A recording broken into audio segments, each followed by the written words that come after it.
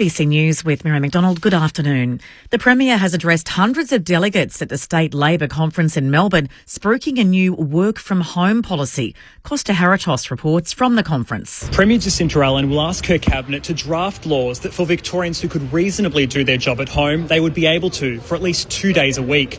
Ms Allen says while not everyone can work from home, there are still benefits for all. Opposition leader Brad Batten says his party recognises that working from home has become a valuable option and will review any legislation closely. Industrial relations is the domain of the federal government. The conference continues this afternoon with delegates to vote on motions recognising Palestinian statehood and the AUKUS alliance. The Supreme Court of New South Wales has ruled in favour of a pro-Palestinian march going ahead on the Sydney Harbour Bridge tomorrow.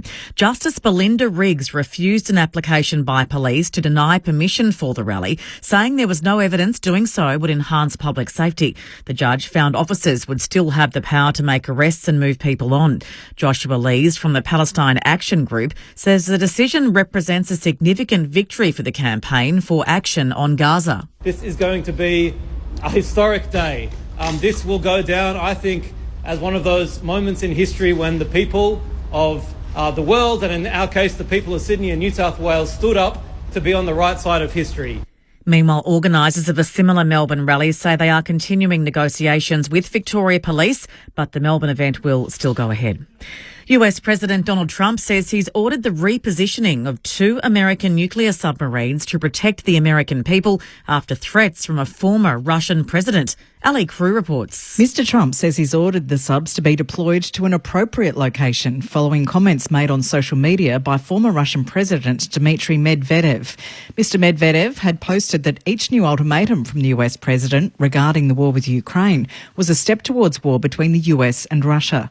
Mr Trump says he had to act. A threat was made by a former president of Russia, and we're going to protect our people. It comes as the Ukrainian capital Kyiv observes an official day of mourning after a Russian drone and missile attack on the city killed 31 people. Officials say 5 children were among those killed, the youngest just 2 years old. First Nations communities are urging the Prime Minister to be brave on Indigenous policy at this year's Garma Festival. Anthony Albanese is expected to announce a new economic partnership between the Commonwealth and First Nations people today. It's the first major announcement on Indigenous policy since Labor was re-elected in May. Rachel Marza, co-CEO of Ilbligeri Theatre Company, says it's not an easy reset after the failed voice referendum, but the government has an opportunity to enact meaningful change. The government has a massive mandate, a massive opportunity here. He's got to be brave. He's got to be prepared to really go forward. Police say the death of a woman in Melbourne's north is not being treated as suspicious. The woman was found dead in her home in Preston yesterday. She was discovered by a family member who went to check on her. To sport, and the Melbourne Vixens and West Coast Fever will meet in today's Super Netball Grand Final at Rod Laver Arena. Sam Wilkinson reports. The Vixens are chasing their 4th premiership and 2nd in the Super Netball era. Captain Kate Maloney is hoping the Melbourne crowd will work to their advantage. To think that we're headed over to Rod Laver Arena in front of hopefully a record crowd, it's really special. The Fever are minor premiers and are looking for their 2nd premiership. Captain Jess Anster says they need to stay focused. We know that there's a big occasion, but it's just about being able to show up and as a team just staying connected on the game day. Rod Laver Arena is sold out. 14,000 fans are set to make it the largest crowd in Super Netball Grand Final history. The grand final gets underway at 7:30 tonight. Round 21 of the AFL continues with Melbourne taking on West Coast at Docklands. Melbourne will be hoping to bounce back from last week's shock collapse, choking a 46-point three-quarter-time lead to St Kilda. Suns coach Damien Hardwick welcomes his former club Richmond to the Gold Coast. The Sydney Swans are out of finals contention but hoping to get a win over Essendon at the SCG. Later, Collingwood takes on the Brisbane Lions at the MCG. To the weather now for the state, partly cloudy in the south with isolated showers over the Otways and Gippsland, clearing during the evening, dry and mostly sunny elsewhere. For Melbourne, partly cloudy with a top today of 15 degrees. Tomorrow, mostly sunny 18, a late shower or two on Monday, also 18. Tuesday, a shower or two and 17 degrees then. Right now in Melbourne, it's 12 degrees. ABC News. Sean McAuliffe here, back to torment our brightest and best about the treasures they'd save from disaster. Get into trouble for that. Brand new Sean McAuliffe's Eve of Destruction. Fascinating, isn't it? Back Wednesday, August 13 on ABC TV and ABC iView. ABC Sport. You're listening to AFL Saturday on your radio, ABC Sport Digital. And take us with you on the ABC Listen app. This is AFL Saturday. A humdinger over in Adelaide last night. Was that the game of the season so far? How serious a premiership threat are we taking the Crows? And will the Hawks still get there to September? Can the Bulldogs make a deep run if they qualify on the back of a big win on Thursday night? And what on earth was that from the Giants? The Pies and the Lions go at it tonight at the MCG in a battle of the last two premiers. Do the West Coast Eagles deserve a priority pick? All of that ahead today on AFL Saturday through ABC Sport. Soak it in. The comeback Crows are daring to dream. Adelaide by 14 over the Hawks on Friday night footy. Oh, there was a bit to pick apart in all of that. Both teams led by more than 20 points at different occasions, and from that point on, both fell behind twice after leading the game by 20 plus. An incredible game of footy over in Adelaide. This is AFL Saturday on ABC Sport. Corbin Middlemass alongside the Premiership Pie, Luke Ball. Hello, Bally. Hi, Corby. Not a lot of traffic into Marvel today, but it's okay. Makes the drive in a little bit easier and less stressful. You're going to get here on time. But anyway, looking forward to today's game. Yeah, beauty, wasn't it, last night? Yeah. One of the games of the year. And will we get to five figures today, the crowd? Oh, I think the scoreboard will show it, regardless of how many actually walk in, put it that way. But anyway, I think they should be out the front giving tickets away. But we'll speak to the Eagles coach, and they'll be plotting an upset. But yeah, a terrific game last night, and all the plaudits to the Crows because they got jumped, didn't they? I sort of felt, I sent a text about 2 minutes to mate, 2 minutes as a Hawthorn supporter, 2 minutes before quarter time. I felt like if they get one more, and D'Ambrosio missed that shot, thought they might have them. There might be a bridge too far, but geez, what a powerful second quarter. And then the momentum shifts in the second half, and two teams who should feel like should be playing finals. Whether they both do or not, we know the Crows will. Whether the Hawks do or not, still to be determined. D'Ambrosio kicks that goal. They're 6 goals up. Instead, they go down the other end. Adelaide score. It's a 4-goal margin at quarter time. And then same thing happened in the last quarter for Big Mass, who was good, but you just got to take those chances. And it was a finals-like game, and those sort of games are won by moments, aren't they? When pressure from both teams up, there's periods of momentum. How can you absorb? How can you capitalise when you've got it? Take your chances. There were runs of goals, and then moments like Rankins, where... And I talk about... and everyone's saying now, can the Crows win it? You look at I always talk about the anatomy of a premiership team, defence, attack, and then star factor to go and win you the game. And they're ticking most of the boxes at the moment, the Crows. Saturday afternoon footy. This man's a staple on this day on ABC Radio for many years now. He's the youngest premiership player that the Bombers have on planet Earth. His name is Adam Ramanauskas. Hello, Ram. Yes, good afternoon. Off the interchange bench this afternoon for Mick. But it was a terrific game of footy. We've got the stats up in front of us now, and you look at the worm where the margin sort of it was like a dance floor. It's like watching Bally on the dance floor in the sort of the early 2000s when he would do the worm, and just. You look the way Hawthorn started, and then the courage for Adelaide to come back, and then it just toed and throwed from there. And terrific game of football. Hawthorn lose no admirers, but boy, have they put themselves in a tricky spot now. Yeah. It means they've got 3 games to go. They've got to win 2 of them, and that includes Collingwood at the MCG and Brisbane at the Gabba on the run home. So the scoring trends last night were incredible. When you think about the northern end of the ground, so there was no breeze. I was lucky enough to be there last night, and yet 23 goals of the 28 were kicked at one end, only 5 to the other end of the ground. Hawthorn kicked the first 5 goals, but had 8 of the first 9 scores. And then the next 14 scores in the game went the other way. As Adelaide kicked 8 goals, 6-0 in the middle. Then Hawthorn kicked the next 5, and we got really a microcosm of the game in the final term itself, where there were 3 lead changes. And as I touched on in the opener, Adelaide led this game by 22 points at one stage, fell behind twice thereafter. Then Hawthorn led the game by 32 points and likewise fell behind twice after leading from that particular position. There's so many aspects of it to pull apart. Interestingly, I think when you look at the fact that they met in round 14, the middle of June, and they played again last night, so basically twice in the space of 7 weeks. There's not a lot between these two teams. And it feels like coming out, we're framing one side up as they're ready to contend for the flag, and the other team we're talking about, they might not make September at all. And yet, through 8 quarters, I don't know, it looked like there was very little between the two teams. Yeah, and I think what we're seeing this year, and I'm of the belief that there's still, it's right up for grabs. I think I think Collingwood, we know, shot out, didn't they? They've come back to the pack a bit. I think Rammer, every team, there's no real dominant team across the play. Every team's got a little vulnerability, don't they, or weakness? And I think that was the case again last night. And interesting looking at last night's game. It was the clearance domination of Hawthorn that first quarter, wasn't it? And that's probably the area, that centre bounce, even with Will Day back, where it feels like the Hawks are still a little short, maybe 1, 2 real good players short. I mean, they start Warple as sub last night. That was more to account for the fact that they brought in another tall because they were worried about a second ruck. Joel came in.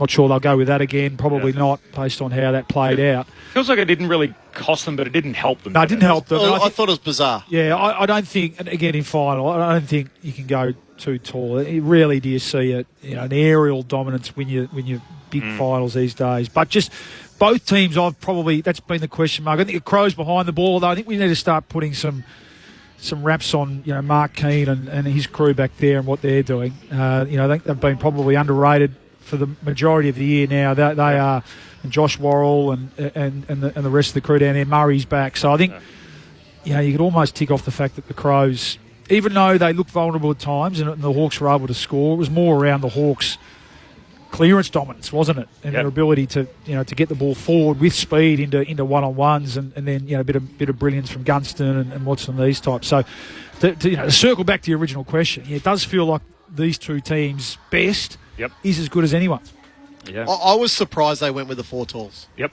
If you look at the numbers, they've so between Deere, Lewis, and Chol. So I won't have Gunston in there, but they've kicked 2 goals between them, and they've had 6 marks between the 3 of them. Deere didn't take a mark, so got subbed off. Yeah. I just thought having Warple as a sub initially.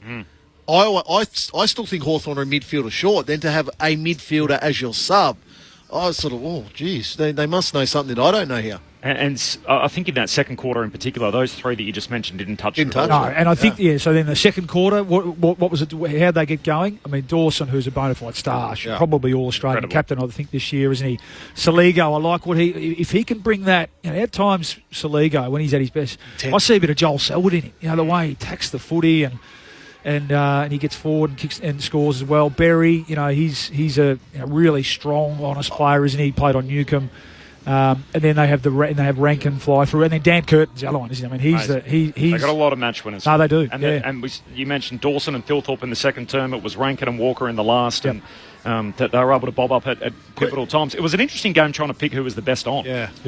So it was a low possession game. Where'd they go in the end? Last night, Josh Franco did it and gave top votes to Josh Worrell for his work. Had 7 intercept possessions. Although, again, first quarter, he actually made some mistakes, which again, it just shows, that finals type, when the pressure's on, even the best defenders feel the pressure. Rankin touched the ball 16 times. He was pivotal when the game was on the line in the won final them the game. Yeah, won them the game. And then out of his 16 touches, 9 of them led to scores. I know he sort of left his run late, but he was incredible when the game was on the line. What did you think? The talkback number 1300 558 222. So 1300 558 222.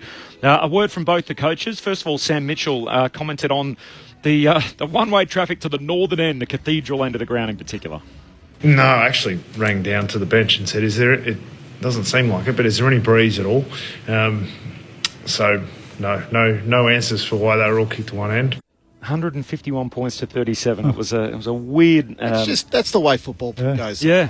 Good night for the crowd on the hill. I saw all the action. That happens here every now and then, doesn't it? Under the roof at Docklands. And Matthew Nix was asked about his quarter-time address where his team was down, found themselves in a very unusual position for a team that has so rarely been blown off the park in a single quarter. There was no ranting and raving. He gave an insight into what happened at quarter-time last night. We being the staff, we trust our playing group completely because it's been years of work. They trust us. And so in that moment, there's no need for yelling and screaming. You go back 3 or 4 years, you'll probably find me yelling and screaming at a quarter-time break. I look back on that and I think, well, that's me not necessarily trusting that we're all on the same page. And maybe then we weren't. It took us time, to get to that and show that maturity. But tonight it was calm. It was take a breath, come together, led by our captain. But his ability just to, look me in the eye and say, we're okay. And, so pleasing. Sign of a good team, isn't it? Yeah. Got jumped at home, no panic. Leaders taking control, putting their hand up, acknowledging that they didn't meet the mark in that first quarter, and then, most importantly, doing something about it, the action. Where have you got them in your premiership pecking order?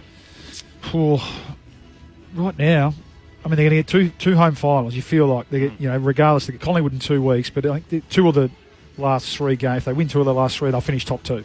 So then they should go. The seedings are interesting at the moment. Yeah. Well, I don't think there is a clear number 1 seed. Yep.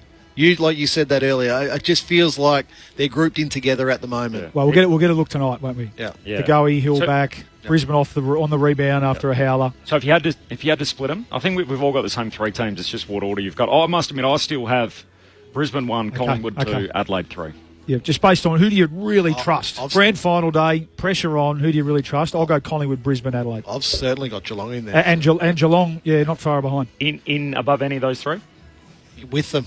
It's going to be interesting because we're not going to get to see them under real heat for the next month, are we, Geelong? They're going to have a pretty easy run into it. So is that a good thing or is it a bad thing? There's enough experience there for them to be able to turn it on. Remember Chris Fagan's comments after last year's prelim, where basically said, "Look, we were battle hardened and they weren't."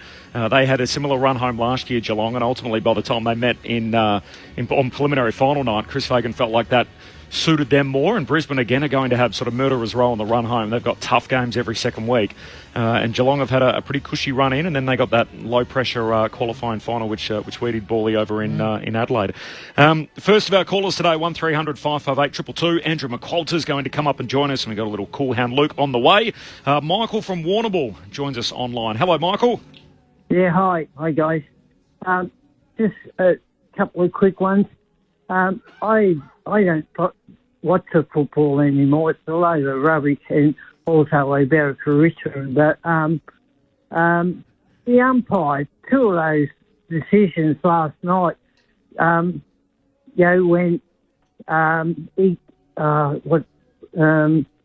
he gave the mark when it was delivered, it was touched by Rankin, touched it, marked it, and he went to play on because he knew it was touched, and they gave 50 metres against Hawthorn, that was obvious, I reckon, and there was one down the other end. They did something silly, the umpires. The guy the umpire, he played on the advantage. He didn't pay the advantage. Yeah. Gunston got the free kick and Lewis, yeah. Look, I think a bit of swings and roundabouts, high pressure game. Every decision, close game, is going to come under focus. I think largely they were pretty good last night, but there were some that'll be reviewed heavily this week, and but I think it ultimately didn't have an impact on the result. Yeah, I was lucky enough to be there last night. I didn't walk away at the end of the night thinking, the umpiring ruined the game or whatever. There was a couple here or there that, sure, they'd put their hand up and say they got wrong. But this is the thing, I never do. No. But this is the thing, I'm assuming he's a Hawthorn supporter. Said he's a Richmond fan. Richmond fan, sorry. But then, what about D'Ambrosio missing the goal from 15 metres out? Yep. I think the right team won at the end of the night, and it was a fun experience. I know a lot of people get bent out of shape with the umpiring, but it doesn't ruin my enjoyment of the game. No, not a decision, but a little teaser. There's something that's crept into the game, though, that I'm happy about soon. No, let's do it. Straight into it. 1300 558 222 is the talkback number. 1300 558 222. It is now time for Cool Hand Luke. On AFL Saturday. What we've got here is the champion bloke. Failure to communicate. This is Cool Hand Luke. A little bit of creep, Rammer. And it often happens in AFL. Things just slowly get introduced early in the season, and then unless they're monitored and watched heavily, they creep out of hand. And we know that there's been a big mandate this year that if a player has a head injury and he's near the action, that the game must stop until that player is removed from the field. And we're fully in agreement of that. There's clearly a safety reason around that. But last night, I think it was 2.5 minutes to go, game still on the line. Will Day, and we hope he's okay. We'll hear from Sam Mitchell in a second. Second game up, appears to go into what was a full body cramp. He's 50 or 60 metres away from the ball, and the game stopped until he can limp himself up. I reckon the game was stopped for over 60 seconds, in which time it allowed Hawthorn to set up behind the ball, create another interchange as well. I just think it's gone too far. This game is still about survival of the fittest. It's a game of attrition, and if we're stopping the game for players cramping, I think it's just gone too far. So I hope that's addressed this week. Again, it's open to that's the other thing. It's open, severely open to manipulation. Think of it a close final. Momentum's going the other way, and you can have a player go down with a calf cramp, and the game stops. I just think we've got to watch that. That's not on from my point of view. I think it's screaming at the TV. Yeah, I think it's good. I think it's good in principle, but is it asking a little too much of the umpires? And unfortunately, we don't have Ray with us here today.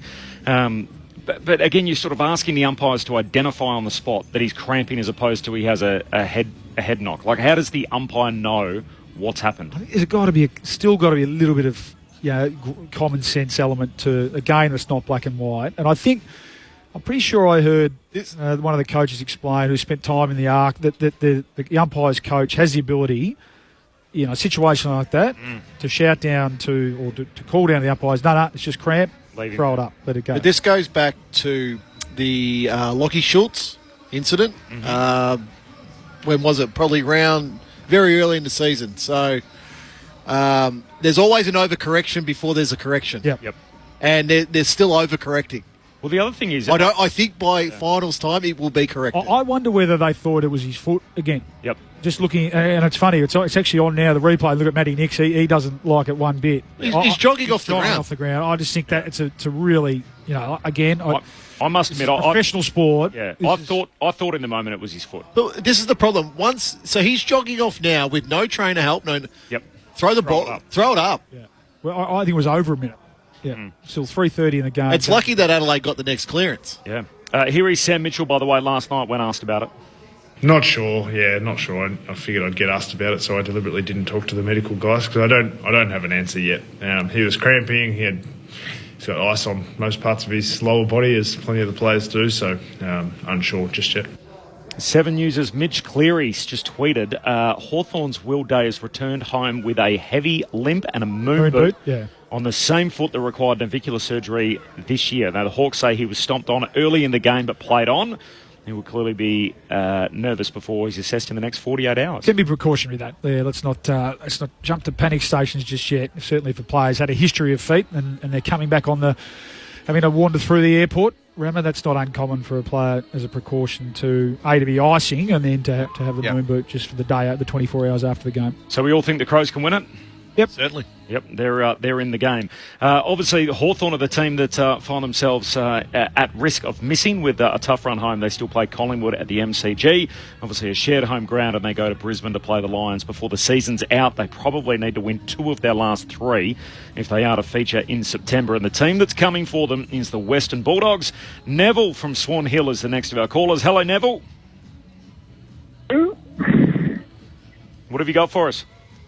Well, I reckon all the critics are not giving the Western Bulldogs full value for what they're playing. Nobody would have beat them on their form against the Giants. They've got 3 of the top footballers in the league, in Bontempelli, Darcy, and also, who's the third one? Ed Richards. Richards. It could be Richards. It could be Dale. It could be English. I said the last time I got on, I said they wouldn't lose another game. They lost the next 2. So that was good judgment, wasn't it? But I feel that on their night, and they have a few when they're off, I think their best form is good enough to beat everybody. They should have beaten the Magpies in the first game. They were 30 points ahead against the Lions and lost that. They've got the second best percentage in the league. So I think it's going to be decided on percentage. They've got to make it first, but if they make it, look out. They're a wild card, aren't they? Yeah. I've never been a question about that top-end talent, really. It's always been about... and unfortunately, the results are there to not back it up now. They get a good result the other night, and how much of that, we can touch on that, was about the Giants just mailing it in, really, being really horrible. And we know that once the Dogs get rolling and get in front, they can be hard to stop, but they're still 2-8 or 2-9 against the top 9 teams. I'm a little bit different. I thought it was about the Bulldogs on Thursday night, because... I always love to ask the question, was it more good Dogs or bad Giants? And obviously it's always a combination of both, but the debate point's always which one do you lean into more? But there's been criticism of the Bulldogs that they can't beat teams above them. So that's where I thought Thursday night was critical to that, and the manner in which they won that game was the outset. Okay, yep, the Giants had some personnel out. I get that, but you look at the way they clearly know they've got a weakness in defence. They clearly said it. So it's like, hey guys, let's just give our forwards a chance, and they've changed their ball movement. They were a real high possession team for a long, long time, but now you can see they're a high metres game. Let's get this ball in our forward half of the ground and give our tools a chance. Aaron Norton, these past 6 weeks, we're screaming Corbin probably 6-8 weeks ago for him to go and play centre half back. Yep. But he's now worked it out with Sam Darcy. He knows that he can get so many one-on-one looks now. So when he plays with Darcy, he's kicked 42 goals in 14 games. 42 in 14. That's 3.5 a game. Yep. When he plays without Darcy, he's kicked 8 goals in 6 games. That's right. So he goes from a 3.5 goal a game player to just over 1. This is the thing. There's a perfect example on Thursday night. So Himmelberg's his direct opponent. It's in the goals. It's the ball's going to the goal square. Himmelberg's looking where Darcy is because he thinks he needs to come off Norton to cover. Yeah. Riley West notices that, kicks the ball beautifully to Norton. He takes an uncontested mark, 15 metres out. So that the numbers I'm talking about with Norton don't even equate then what you get out of Darcy. That's just basically the added benefit of Norton. Well, and the subtle shift over the last couple of weeks has been Darcy stay at home more. No ruck. So Lob's been the one that's come up and chopped out Tim English, who we know is an 80-85% ruckman anyway. Is that a good move? Oh, well, clearly it is. I think so. If you've got the weapon like I mean, he made Sam Taylor, who we all think's the best key defender in the comp, if not top 3.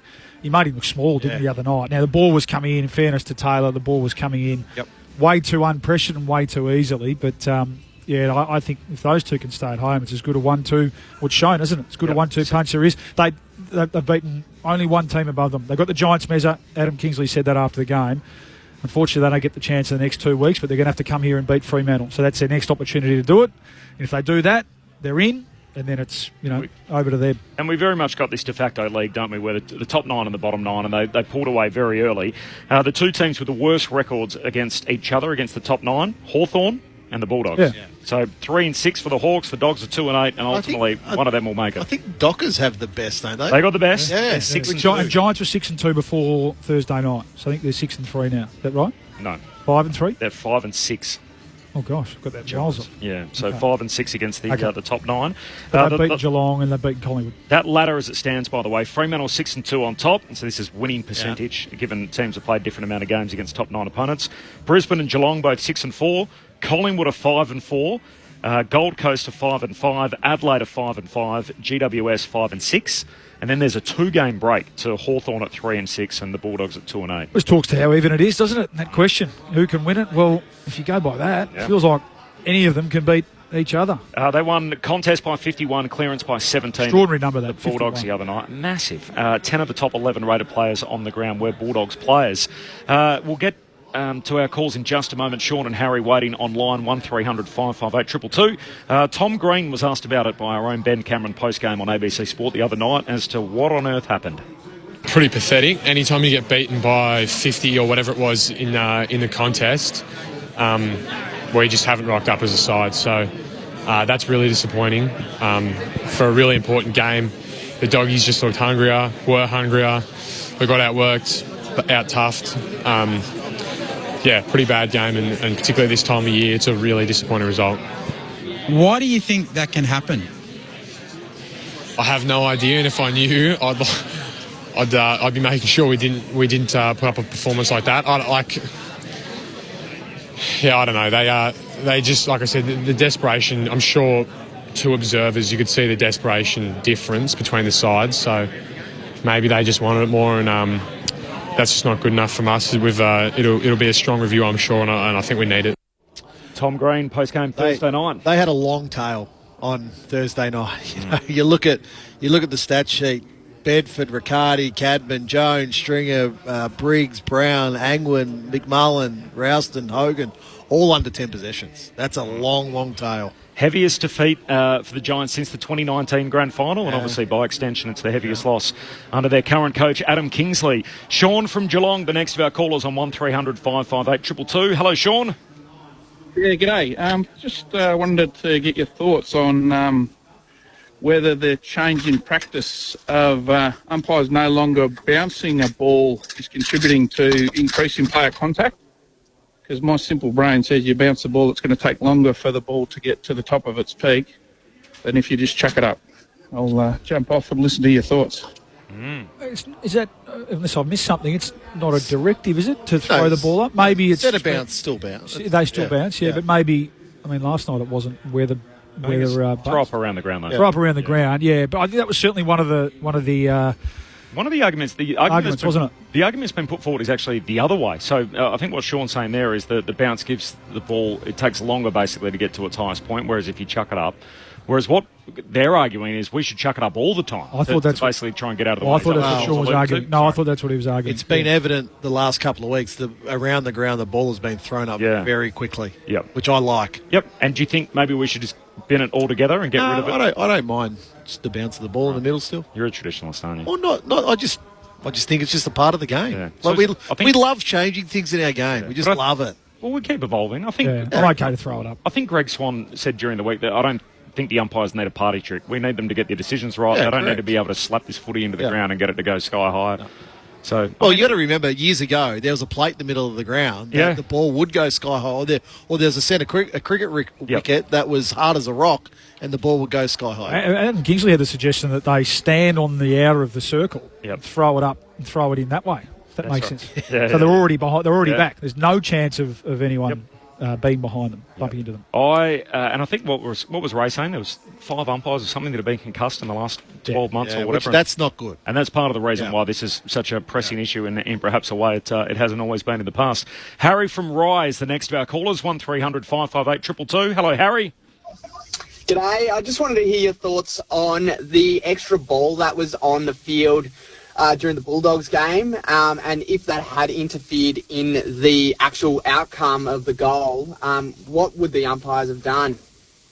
You were calling it, Corb? Yes. I compared it to very similar, like in basketball where the floor wipers are out there and then all of a sudden there's a quick transition and you've got to get the floor wipers go running off. You could see the guy that was hunting after the ball. He was trying to get out there and realised the play was coming back, and so they played very closely around it. Again, we don't have Ray with us today. It would be a great one to run past him, but I get the feeling it was just one of those things that the play just continues on the same way if it was any other obstacle. Like we've had animals every now and then in the past, obviously, famously the pig on the ground at full forward. But what happens in cricket if it hits a helmet behind the wicketkeeper? 5 runs. Yeah. Maybe there's something in there. It's a goal. If it hits the ball, just aim at the ball and it's a goal. It doesn't happen too often, does it? It doesn't. With so many balls in play nowadays. But unfortunately, maybe we'll take that one on notice for Ray, because he will have an answer for us. There's no doubt about it. I think he's on a little overseas holiday. But good call, Harry.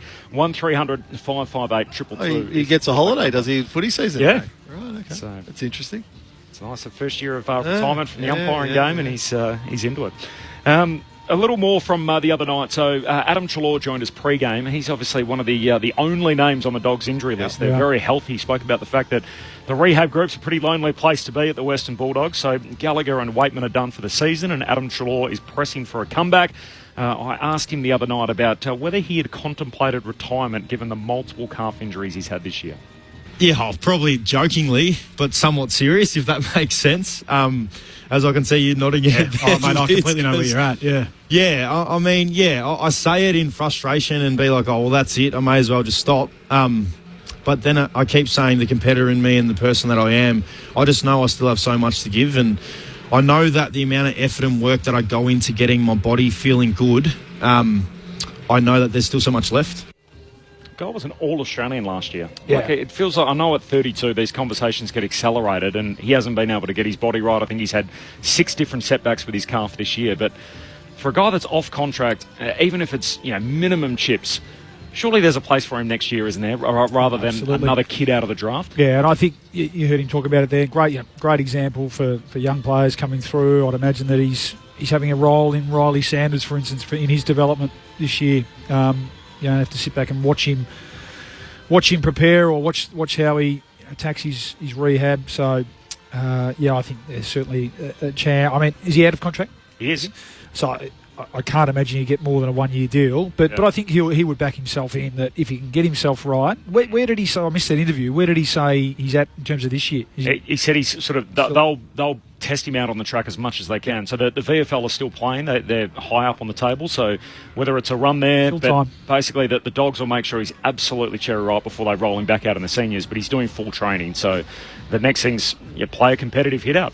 So first things first. Yeah, he might still have a big say this year, and then that next year takes care of itself. So hopefully we see him back in the VFL either next week or the week after, or maybe even they roll the dice with him at AFL level and play him as the sub or something like that for Adam Treloar. But it was a great insight. Him and Brett Delidio had shared a number of messages, and that came out as part of the interview too. And obviously Delidio's career was ultimately ended by a series of calf injuries, and he actually suggested they take a certain amount of blood from your particular body, put it in your calf to try and load up the certain blood cells that you need to try and boost the recovery. So Adam had said he'd actually taken that on board and gone through the same procedure. So they're all of a sudden sharing a very similar lived experience at the moment, and hopefully for Adam's case it results in a better long-term outcome than what it did for Brett at the back end of his career. This is AFL Saturday on ABC Sport. Corbin Middlemass, Adam Ramanauskas and Luke Ball. Couple off the SMS. The talkback number, by the way, the easiest and quickest way to get in touch with us, 1300 558 222. Dan says there's 3 reasons why Adelaide are a great chance to be premiers. Thilthorpe, Fogarty, Walker. Yeah, the big 3 up front. From Ron, typical Hawthorn this year, play 1 quarter and then go home very disappointed. Watson and Hawthorn should put the high fives away until the goal is kicked. Hey team, in tennis a cramp is known as a lack of conditioning, from Dave. Good point. And does Toby Green need to take some responsibility for the Giants' poor performance? It seemed to be all about Toby after the Swans game. There's a little sample SMS. No doubt Toby will be disappointed to not be playing at this time of the season, this part of the season when, wins are absolutely critical. So, he will be disappointed as captain, no doubt. It does. I mean, clearly he doesn't make the difference between winning and losing the other night, but it does show his importance still. And again, you agree, that's why it's so disappointing. And Adam Kingsley actually put his hand up and took some of the responsibility, and he said he'd wound him up too much the last week. And having said that, he's played enough footy, hasn't he, that he knows where the line is. But when he's not out there, that edge, it's not there, is it, for the Giants? Like, who is it? Who's the next one? It's got to be.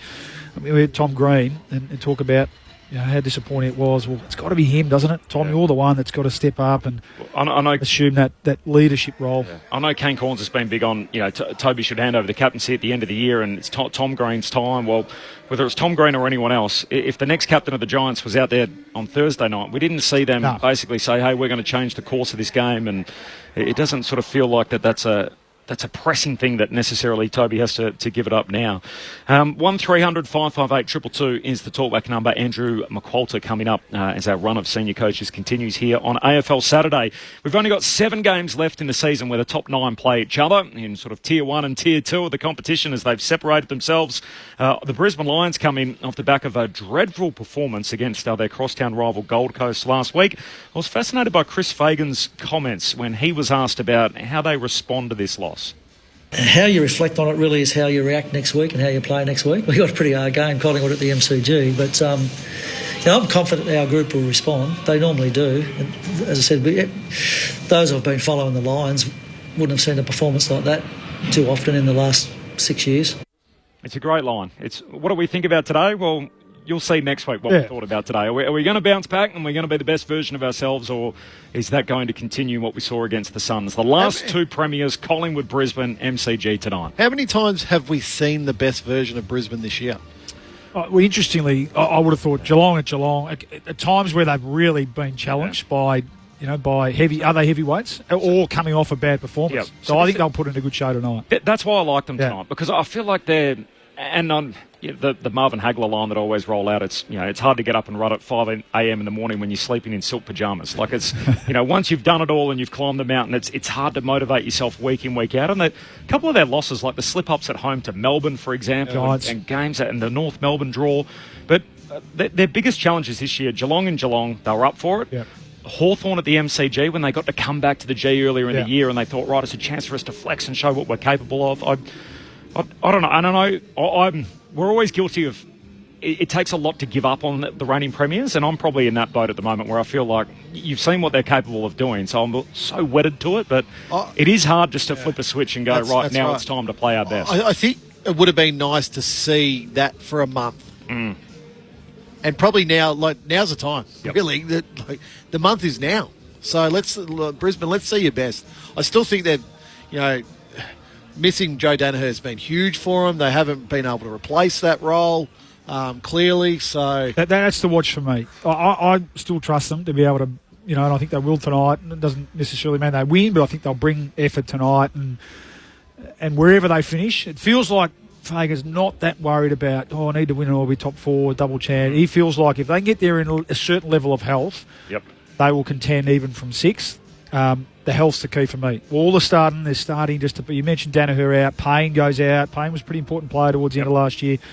They still haven't quite nailed the ruck position, have they? What are they doing with McInerney and Ford? That's where the Danaher thing's two issues. It's not just the fact that you're missing him from the forward line. You're missing him as the pinch hit ruckman. Coleman's out for the year now, isn't he? There's one or two others that don't come to mind. McCarthy. Plus his work around the ground, though, Danaher, it was like an extra midfielder where he went up there, and it is a huge hole. And the fact that they're playing Henry Smith tonight, with all due respect, I mean, you're not doing that in round 21. No.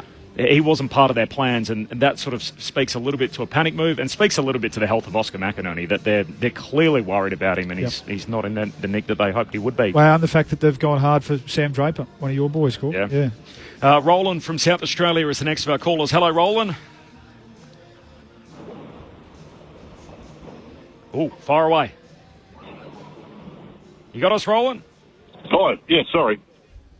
I'd like to know why there's why the time clock at the ground goes one way and the clock on the TV goes the other way.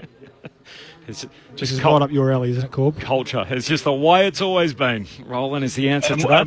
Why hide the time? That's the only sport in the world where the fans don't know when it finishes.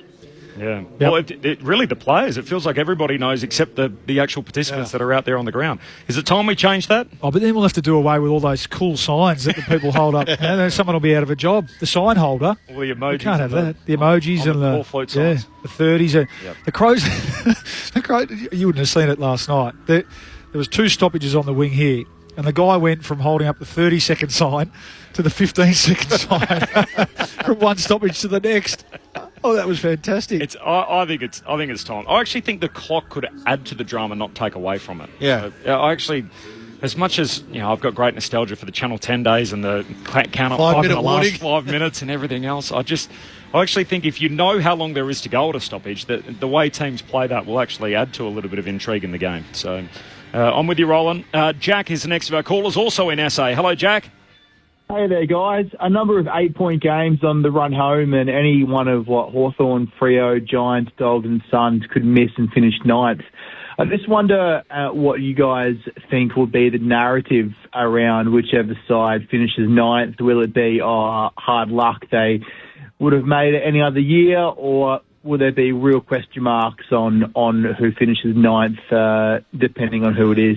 That's a good question. It's a good question, and the way we work, isn't it? They'll be the biggest disappointment of the year. Yep. That's what, isn't it? That's sort of it's so binary how we work. They're going to have 13 wins, basically, aren't they? Probably 14. It almost feels like it's 14 a strong percentage, or 15 gets you in this year, which is extraordinary. Really, it's a winning season. Yeah, but we're going to talk more about them than we will Sydney or any of those. Then we will the 2 elimination final losers in the first week. Yeah. 2 weeks on. Yeah, well, ninth will all be around, or what opportunities did they miss during the year? Yeah, yep. Wasted year, wasted the talent. Yeah, it's a good call. It's just I know we've asked this as the season's gone on. Does the fact that we've got 9 clear good teams, does it make or break the case for the wild card?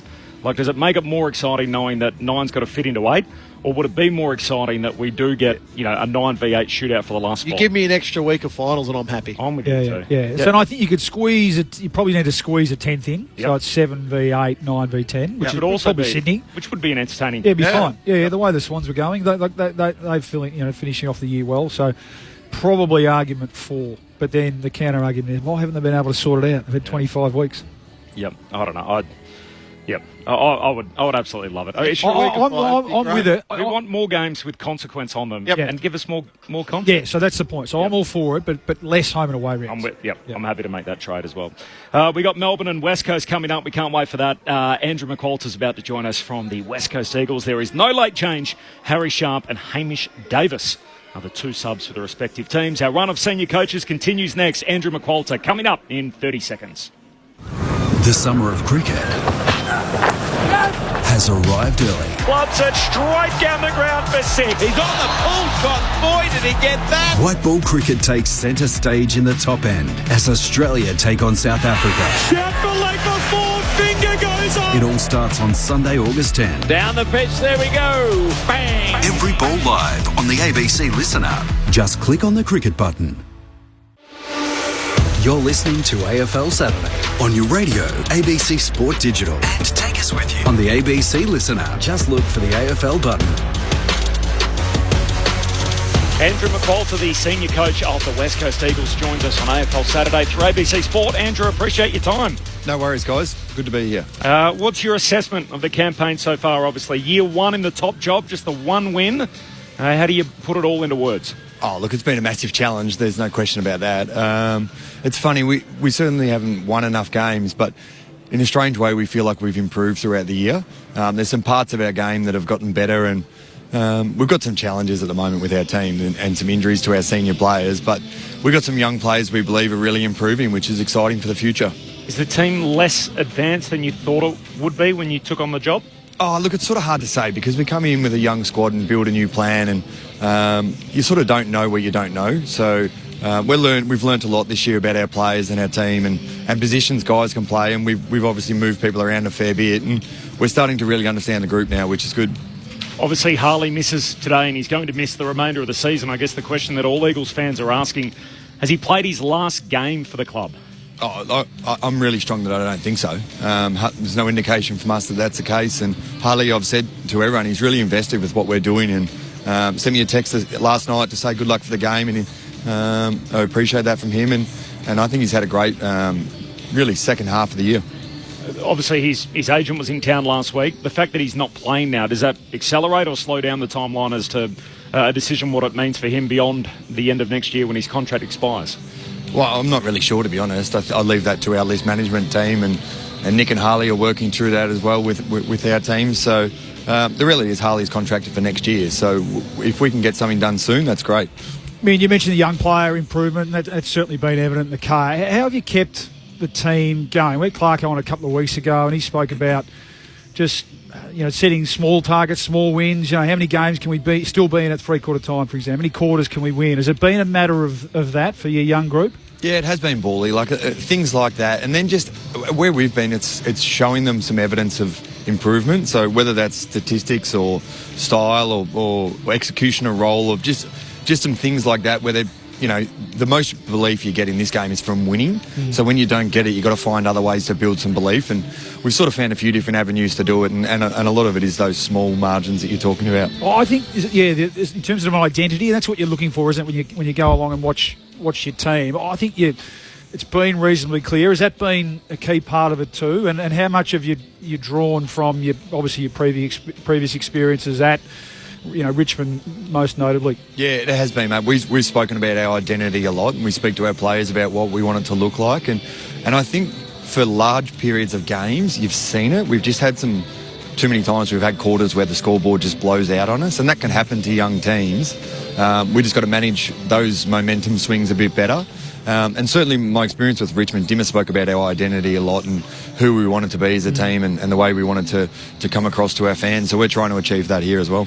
Vinny, you spoke about the talent at West Coast. Obviously, the shadow of Tasmania is looming large now, and you continue to rebuild this list. Now, is it get as many young kids, get as many picks as high picks as possible in, or is there still a bit of a spot where you can get some free agents in and try to build the team that way? Yeah, it's sort of both for us, Ramo. Like if you look at our list at the moment, we have the most in the league under 22. Yeah. Like we're already really young, so it's not like we can just top up with young kids. That's not.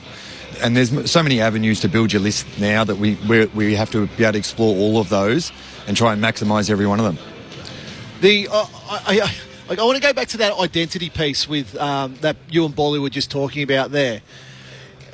When you're reviewing games, previewing games, how much are you giving the players around that identity and what you want it to be, and what's their input to it? Because we know now that there's so much of I won't call it player power. There's a player push of how they want to play and how they want to be perceived as individuals, but also as a team. So how much I guess rope do you give those guys to say, well, you've got to create this identity as well? Yeah, it's a really good question, because like anything in life, if you're just told what to do the whole time, you don't have as much buy-in. So we're trying to strike that balance between the more they're involved in the decision making of what we want to look like, the more invested they'll be. So we've explored that a little bit, and it's probably something we'll explore more over the next pre-season, and really even break it down further and rebuild what we want it to look like. And what about you personally, Min? You've wanted to be a coach for so long. You've had so much experience as a player at multiple clubs, at successful clubs. Is it what you thought it would be? What have been the challenges, but also what's put a smile on your face? Well, it's been a pretty challenging year, but every part of the job I've loved, apart from when we lose on game day a few times. So that's really the only part that's been challenging. But going to work, we're actually, I say this to people a little bit, like we're 1 in 20 or whatever we are, but if you came to our training 2 days ago, you would never have thought that. The group's in a good space. They're working really hard to get better. It's not a doom and gloom place as you might expect at this time of the year, so I really respect the players and the staff for that. It's been challenging, but we're on a long journey here at this football club, and it's going to take a little bit of time, but most parts of the job have been great this year, apart from some game days. The supporters have been great from the outside too. I mean, used to watch you on TV. They turn up. Have you felt supported by both, club, obviously broader club, but also the West Coast Army? Yeah, it's quite extraordinary, Bully. Like we've had 4 years of not many wins, and we're still ticking over 100,000 members a couple of weeks ago, and they still turn up. We're getting close to a full house for most of our Optus games, and you can really sense it when we've been able to put some good footy together at Optus, that they just want to get into the game so much, and when we get a bit more consistent, I think it's going to be a real point of difference for us over there. We've obviously heard Don Pike declare that the club is going to seek a priority pick from the AFL. What would fair compensation, do you think, look like for your club, given the position you're in at the moment? Yeah, I sort of haven't really got myself involved in it too much, to be honest. I was across the decision to apply for that priority pick, but ultimately there's different avenues now to the AFL can do when they hand it out. So I'm tending not to get myself too involved in it. I appreciate that there's a wider interest in it, and I sort of look at it like from a coach's point of view, we'll explore every avenue to get better, be in a rush to get better, and if there's something there that we can use, then we'll try and do it. Well, what about today, mate? You sniff a win today, obviously coming up against a team who've been in the news for all the wrong reasons, in a sense, last week. How did you review, how did the opposition report look this week? I mean, their first 3 quarters, they did a lot right, didn't they? And then, again, the magnifying glass has been on their last quarter this week. Can you read out, probably doesn't help, but can you sniff a little opportunity today to put some pressure on a team who's been under pressure this week? I sniff a win every week, boys. This time I'm feeling good every time. Look, there's no doubt there's some opportunity against the D's, but it's interesting. Their profile this year is actually better than their win-loss record. They've obviously had some challenges with accuracy, but the first 3 quarters last week you saw a pretty dominant performance. But we like most weeks, we found some things we really have to control. Big Gorney being one of them, obviously I think he had 36 and 22 contested and 10 clearances against us early in the year, which is not too bad a return for a big fella. So we've got to put some work into him. Pickett, Petrarca, guys like that. They've sort of got some real weapons still that we have to be able to control. But we think we've found some vulnerabilities in their game too that we can go after. So when you talk about Pickett, Petrarca, Gawn, all those really good senior players for Melbourne, is there a tendency for you to put your best young players on them to give them the experience? Well, that's what we got through our midfield anyway. We're a really young midfield, so we're going to get that exposure just by what we've got. So that's great. We've got Tom Gross come into our team today, and he's played 4 or 5 games, and he gets to go against the D's midfield, who are really, most of them have played 200 games, premiership players, and he'll be able to compete against some of the best players in the game. So that's a great opportunity for him and the rest of our young midfield. Just quick one before who, without giving it away, who'd be top 3 or 4 on the best and fairest this year? Give us some names for those that potentially don't see you week in, week out as well. Yeah, probably our most consistent players this year have been Liam Baker, Ruben Ginby, Brady Hoff, Liam Duggan's had a consistent year. So guys like that have been. I think Bakes has had an incredible year. What he's done. I say this a lot. We robbed Peter to pay Paul all the time with Bakes. He was probably our best back for a period. Then we moved him to the midfield, and now we've moved him up in the forward line. And we need a couple of him. But Jack Graham has had a really good year as well. Good luck the rest of the way, Andrew, and importantly today against the Demons. Really appreciate your time on ABC Sport. Yeah, good luck, man. Thanks, boys. Enjoy. Andrew McQualter, the senior coach of the West Coast Eagles, as we count down to the start of the Demons and the Eagles. We're about 25 minutes from the opening bounce. This is AFL Saturday on ABC Sport. Corbin Middlemass alongside Luke Ball and Adam Ramanauskas. All right, final 5 minutes of the program. If you want to get a quick call in, you better hurry. 1300 558 222 is the talkback number. Just to pick up on a little bit of that conversation, is Harley Reid, does he turn out for the Eagles next year, or is he in a different jumper? No, I think he'll beat the Eagles. Yeah, I think he'll. Just my gut feel. I think he'll sign maybe a 2-year contract and then see what happens beyond that. Yeah, I hope so. I'd take him at his word. I think he's posted that on social media, and I think he will. Even his jibe at Jason Horne-Francis. I think he's locked into, invested in what they're doing there. I was going to say it'd be pretty awkward if you throw out that kind of sledge and then you're planning to turn around and go home. What about the priority pick? Do they deserve that? Oh, it's hard, isn't it? Because I think we need, and they're an amazing club, aren't they? You heard him say there, Rammer, isn't it? They've still got huge supporter base. They've got amazing facilities. So on paper, they're a terrific destination for a player to get drafted to, just for whatever reason. Well, it's just. They won the flag 7 years ago. On paper, you would say yes. If you look at how many first-round draft picks they had, you look at performance and the like. But you look at when their most recent premiership was, and you say no. They need some kind of assistance, whether there's a rider on it, whether you say, hey, here's an end of first round pick, but you must trade it. And then so it end of first round pick this year, that will be pick 27. But it'll mean if you tell them they have to trade it, they can go and get an established player. That's what's missing. They are missing. They don't need another kid. Where's Elliot Yeo? They are missing, half a dozen 28 to 32-year-olds. North Melbourne did that, and they got Griffin Logue. Yeah, something like that. Yeah, that at least it's a mature body to put in there, and hopefully will help them be more competitive right now. And it might be appealing to another club to say, hey, Griffin Logue, he's probably worth about pick 40, but we might be able to get pick 25 because the Eagles are forced to trade it. Yep. And so all of a sudden you move 15 spots up the draft, and the rest of the league isn't as snaky about it because it's not picks 1, 2 and 3 going. They need the bids. Well, convincing people to come, that's the thing at the moment, isn't it? But they're going to get a compo pick for Oscar Allen, so they'll end up with probably the first 2 selections in the draft. Yep. And then they'll try and get some talent in the door.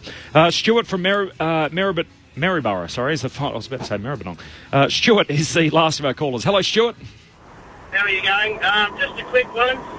What are your guys' thoughts on a third man in on a tackle as a free kick, just to try and free up people dying on the pack? Oh, so one-on-one tackles only? Yeah. Oh, what do you reckon? No third man in? Big shift, wouldn't it? That's big a big mindset shift, yeah. isn't it? Just to free it up. I don't mind the idea. Mm-hmm. I don't mind the idea. Tough to officiate. Yep. It's also like I know other people throw up the Gaelic rule where you can only pick up the ball if you're on your feet. Yeah. As opposed to people sliding in and grabbing it, and then all of a sudden, if you have to stand up 2 feet on the a version of that, isn't it? I mean, players are reluctant these days, to pick the ball up unless you're on your feet. Weekly feel. This is just obviously gut feel information. Wangane Miller, does he stay or does he go? I think he stays. Ooh. Yeah, I'm still stay. Yeah, so am I just, but I've sort of I'm getting less and less confident. I thought this would have been the perfect week. But this is the thing, and we'll be quick. Yep. If it's Port Adelaide, how do they do it? Yeah. They'd have to get rid of Zach Butters to have enough collateral to get him. Which would be fascinating, whether they go to him and say, hey, Zach, if you're planning to leave at the end of next year, How about we help you get to wherever you want to go?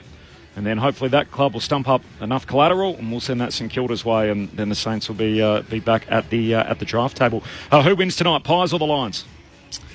Pies, but I like your case for the Lions. Expecting a close one. I'm on Brisbane. Yes, I like it. Lions for me as well, 2-1 on that front to close us out on AFL Saturday. Thanks for coming in, Ram. Thank you, Bawley. Did miss Mick, did we? He'll be back next week if you're listening. We love you, Mick. Will he be listening? AFL Sorry, Coach. Saturday on ABC Sport. We're sticking around for the footy. Don't forget, you can catch up anytime through ABC AFL Daily. News Breakfast is just like regular breakfast. It's lovingly prepared, relaxed, and ready when you are. Watch ABC News Breakfast, the perfect start to your day. 6 a.m. weekdays on ABC TV and ABC iView. Ben Cameron and Corbin Middlemash from ABC Sport here. Alongside Paul Roos, Brett Delidio and Poppy Penny, we bring you all the latest AFL news from both on and off the field on the ABC AFL Daily podcast. You can hear it all on the ABC Listen app. Up to steady and pull the trigger. Get ABC AFL Daily Podcast. It's your daily footy conversation. Find it on the ABC Listen app. ABC Sport. We begin this broadcast by acknowledging the traditional custodians of the land on which this match will be played today and pay our respects to their elders past, present and emerging. We extend that respect to Aboriginal and Torres Strait Islander peoples listening. It's all on the line. Here we go. The moment of truth has arrived. What a matchup this is. What a game. The umpire holds the footy up. I wouldn't want to be anywhere else on earth. On ABC Sport, this is the AFL. Oh, there's a bit to get excited about. The intensity and the pressure around the ball is unbelievable. Take your moment. This is that moment of the game of footy. This is just football at its best. And that'll be it. From walking on thin ice to dancing on the mountaintop, the Brisbane Lions never stopped believing. And they are the champions. Sit back, relax, witness the greatest. It don't get better than this. He's called the Brisbane magnificent goal. Comes out, gathers, snaps, goal. An extra bit of class. He smashed that through. What a kick. Goes bang with everything he's got. They are leaving nothing out there. Listen to the roar. The drop punt. He's gone. And the building is jumping. We know he's a big shot taker. He's a big shot maker. Leans back on the kick. Game on. That camera action, baby. Countdown to contact. From the right forward. On it. Oh, he's a sharpshooter, all right. Step up in the big moment. Close to the man on the mark. Drop punt. He's there. Gathers. Snaps. He'll bring the house down. Sit back, relax, witness the greatest. It don't get better than this. We'll put it on the boot. Pick up towards the logo. You take a seat, cause it don't get better than this. He defies the laws of gravity. He runs onto it 50 from goal. He's in Dusty's pocket. He shoots. Oh, he's as bloody good as Dusty. Oh, yeah. Rose snaps goal. The drop punt. It's good. And you can hear that mighty roar. Ball's one way and the next and the snap. There's the finish. 60 out. Oh, my goodness. Oh. That's a massive hit. Big time spot. Big time goal kicker. That's why we love football. 3 to 1. From the centre wicket. Whacks it for 6. Scores level. Running past. Throws it on the left. Could that be the sealer? Seconds ticking down. We're not done yet. What a finish. Welcome to the 2025 AFL Premiership season on ABC Sport. On radio, on digital, and on the ABC Listen app. You take a seat, cause it don't get better than this. We are 6 days removed from the greatest three-quarter time comeback in the history of VFL AFL footy. For that to occur to the one team in St Kilda, it had to happen to the side on the other side of the park, and that was the Melbourne Football Club. They are back at it today, trying to put those demons behind them as they take on the West Coast Eagles, who know pain themselves in season 2025. Just the one win and the 18 losses for the once great might of the West. In the West Coast Eagles, they come to town in what is going to be a modest crowd at best Saturday afternoon under the roof at Docklands. There is no late change for Melbourne and West Coast. It's on our air here on ABC Sport. The two subs, Harry Sharp for Melbourne back in the side today and Hamish Davis for the West Coast Eagles. My name's Corbin Middlemass. Ben Cameron's here to call the footy with me. Hello, Ben. Hello, Corbin. Always a pleasure to be here on Saturday Footy on ABC Sport and have the crew largely back together after last week we weren't. I'm not certain this is going to be a crowd figure that is 5 figures. Wow. It might just be 4 figures, unfortunately. You've got the over-under at 9999. I think I do if we were playing the price is right. But as we always say, coaches say, Rummer, don't they, Borley, that you start next week as you finished last week. That's not a good sign for Melbourne, given what happened in that final quarter. But the last time these two teams met in round 8, Max Gawn, as Andrew McQualter mentioned and was very aware of, 35 disposals, 12 hit-outs to advantage, 12 score involvements. The Eagles have omitted their ruckman in Matt Flynn. So Bailey J. Williams fed to the Wolves today, I think. Good luck. Yeah, it's a young midfield versus an experienced midfield, and there's questions about both of those as to the West Coast Eagles missing some age and experience through the middle, and the questions about Melbourne as to whether it's time to regenerate in there and put a little bit of youth in. You heard Ben reference it, our two premiership players, our premiership pair, Adam Ramanauskas and Luke Ball, on a Saturday afternoon. Firstly, Rama, what are we in for? Hopefully a good contest. I think more than anything now, I'm hopeful. Look, Melbourne were okay last week. They had a disastrous last quarter. Let's put that to one side. But you want to see continued improvement from West Coast. I know we haven't had enough of that. We spoke to Andrew McQualter on AFL Saturday, and he spoke about you wouldn't know where they are on the ladder. You wouldn't feel the losses when you come into the football club. But that's got to translate now into good performance as well. So you can't get blown off the park today. Let's see a couple of these young players continue to evolve. The Big Birds, they make their way out onto the Marvels Dockland Stadium, of course, as it is. The banner is up. They're in their traditional jumper, of course, in the royal blue with the gold wings and the white shorts as they burst through the banner. They have made 4 changes from the side that lost the Western Derby. 3 of them were omitted in Brock, Hutchinson and Flynn, and Harley Reid, who is their second most experienced player in terms of sort of consecutive games played. He comes out of this lineup, having featured for the Eagles in their previous 28 matches. He'll miss the rest of the season with that ankle injury. Harry Edwards is back. He was the laid out in the Derby. Campbell Chesser plays his first game of the season. This is a guy who was taken pick 14 in the draft a couple of years back. He had ankle surgery in the pre-season. Also, Tom Gross and Hamish Davis are the guys that return for the Eagles, so 4 changes for them this afternoon. Your good mate, Andrew McQualter Borley, at the helm. We spoke to him a short time ago. What's to gain this late in the season with 4 to play? Well, habits. I think you spoke about keep building that identity, keep rewarding and showing and rewarding good habits and actions that you want to see take place on the field. I think, and just like we spoke about, like we asked him about, those little wins. So how long can you be in games for longer and longer each week? Can they still be in the game at 3/4 time here? Can they expose some of Melbourne's vulnerabilities and weaknesses? That's the thing. I mean, they're so young. Just looking down at their team now, a handful of premiership players still, but such a reliance on players like Liam Ryan and Liam Baker, who has been superb this year under real challenge and duress. So you take your hat off to players like him. Jamie Cripps I'm looking at as well. So they need to bring their best effort. Not necessarily kicks, marks and handballs, but they need to lead the way. Tim Kelly, obviously the other one, lead the way in terms of how they approach each contest and being unconditional and slowly. You talk about habit stacking, slowly but surely, as these younger players get more and more games into them, they learn the way how to play and learn how to be part of a successful team. They are the least experienced and the youngest in terms of sort of age on average across the course of the year. So not just this weekend, but as the year unfolds. I just saw something really nice. The little kids that ran through the banner with West Coast today. The Eagles are warming up now. The little kid wants to run back out there. He wants to get back involved. And, I thought it was Benny Cameron for a minute there, but I love that. I still love that little part about our game where we can still let the kids run out with the team and enjoy it. And do you know what I love as well that's made the trip across the Nullarbor? The big bird, the West Coast Eagles mascot. That sort of takes me back to to my childhood. We don't see the visiting mascot too often nowadays, do we? Well, you think that...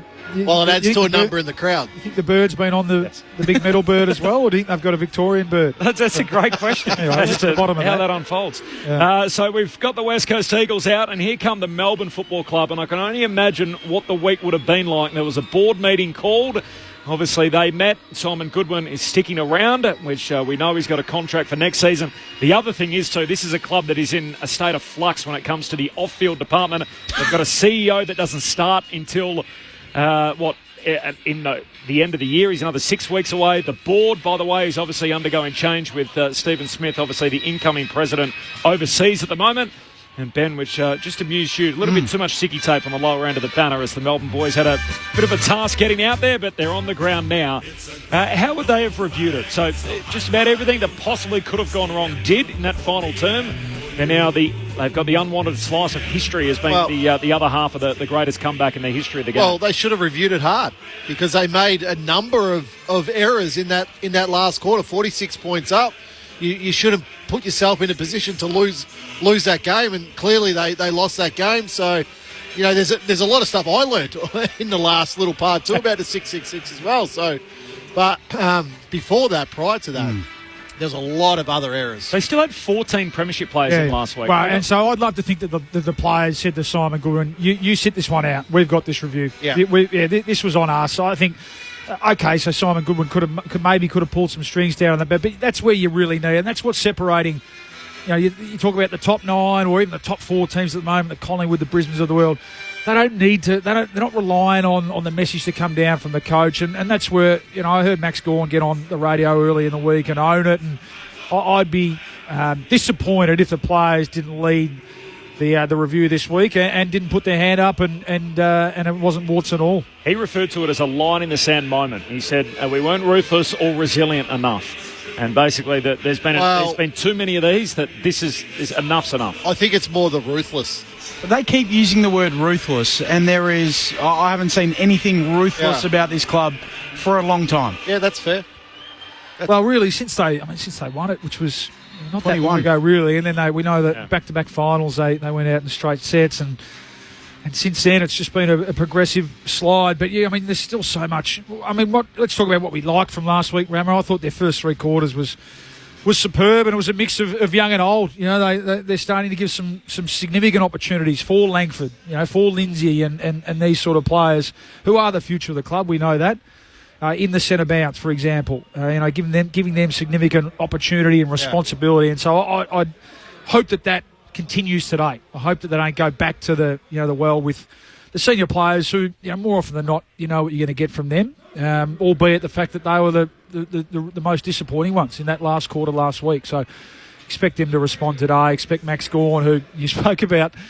His recent record against the Eagles, Benny, that might have led to a sleepless night last night for Andy McCullough. I'm surprised to see Matt Flynn as an emergency, to be honest. But anyway, good challenge for Bailey Williams. But I'd expect their key players, the senior players, to respond. And Cosy Pickett's been the big positive, hasn't he, this year? He's elevated his game to that real sort of superstar status, both in the middle of the ground, getting forward and kicking goals. All the talk was about Wanganeen Miller, as it should have been last week. Well, Pickett's performance up until 3/4 time was just as significant. I'd expect him to earn his first All-Australian blazer, and you'd hope that he continues or he finishes off the year in really good stead as well. Just some of those numbers for Cozzy, because when I was reading these I couldn't believe it. He's averaging 20 disposals plus, nearly 4 clearances, 2.5 goals a game, a goal and a half assists, and 8.5 score involvements per game. Those are ridiculous numbers. That's a stunning year. Yeah. Walk up All-Australian. Yeah. Straight in. Yeah. He's it's a joy to watch. Yeah, it really is. Yeah. So it's a lot of fun coming to the football and see what he's I think just right on the cusp of his best football. So we've still got a lot more years of this. Can he play as a permanent forward? I don't think a permanent mid. Sorry, I don't think he ever will. I think he'll always just play as that mid forward mid, whatever you want to call it. But that's what we want. Striker role, just play forward half. Right. That's right. Corb, you like the quirks. I think good thing that they're back here to try and pun intended, exercise the demons from last week. If this game was the MCG, they're back there sort of more comfortable surrounds, but I think they need to come in here and put in a good performance and make last week's horror show really, think of the past. Yep. Third tier completely sectioned off. So Closed. Can't get up there. No. Yep. So we're and they probably could have closed the second tier I as well. was about to say, we're lower bowl and second tier only. We're not expecting a big crowd. Kids come free, though, in Victoria this weekend. So a lot of kids sport on now. Yeah, and I mean, dare I say it, the snowfields are pretty good. No, I shouldn't have said Brendan, cheap shot. Come on. No, that was silly, I apologise. Brendan from Hobart's on the same line of thinking as you, though, off the SMS, 0437 774 774. Snow report from the Demons fans from Brendan. Andrew says, why on earth is Melbourne playing a home game at Docklands, which excludes all the MCC members? It's part of the deal that even the MCG tenant clubs play one or two games, I think, here every year. Collingwood play here. Collingwood have to play two here. Richmond. Yep. So as a result, that's part of the deal that they play games in here at Docklands, and as a result, Melbourne have got this home game where they've lost their last three. Meanwhile, the West Coast Eagles, they've lost everywhere at every venue across the last couple of years, but they're 0-6 here since the start of last season. What else we got? Frustrated D supporter. Should Melbourne roll the dice now for Longmire before the Tassie job gets locked in? They will certainly be looking for a coach this time next year, and it might be too late from a D supporter. I heard John Lamar on the radio. I think it was yesterday. He seems pretty comfortable, without not in the coach's seat. So I'm not sure he's thinking that way at the moment. Well, he's still getting a nice little pay from the Swans. Helps. So Simon Goodwin has done a great job at trying to change the narrative, hasn't he? Where it's gone from Brad Green at the season launch, or I think it was the best and fairest last year, where he said, starting midfield next year, Gawn, Viney, Petrarca, Oliver, we're going to make another run at it and everything else, and they've still got an experienced core here with a bit of youth coming in, and now the conversation's very much, where it's transition, it's rebuilding. But that's the whole problem. I think it's been because Goody's coached so much system for so many years and structure. I don't think they've included enough of the others that can go through the midfield. Now Pickett's done that a little bit. I've been disappointed that Trent Rivers hasn't gone through there anymore this year. So against a young midfield today, put him in there. Surely this is a great opportunity. Judd McVie should have a run through there. Harvey Langford, put him in there. Yep. Caleb Windsor, put him in there. Give him a half a game in there. The challenge is, isn't it, that with not Petrarca, with Viney and Oliver in particular, they really haven't shown an ability to play anywhere else. They are pure inside midfielders. So find a way to put him out in the wing, put him forward. They've just got to find a way. If you haven't adjusted now to the ball being in constant motion as a football team, you're behind. You're well behind the competition, and that's where Melbourne got caught. That's where Carlton got caught. Melbourne tried to change. Remember that game against Fremantle Corbs where they clearly were moving the ball. They looked excellent. The game against Carlton and Geelong at the MCG. First 3 quarters last week. But they haven't continued to evolve into that mindset. I thought there was a really telling grab earlier on in the on Channel 9. I spoke about it at the time and have revisited it. James Hird, who had Simon Goodwin under him at Essendon, said Goody is naturally really risk-averse with the way he wants to play with the ball and how he wants to move it. He was like that at Essendon and is at Melbourne as well. And he wants to take the flanks and then shape it inside 50, and it takes too long. It's easy to defend. Yep.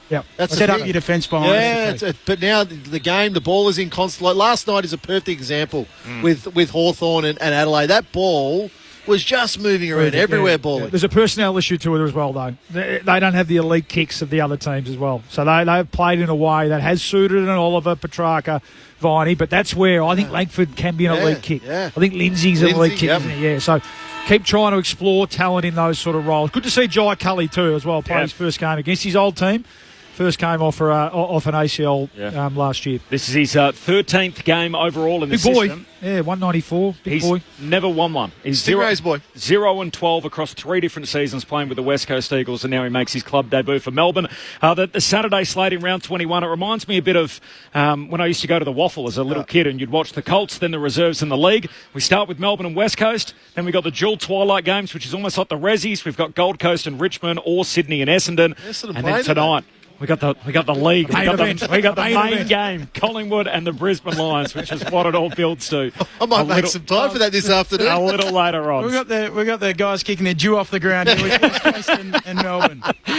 No Ray Chamberlain this afternoon, but we got a more than suitable replacement. Alexia Pesce has been good enough to join us on the boundary. Good afternoon, Lex. Hello, guys. I have to say early that I'm with Ben on this one. I don't think the crowd's going to get too much over 999, so I'm going unders for that. The first win for West Coast is Captain Liam Duggan has won the toss. He's going to the Lockett end, I believe. I get this wrong every time. No, that's correct. That is correct.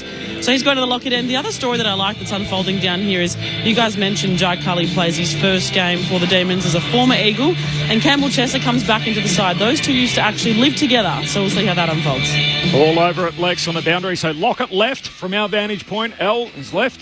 And the Coventry end is to the right of screen, the southern end. It's good to see Campbell Chesser in a fitting jumper as well after that infamous draft night photo in the oversized Castore jumper. He'll never be able to outrun that narrative until he's able to get some consistent footy under his belt.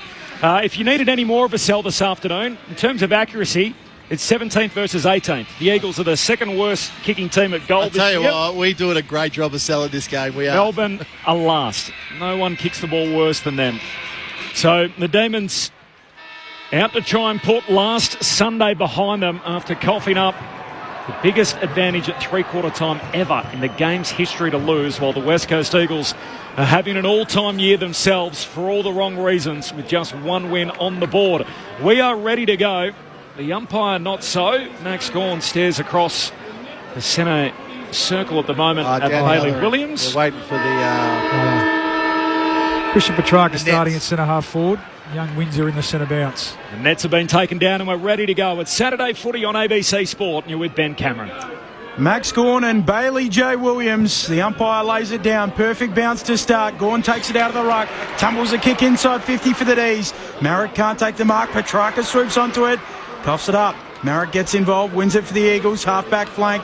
Off to Duggan. Duggan chips it short. Good kick for Baker. West Coast 70 out from their defensive goal. Handball to the runner Marrick. He'll kick around the wing. Bouncing ball here for Owies. Gathers the ball. Swings a handball forward to Archer Reid. Or Shanahan rather. He'll step, prop, kick infield. Bouncing ball. Unable to gather at Bailey J. Williams. Now it bounces for Melbourne. Langford picks it up. Coughs it up with a handball. Owies gets rid of it. Chesser. Right foot snap towards full forward. Cripps punches it away. Gawn is back there. And the D's are on the last line. They work it out. A hand pass comes out from Cully. Finds McVee, who's off and running. Takes a couple of bounces. Gets outside the defensive 50 for shoot by Hall and keeps on running. Kicks down the wing. Fritsch goes upstairs and pulls down the mark on the shoulders of Edwards. Gives a hand pass further forward to Chandler, who's off and running. Sweeping Polyfarmer hand pass for Melksham to run on to. Centering kick, top of the goal square. Petrarca slips over, tackled by Hoff. Petrarca goes and gets it. Gives it back to Chandler, runs into traffic, caught. Ball up. 15 metres out from the Melbourne goal, kicking to the Coventry end in the opening term. No, he's by himself then, Christian Petrarca, for a good 10 or 15 seconds. The ball got there in the end, but along the ground and missed opportunity. Van Rooyen wins the tap down. Viney swoop, snaps, misses to the right. Playing with a broken hand today, Jack Viney. His right hand got a little bit of protection on it as well.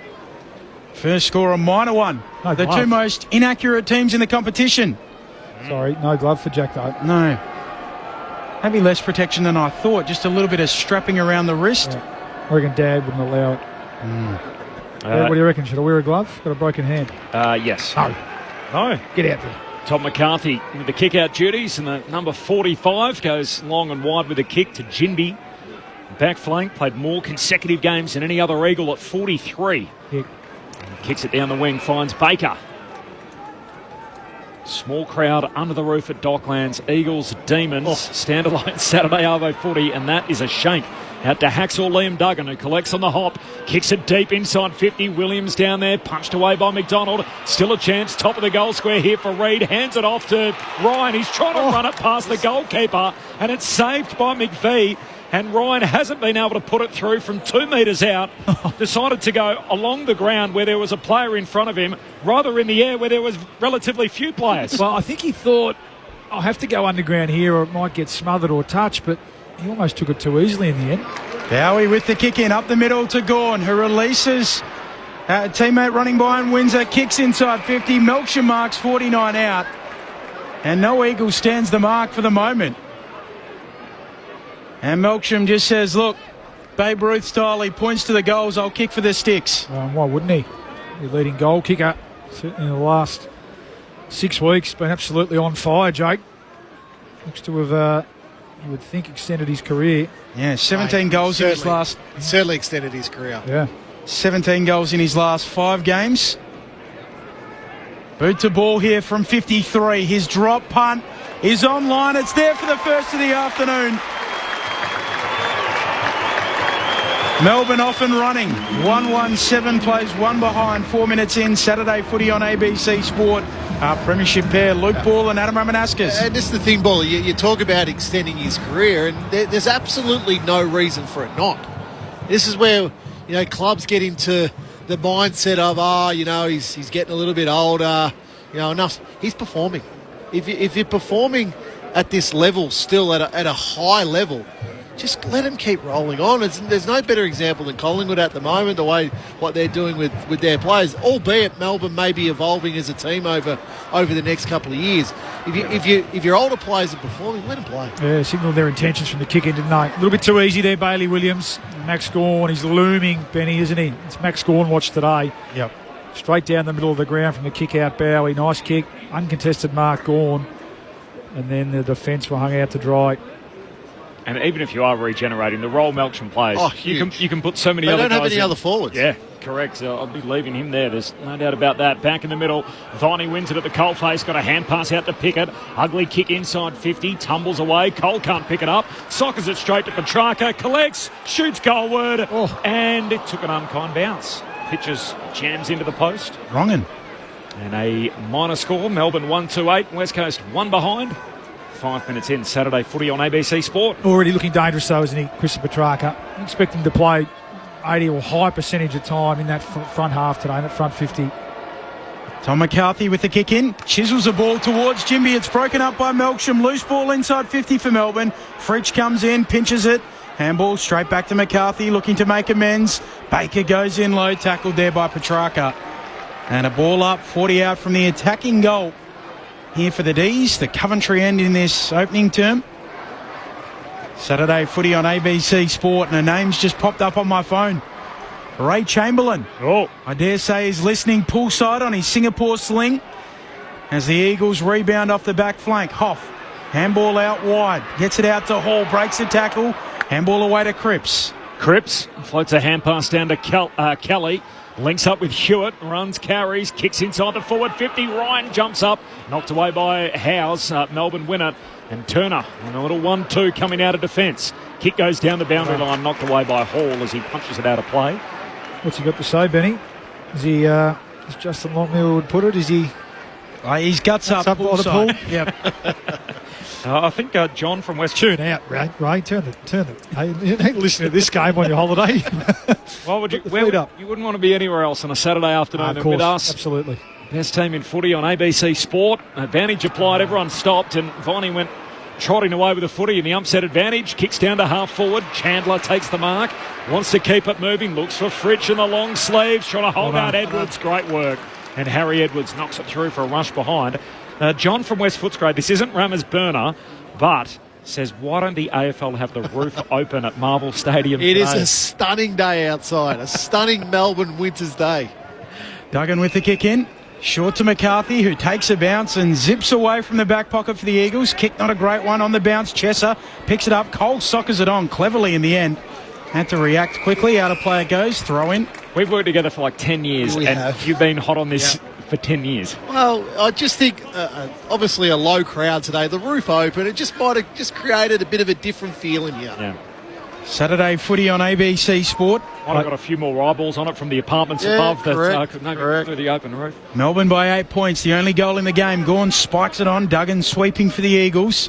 Snaps the ball back towards the wing. Baker tries to punch it on. Rivers, he knocks it away.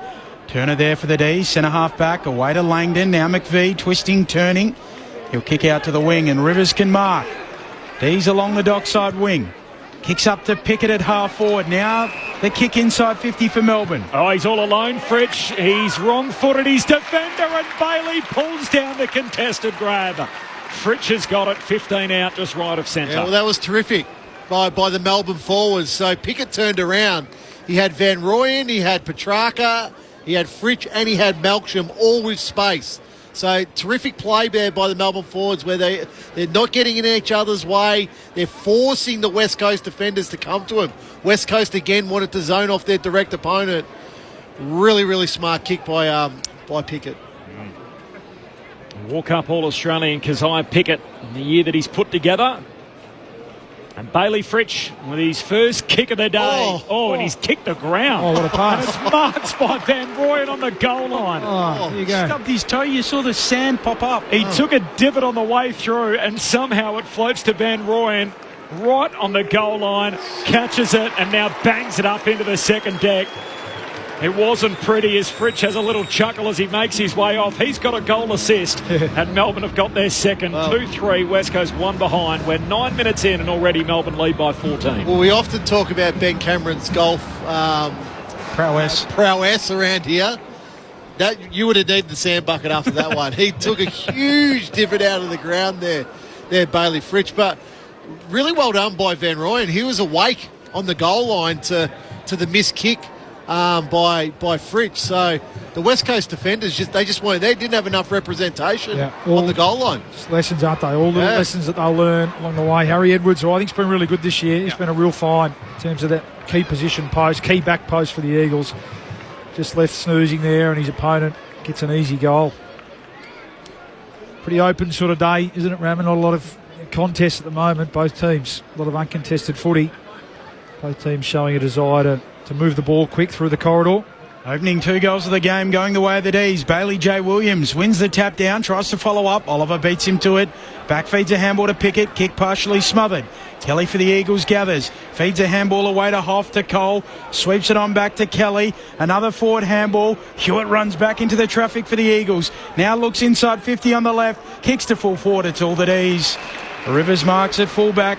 Melbourne lead by 14, 10 played Saturday footy on ABC Sport. Rivers goes wide to Salem. He just chips it along the boundary line to Sparrow. Ump says not 15. Sweeps a hand pass back to Salem. Trying to evade Dewar. Got a hand pass back inboard. Sparrow still with it. Hand pass here will turn it over. Surely picked up by Hoff. He's tackled by Oliver. Ball up on the wing. Luigi from Baldwin off the SMS. 0437 774 774. My friend Susie is over from Perth and going today. She thinks she'll know every West Coast Eagles supporter there. I've got a story about that, actually, from the 2019 Grand Final. As Gawn palms it down to Hewitt. He's tackled. Ball comes out. Bailey Williams. Hand pass picked off. Here's Petrarca. Has it on the city wing. Long kick for the Demons to a one-on-one. Van Rooyen the target. Knocked away from him. Ball hits the deck. Has to try and wrestle free from Bazo. Does well. Got the footy out to Gawn. Kicks into the pocket. Melksham the target, and Jimmy knocks it out of play. 2019 Parade Day, had to go around and get an interview with some Giants friends and family, and I hadn't teed anyone up. And I thought I'll just ask people that are wearing Giants numbers. There's not so many of them given the Richmond popularity. First person I ran into had number 2 on his back. Went to school, the same school as Jacob Hopper, but wasn't related. Second person, Jeremy Finlayson's family. So took 2 lots of people, and I was there straight away. Thrown forward pocket here for the D's. Neither ruck touches it. Shallow throw in. Didn't go the 18 in there, Rammer. As Oliver's over the ball here. No working room, holding the ball. Oh, yeah, well, there's that new interpretation, isn't it? Just had one arm pinned. No prior opportunity, certainly, but wasn't really able to make a genuine attempt, was he? That's where we're... I don't agree with it. He's on his knees. He can't kick the ball. Yeah. Kelly kicks up to the wing, and Max Gawn takes the intercept mark. Dominated the Eagles last time around and has started hot here. The D's by 14 points, 12 minutes into the game. Gawn honours the lead, and it's a searching lead from Petty, who marks against the boundary line left half forward. Yeah, it's a great kick by Max. Well, I mean, he's just a problem, isn't he? Yeah. Again, I spoke to Andrew McCall. We probably should have asked him. It doesn't look like you've backed your man in. I don't mind that.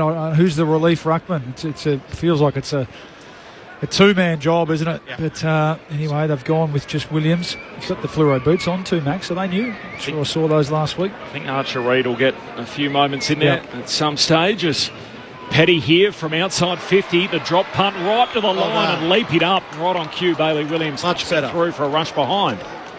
It's all Melbourne. 6 scores to 1, so we're 13 minutes in and already Melbourne lead by 15. 12 marks to 4. 2 of those contestants just dominating the air at the moment. The D's. Ryan Marrick with the kick in, short towards Kelly, broken up by Oliver. Ball jars free. Melksham gathers, chips to the pocket.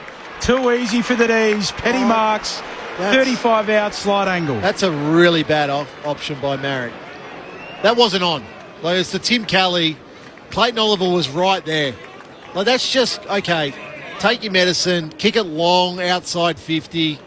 You know, kick it to your ruckman. He creates a contest. You might get a restart, but that's just trying to create something that's not there. So boot to ball from 40 out. Nearly kicked one from the boundary line moments ago. In he comes. And he misses. Away to the left. Just tugs it slightly. They are the least accurate team in the competition. 42% they're kicking out this year at goal, Melbourne. Expected score is a dirty word at the D's. 2-5-17 plays one behind a 16-point lead. Marrick again just goes short and a daring kick. Turns it over. Chandler had it, lost it. West Coast win it back. Only momentarily as Hoff is caught. Ball pinballs around inside 50, close to the boundary line and now out. Well, I think we change who's kicking in now from full back. He's had a couple of goes and he's probably very lucky not to give a free kick away. It's just banging bodies with Petty, and Petty fell to the ground as Marrick tried to rip him down. Petty put a little mayo on it and the umpire didn't quite buy that. Reid grabbed it out of the ruck. In fact, it was Bazzo. Ball spills the way of the Demons. Still there, centre-half forward for Melbourne. Pickett had it, lost it. Here's Marrick. Good hand pass here. Releases Kelly. The Eagles to the middle of the ground. Ryan's got the blinkers on. He's bowled over. Melbourne with the numbers. Salem intercepts. Hand pass away towards Turner. He gives it to Howes. Back to Salem. Kicks laterally and Sparrow marks at half-back. Melbourne by 16 points, 15 minutes into the game. It's all the D's here to begin. Oliver backward of the logo, city side of the ground at Docklands. Stabs it short to Langdon. Played in 5 Western Derbies at the Dockers, didn't win any of them. As he goes short, away to Sparrow, looks inside 50 for the D's, picked off by Edwards, juggles the mark, not paid. Melksham arrives, Fritsch goes in, handball away towards Chandler, breaks the tackle, back to Fritsch, from the boundary line, centres it, can't find a target, Duggan marks. Back pocket for the Eagles. Melbourne by 16, quarter-hour mark, opening stanza. One of their 5 premiership players in today. Oh, he ran and carried and then decided to give a hot handball to Marrick, who was standing there cold, spills it, does well to mop it up. Gives it back to Jinby. Long kick, didn't suit Owies, has to compete late, got a hand on it, claimed the mark. Umpire said no. Original touch from Salem, and now we got a ball up as they wrestle to ground. 48 metres out from Melbourne's goal. The Eagles just with some kamikaze turnovers on the last line of defence. Gross, hand pass away towards Kelly. There's a stoppage win. Gives it back to Marrick. Long kick up the wing. Offhand spills down to Shanahan. Puts his head over and wins it. Got it out to Brockman. Hand pass inside to the run of Hewitt. Got to keep moving it. Coming to support. Sparrow stands in front of Ryan. Wins it back for Melbourne. Hand pass to Howes and his handball misses Sparrow, but the Demons clean it up. Kicks out wide for Van Rooyen. Just beyond the defensive arc. Native Sandgroper plying his trade for the D's as he goes back to fullback. Back to Langdon. He'll switch it to the opposite pocket for Howes. He moves it out to the wing and there is space everywhere. Turner kicks up to the wing. D's are just in pockets of space. Wherever you look, Fritsch, he was run down, ran into a tackle, and Tom Cole got him. Holding the ball, and they'll get it back to West Coast Eagles on the centre line. City side of the ground, Melbourne by 16 points, the opening 2 goals of the game. Well, the coal miners in the house go up as one. As a long kick down the line, looking for Dewar. Can't take them home, but he got a shove, and so we get a free. Free kick between wing and half forward for West Coast. Dewar. Short laterally to Hacksaw Liam Duggan, who marks, and the left footer rolls out. Pokes a high ball inside 50. Ryan competes. Punched away at the back. Spills down to Gross. Quick hand pass to Cripps. Jams it on the boot. 45 out. Getting back. Salem. Courageous mark on the behind line for the Demons. It's that last kick inside 50, isn't it, for the Eagles? Which we know, inexperienced, young forward line. It's where you need. You rely on Ryan and Cripps and these sort of types just to try and create some movement. At the moment, they're just very bomby. Playing into the hands of of the Melbourne defenders, and Gawn getting back there as well. Salem to Bowie, back to Salem, kicks up to the wing. Chandler roves the pack. Forward handball for the D's, off to Fritsch. He can go for a gallop. A couple of bounces. Now swings a handball forward for Petrarca. Picked off by Jimby. West Coast ball. Off to Hewitt to Duggan. Kicks into the middle of the ground. And Gross can mark. He'll kick laterally. Out for Chesser. Runs through the logo. Dock side of the ground. Forward handball towards centre half forward. Hoff gives it back to Chesser. Chesser looks inside 50. His kick is a good one.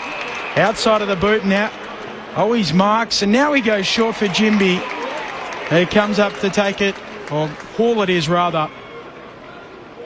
45 metres out on a slight angle. Gross. Third time lucky. Look, you know what? We can all admit our mistakes, Benny. You got there in the end, brother. So if you watched the game last night, you would think you were watching a different league. Two different games, yeah. It is. Well, yeah, you're right. Coming off arguably the game of the year last night, and this is a fair drop in class. Tom Gross with the drop punt. Fades it away to the right. It'll go to the goal line and punch through. A minor score again for the Eagles. 2-5-17 to 2 behinds. We played 19 minutes in the first term Saturday footy on ABC Sport. Gross forced his way in, 23-2 in the Waffle last week against Peel. Playing for what they call the Waffle Eagles, their affiliate side. And I was looking over there, they didn't exist. They're a relatively new thing as Bazzo picks it off. Hand pass away to Marrick, kicks inside 50. Ball spills the Eagles' way and tackled by Gawn is Chesser, and we'll have a ball up. We'll have a forward 50 stoppage again for the Eagles. Archer Reid knocks it down straight to Chandler of the Demons. Hand pass away to Viney. He kicks wide, looking for Petty. Gets free of Bazzo and takes the mark. In front of the benches, Melbourne by 15 points, 7 scores to 2. So 2-5 to 2 behinds. We're just ticking to time on opening term. No late change. Saturday afternoon footy on ABC Sport. Long kick to a contest. Jimby competes. No mark. Falls to Viney. Fridge. Quick hands to Langford. One get off me. Shakes a tackle. Then closed down by Jimby. Knocked out of play by Cole. And we'll have a boundary throw in right on the half forward flank for the D's. Saturday footy on ABC Sport. Corbin Middlemass alongside Ben Cameron, Luke Ball and Adam Ramanauskas, Alexia Pesce on the boundary. And the reason why I'm just he's paid deliberate out of bounds. So free kick for Langford, who arcs out on the free, and the left footer drives it all the way to the goal line. Yeah. It was an effortless shot at goal from 55 out, but a push and a free kick for Jinby right in the defensive goal mouth. It is Melbourne by 15 points, 21 gone opening turn. You can see why he'd be one of the coach's favourites, Ruben Jinby. He just tries every contest, that's right. He's just a goer. Kicks up towards Hewitt here. He's from Dunsborough as well, Jimby. One of the beautiful parts of the southwest of WA is Chesser kicks laterally away to Gross, who just had that set shot moments ago. He kicks out wide towards Cole, who comes back to the corridor. Centre half back, the mark taken by Hoff. Melbourne by 15 points. Brady Hoff goes out wide to the city wing. McCarthy accepts it. Umpires Brown, Rebashini, Young and Birch in charge of this match. McCarthy looks long. Up to half forward. Pack forms. Gorney's there. Bailey J. Williams. And at the back, McDonald. He takes it for the D's. Called to play on. Now he'll chip it out wide and too wide. Beyond Petty out on the full. Melbourne by 15 points, 22 minutes into the first. It's got to come to ground, doesn't it, that one? Good mark from Tom McDonald, but big tall forwards and Ruckman got to compete. Here he is again. Oh, right on cue. Takes the intercept mark as Bazzo trying to bring it back into play. Straight back to Gawn and the Demons. Now he kicks long. He's not going to put it out on the full again, is he? He's close to the boundary line. Off hands out of play. Just boundary throw in city wing. Off the SMS, shout out to Graham from WA, who is on business in Vietnam. Listening into the game from Ho Chi Minh City. Thanks, Graham. Nice to hear from you. Don't mind this from Dan in Perth. As an Eagles fan, I see shades of the COVID-era Eagles in Melbourne, both stacked with premiership players who are underperforming. Both clubs stuck between rebuild and chasing more glory without fully committing to one or the other. Potentially worrying signs for the Demons.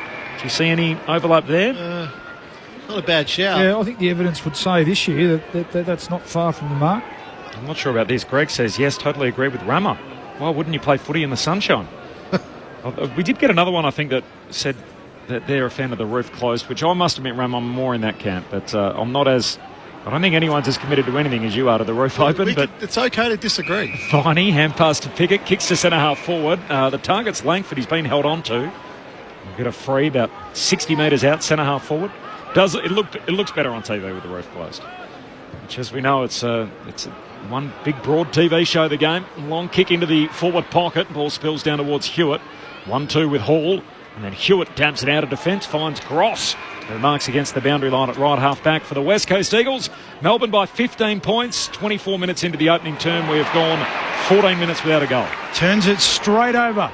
Pickett, high half forward, chisels it inside 50. Petty comes out over his head. Cole out the back, gathers for the Eagles. Handball to Edwards, worried out of it by Sparrow. Arriving late, McCarthy soccers it out. And a throw in right alongside the left-hand behind post. Forward pocket for the D's. Defending pretty stoutly, aren't they? But just too many times they've put a teammate under pressure deep inside 50. You think of Marriage, you think there with Edwards, just opening the door for Melbourne to take some opportunities here. Petty takes it out of the ruck, gives it away to Langford, who snaps on goal. Petty to Langford, and this isn't pretty. Melbourne by 21 points. 3-5-23, plays two behinds. 25 minutes into the first. Luke Ball, Adam Ramanauskas, our premiership pair. Well, it's too easy, really, there from the stoppage. Melbourne had players lined up behind that contest, Bally, so you're sort of looking for where the West Coast numbers are, and Petty's able just to take the ball out of the ruck too easy.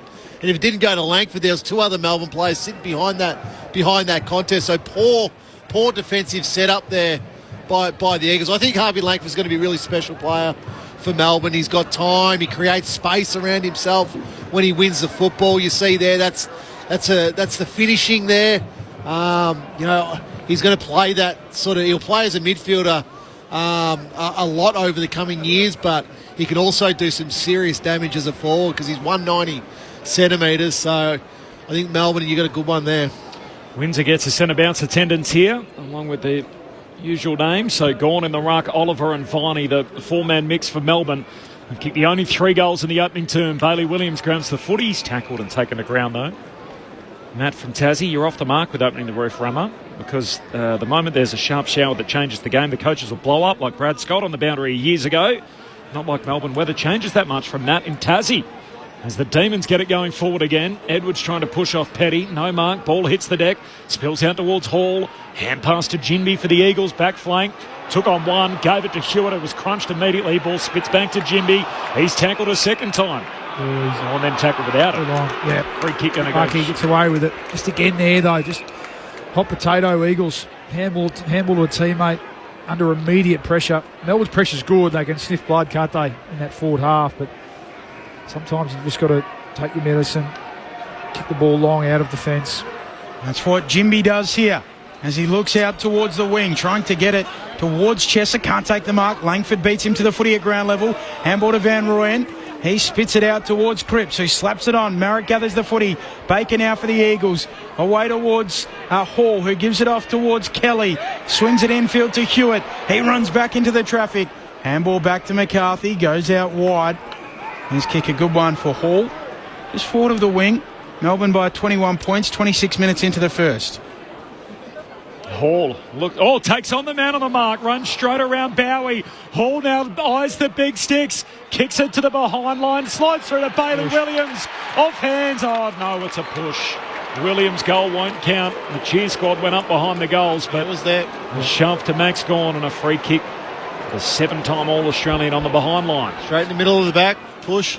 Good call by the umpire. Tim Kelly here. He's a bit sore through the middle of the ground. He's limping. Melbourne by 21. The exiting kick picked off. Marrick takes the mark, knocked out of his hands, and that'll be 50. So Marrick took it, and it was whacked out of his grasp by Petty from the back. And the umpire says, yep, come with me. And now Ryan Marrick will get a golden opportunity to knock through the Eagles first. Oh, it's been an eventful first quarter for him, hasn't it? Marrick has been in everything to an extent, not in a good way. Some of his disposal out of the back half, but this time, well done. Came forward, he intercept mark, and then earns himself a pretty... He's not going to kick around the corner, is he? He is. He's about a dozen metres out. He's only slightly left of centre. That's right. It's got to be another 50. Now another 50. Salem's in the protected zone, and Marek runs right to him to let him know about it. Can't get another 50. And from point-blank range, he knocks it through. And the Eagles are on the board.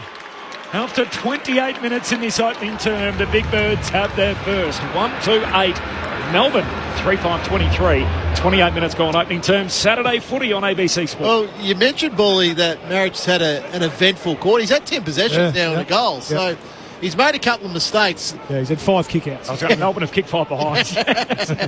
But no, but he has. I was getting there. You're right. But the problem is he's had 6 kicks. Yep. So that was his 6th kick there. The other 5 kicks have almost gone to the opposition in the back half of the ground. So it's been eventful, Benny. Which is fascinating because I wrote down next to his name he had a team-high 26 disposals in the round 8 meeting.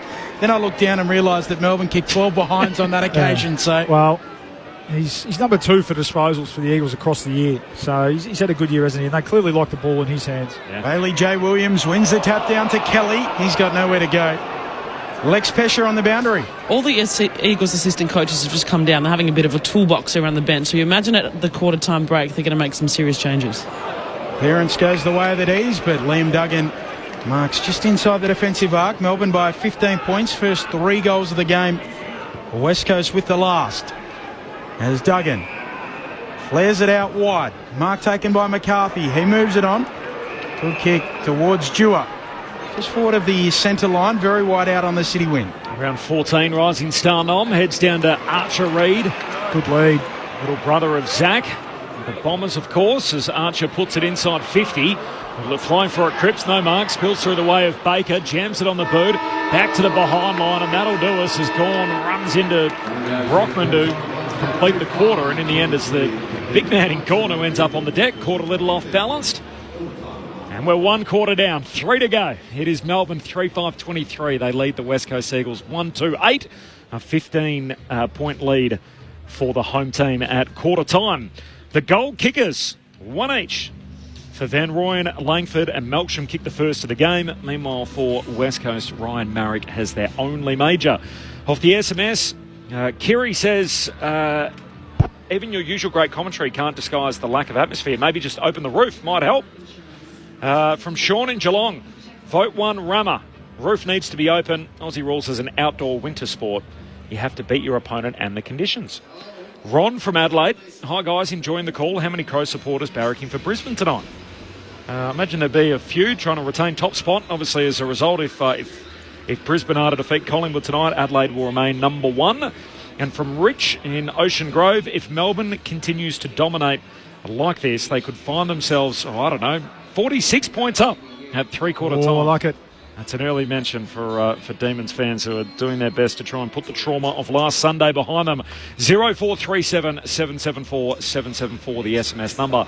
Melbourne by 15 points. The thoughts of Rama and Bawley coming up next. Saturday footy on ABC Sport. Your book is sensational. It's not okay to have a crush on your agent, is it? Michael Theo returns in the heartwarming new season of Austen. I'm not going to let fame change me. Sunday nights on ABC TV and ABC iView. Hello, Patrick Stack here. Do you like sport and good conversation? Then we've got a great podcast for you. One cracking story, in depth, every day, in under 15 minutes. It's called ABC Sport Daily, and you can find it on the ABC Listen app. This is the 2025 AFL Premiership season on ABC Sport. Howie with the kick in, up the middle to Gawn, who releases a teammate running by and wins her, kicks inside 50. Melksham marks 49 out. And no Eagle stands the mark for the moment. Boot to ball here from 53. His drop punt is online. It's there for the first of the afternoon. Bailey Fritsch with his first kick of the day. And he's kicked the ground. Oh, what a pass. And it's marked by Van Rooyen on the goal line. Van Rooyen right on the goal line, catches it and now banks it up into the second deck. Then he takes it out of the ruck, gives it away to Langford, who snaps on goal.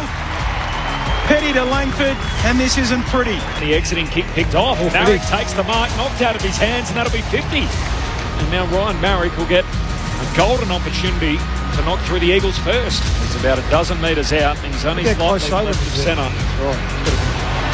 Another 50. Now another 50. Salem's in the protected zone, and from point blank range, he knocks it through. And the Eagles are on the board. This is ABC Sports coverage of the AFL. On your radio. ABC Sport Digital. And on the ABC Listen app. Standalone Saturday afternoon footy, Melbourne and the West Coast Eagles. It is the Demons 3-5-23. The Eagles are 1-2-8. The margin is 15. It is quarter time. The SMS number is 0437 774 774. No late change coming in. Jai Culley's on club debut after playing his first 12 games for the West Coast Eagles. Now a Melbourne footballer, the 22-year-old. Meanwhile, the two subs, Harry Sharp for Melbourne and Hamish Davis for the West Coast Eagles. Our premiership pair, Luke Ball, Adam Ramanauskas, with their thoughts on that opening term. Well, Ram, I mean, there's enough in it, isn't there, for us to, at the moment anyway, to try and keep our listeners not on the edge of their seat, but at least maybe half on their seat and half off while they enjoy the rest of their Saturday. I think what's clear is that both teams are keen to keep the ball moving, keep the ball in motion. For the majority of that quarter, you think there was some really good, certainly from Melbourne anyway, passages of play where they're able to transition the ball pretty well uncontested, which is a concern for the Eagles. It has been all year with a young team. I guess the team defence is something, or usually the thing that's the hardest to teach. They usually come in pretty good at chasing the ball around, these young players, but trying to instill that team defence is clearly still a bit of an issue. And really, if it wasn't for Melbourne's poor kicking, which has haunted them all year, like you spoke about, Corb, off the top, they could be 5 or 6 goals further ahead and have put a gap on the Eagles and probably put the game to bed. But as it sits, the 3 goals, 5 from how many entries was it? 18 entries or 14? I'm just trying to look at those stats. Yeah, 14 entries. So 14 entries to 11. Melbourne pretty sort of dominant around clearance, but the Eagles defensively holding up reasonably well. Just spoke about through that quarter. Rammer at times are a little bit rushed or just flippant with the footy in their back 50, and that's a time, we spoke about Marriage has been in everything. A couple of those kick-ins, they're just not on. So, okay, you've got the licence to go for your kicks and try and ping kicks back through the middle of the ground, but, those short to, from a kick-out, short to not much more than a 50-50 isn't really on, is it? And that allowed a couple of scoring opportunities for Melbourne. So tidy those things up. I do like the way, though, they're trying to get the ball back into the corridor and get some overlap run off half-back. I think, we know that was certainly Richmond's game style, and that's probably the identity that Andrew McQuaid was trying to instill with this young Eagles team, and that created some. It's just that last kick down inside 50, isn't it? Which, young forwards we spoke about. That's where I need, Liam Ryan and Jamie Cripps just to take a bit of control forward of the ball and try and create some opportunities inside 50, because Melbourne have showed that, that they'll give you a chance in terms of being able to overlap the ball through the middle of the ground. It's just that last kick inside 50, which is the challenge for the Eagles at the moment. Well, what I like with Melbourne, they're starting mid. The first centre bounce was Viney, Pickett, Windsor. Yeah. Petrarca was at half forward. Oliver started on the bench. They've gone same again. Yep. No, they've got Oliver in there now. So. Yeah, but it feels like there's always going to be a youngster in there now. Yeah, they've got to continue to to spin that magnet. Delivery inside 50 is the difference in the game. 14 inside to 11. But Melbourne have had 8 scoring shots to West Coast 3. 15 points the margin. The start of your Saturday slate in round 21. Of course, it all culminates tonight. The last 2 premiers going out at Collingwood and Brisbane at the MCG. You'll hear it all on ABC Sport. As Viney spun around at the restart. Bailey Williams rewarded. West Coast with a bit of go forward out of the middle. Gives it to Kelly. Kicks to the hot spot and Reid flies. Ball hits the deck out the back. McVee collects. Brushes past the would-be tackle from Ryan. Gives it to Salem and he heads wide with a kick to Chandler. And marks at left half back. Opening minute of the second term.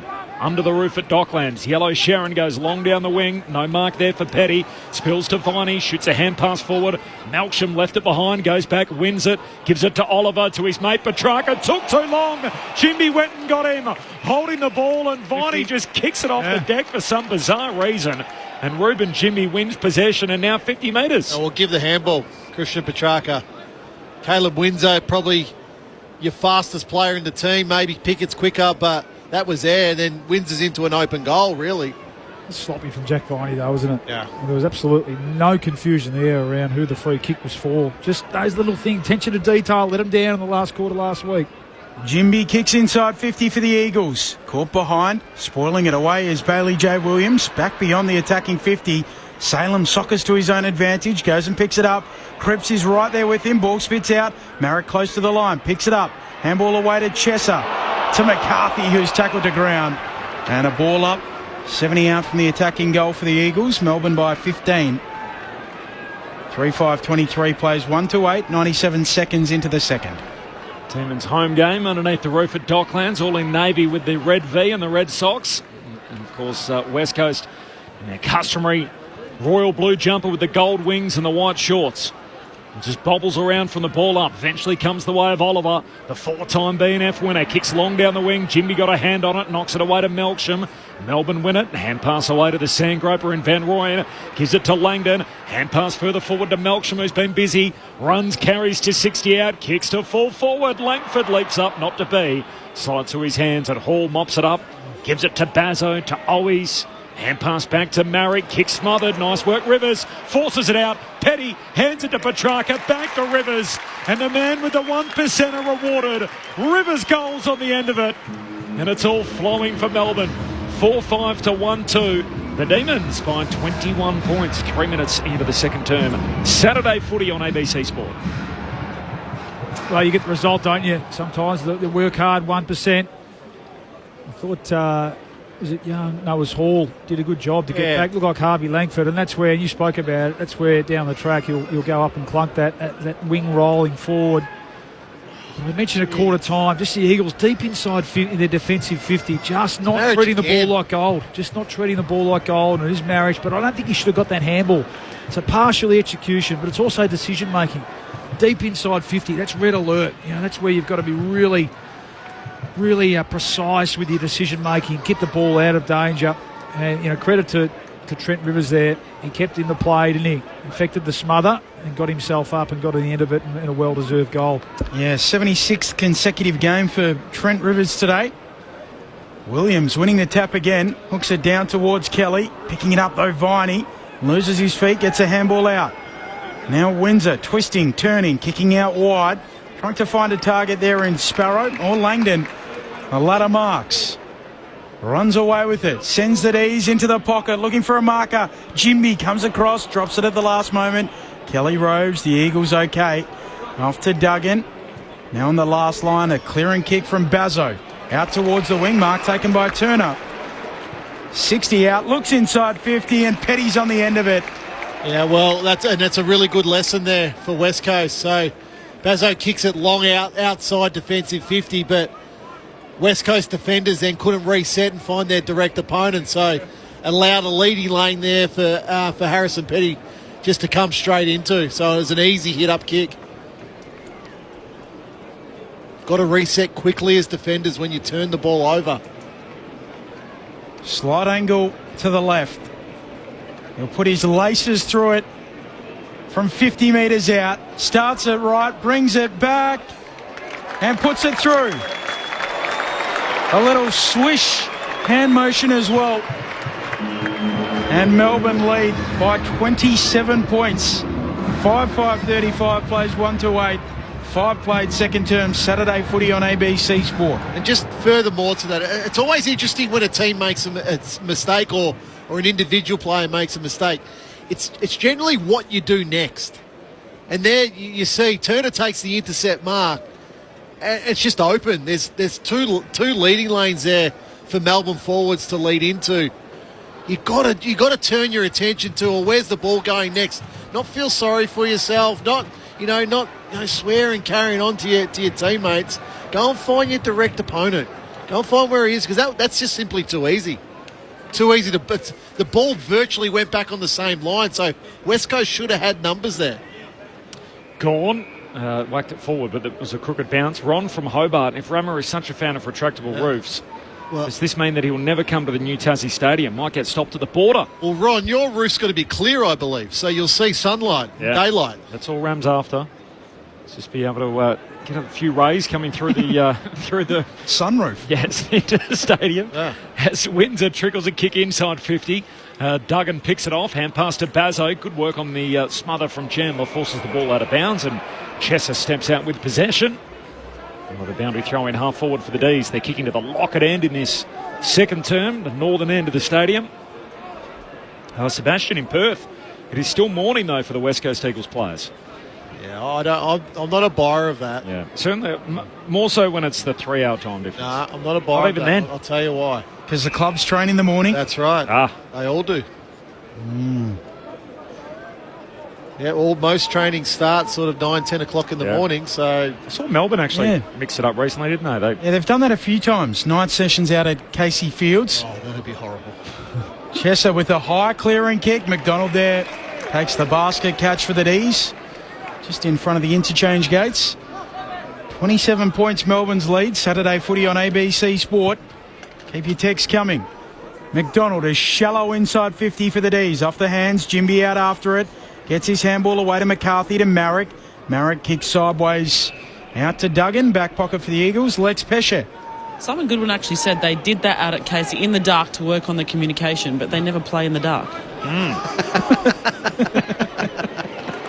There's a long kick to the wing. That's a good point. From Duggan, and it's picked off by Max Gawn. Lays a hand pass off to one of his premiership teammates in Salem. Heads to half forward with the kick. Not to be. Falls down to McCarthy.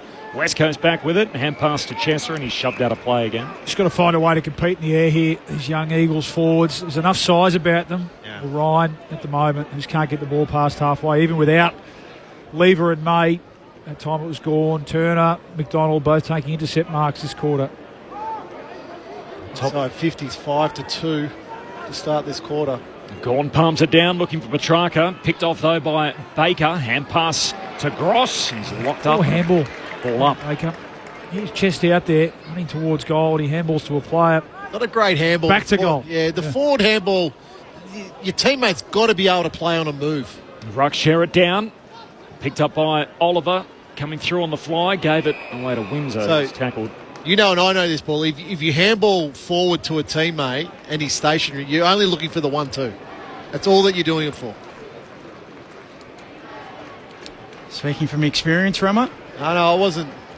Joe Mercedes was the 1-2 man in our team. Smoking Joe. Yeah. Another ball up, coming on the wing. No, holding the ball. But he explained it because he wasn't quick. So the forward handball allowed him to get some space. Whereas some others just do it purely to get another possession. Speaking of training in the dark, did you have the blindfold goal kicking with Sheeds? You didn't do that. Kelly with a free kick for the Eagles. A dart onto the chest of a bursting Matt Owies. That was a Sheeds thing, though, wasn't it, at one point? Yeah. Blindfolds on and kick for goal. Owies at high half forward.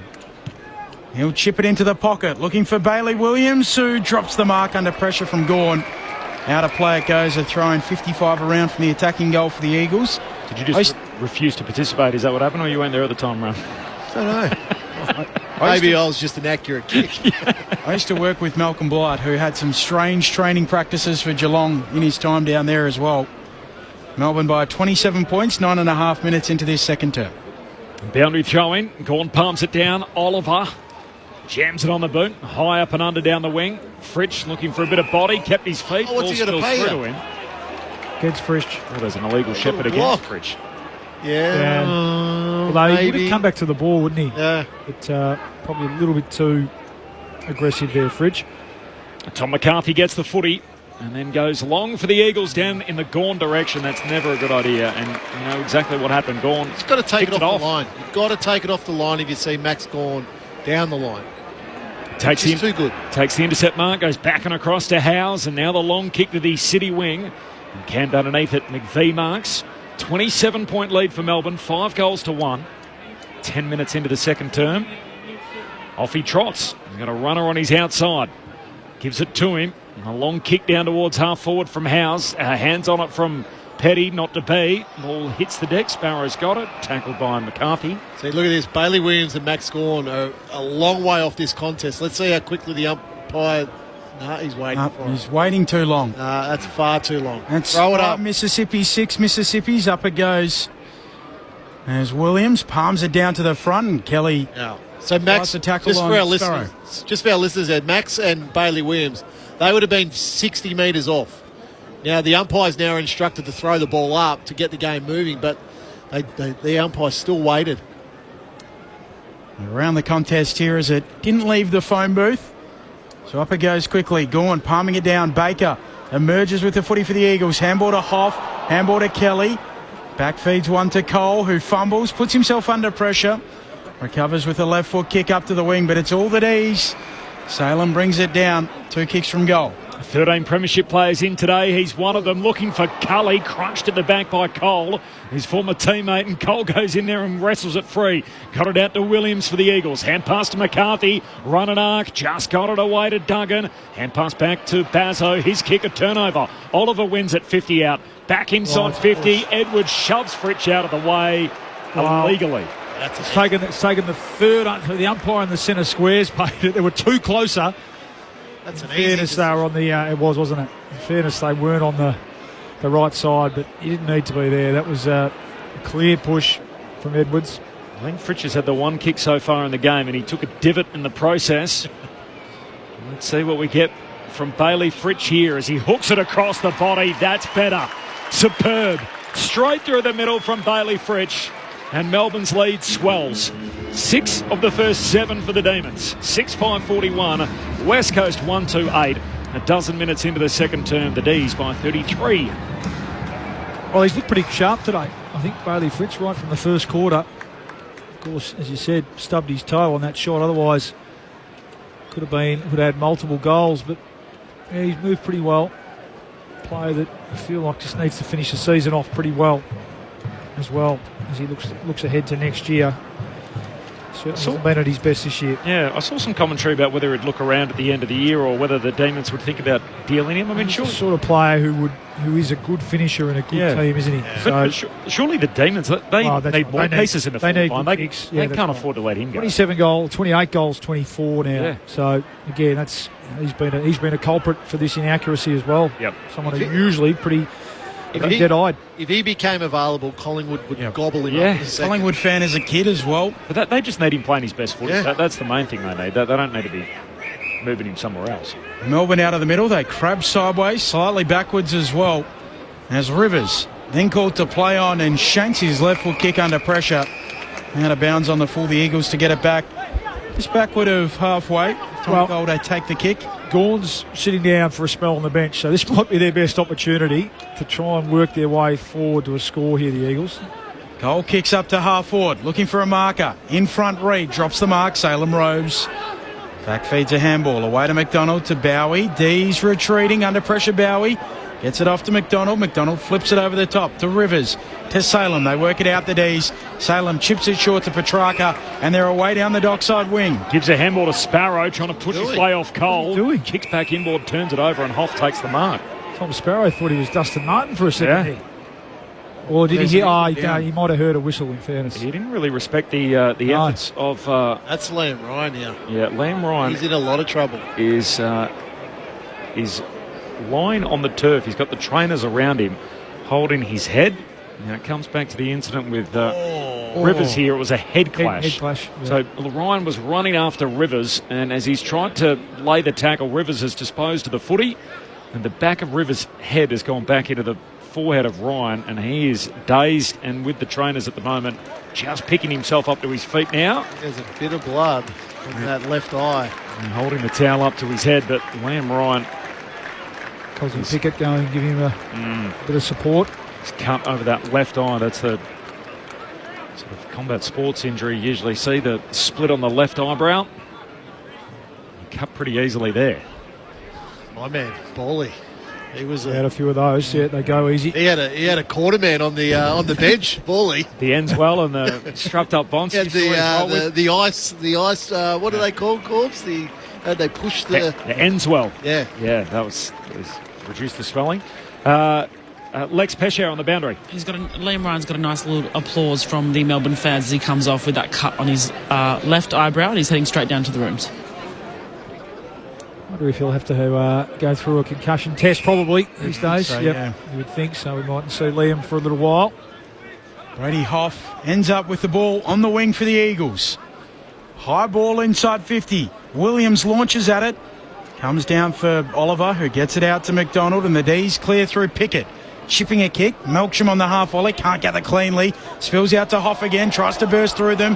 Coughs it up though. Pickett pinches it. Handball to Melksham, and the D's rush away with it.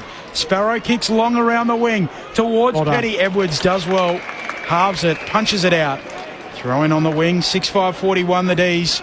The Eagles 1-8, 33 points. 16 minutes travelled second term. Example there, Ramon. The Eagles' effort in close is pretty good, isn't it? They just don't have any balance or method when the ball spills. So they have 6 players in, the old bees to the honeypot in there. And Melbourne are just their contest method a little bit better. They're just creating better layers, and they've always got that handball release. That time it was Pickett. Well, West Coast just simply don't get away from contest quick enough. Yeah. 33-point lead for the D's. Free kick from the ruck infringement. Archer Reid gets it, goes inboard. Gross. Quick handball to Hewitt. Missed him. Hewitt goes and wins it back. Gives it to Marrick by hand. Handball away to Cole. Back to Hewitt. Handball to the wing. Baker clever. Slaps it on in the direction of Chesser. Collects. Takes a bit of ground and then drives it long the behind line. Bailey Williams down there. Spills to Cripps. He's tackled the ball. Not quite out of play. Way to the whistle. McDonald picks it up. Pumps it out of defence but puts it out on the full. Play on. Go. Baker to take the free. No one stands the mark. And now the forward 50 fills up for the Eagles. Just kick it back to the same spot. To full forward. In from the side. Cully plucks it. 3 deep. And Jai Cully, first game in his new colours, takes the intercept mark at fullback for Melbourne. Gets a bit of love from the D's fans as well. So he kicks out to Liam Baker's just dropped Max Gawn off the ball here. Yeah, he is down and prone at the moment, Max Gawn. The Eagles win it back in the middle of Docklands, and Marrick kicks across the centre square. Yeah, Clayton Oliver saw it. He's not happy. Off to Shanahan, who goes out wide to Hall. This is Clay Hall, the son of Derek. He's got in under the rib cage there, I reckon. Little Liam Baker. He can hurt. He's pretty compact. Yeah, he's Max pointy. Gawn didn't see it coming. He's up now, though. Kick to Dewar. Too far out to score, just beyond the attacking arc. Dewar likes the look of it, goes towards goal. Oh! And a great mark taken down there by Brockman. That's a nice little hang. A little bit of spring and a right on the back of Maxi Gawn and those sore ribs. He got the double push there, didn't he? And landed on his feet like a cat. That was a beauty. Yeah, he's just gone straight to Liam Baker, Max Gawn. Yeah, not happy. They hurt when you're not ready for them. And someone stops you in your tracks. Take the wind out of you. Yeah, absolutely. Only kicked multiple goals twice this year. He's got one here. The goal to go with the mark. And it's cut back to a 27-point deficit. 6-5-41 plays 2-2-14. 19 played second term. Our premiership pair, Adam Ramanauskas and Luke Ball. Well, Bull, it's such a challenge for teams down the bottom of the ladder to have the courage to take the ball off the line. Now, that ball doesn't go off the line again. Brockman, it's a bit of individual brilliance there where he's over Archer Reid, Max Gawn and Bailey Williams. He's able to take a big mark. But Liam Baker had the opportunity to take the ball off the line. I think the kick came in from Tim Kelly there. He has an opportunity to take the ball off the line. So if you want to continue to kick the contest, you've got to be very, very lucky. So they get very lucky there with Brockman with the individual brilliance. But have the courage in games like this where you can try things. You can, okay, if we mess up or we mess the kick up, so be it. You wear it as a coaching group, but at least have the courage to try. Nasty old scratch on his neck there, isn't he, Brockman? 27 points is the lead for Melbourne. They lead at 6-2 halfway through the second term. Gone with a little peppity step after being felled by Baker. Hunting out after it, but West Coast with possession. Momentarily, Chesser loses it. Pickett, handball to centre-half forward, stolen back. McCarthy, centre-half back for West Coast, kicks wide to Hall. And takes the mark, so 6-5 to 2-2. As we're ticking the time on in the second. 27-point lead for Melbourne. Hall, long down the line. Guess who's there? Gawn got his hands to it, not to be, but had his arms chopped in all of that. Free kick for Max Gawn. Yeah. Lex, any update on Liam Ryan? Have we seen him back on the bench? Haven't seen him yet. I did see one of the Eagles officials go and ask for a little bit more time for him, so I'll keep an eye on it. Gawn away to Pickett, who turns it straight over. Hewitt takes a nice mark. And this is the one. Okay, so turnover here at half-back, and now it's too slow, so allow Melbourne to go and set up their defence, which they've done really well, but that's the one where you've got to get back and pull the trigger off the line. All of a sudden now, Max Gawn just queuing up down the line. Hewitt shorts it away to Cole. Saturday footy on ABC Sport.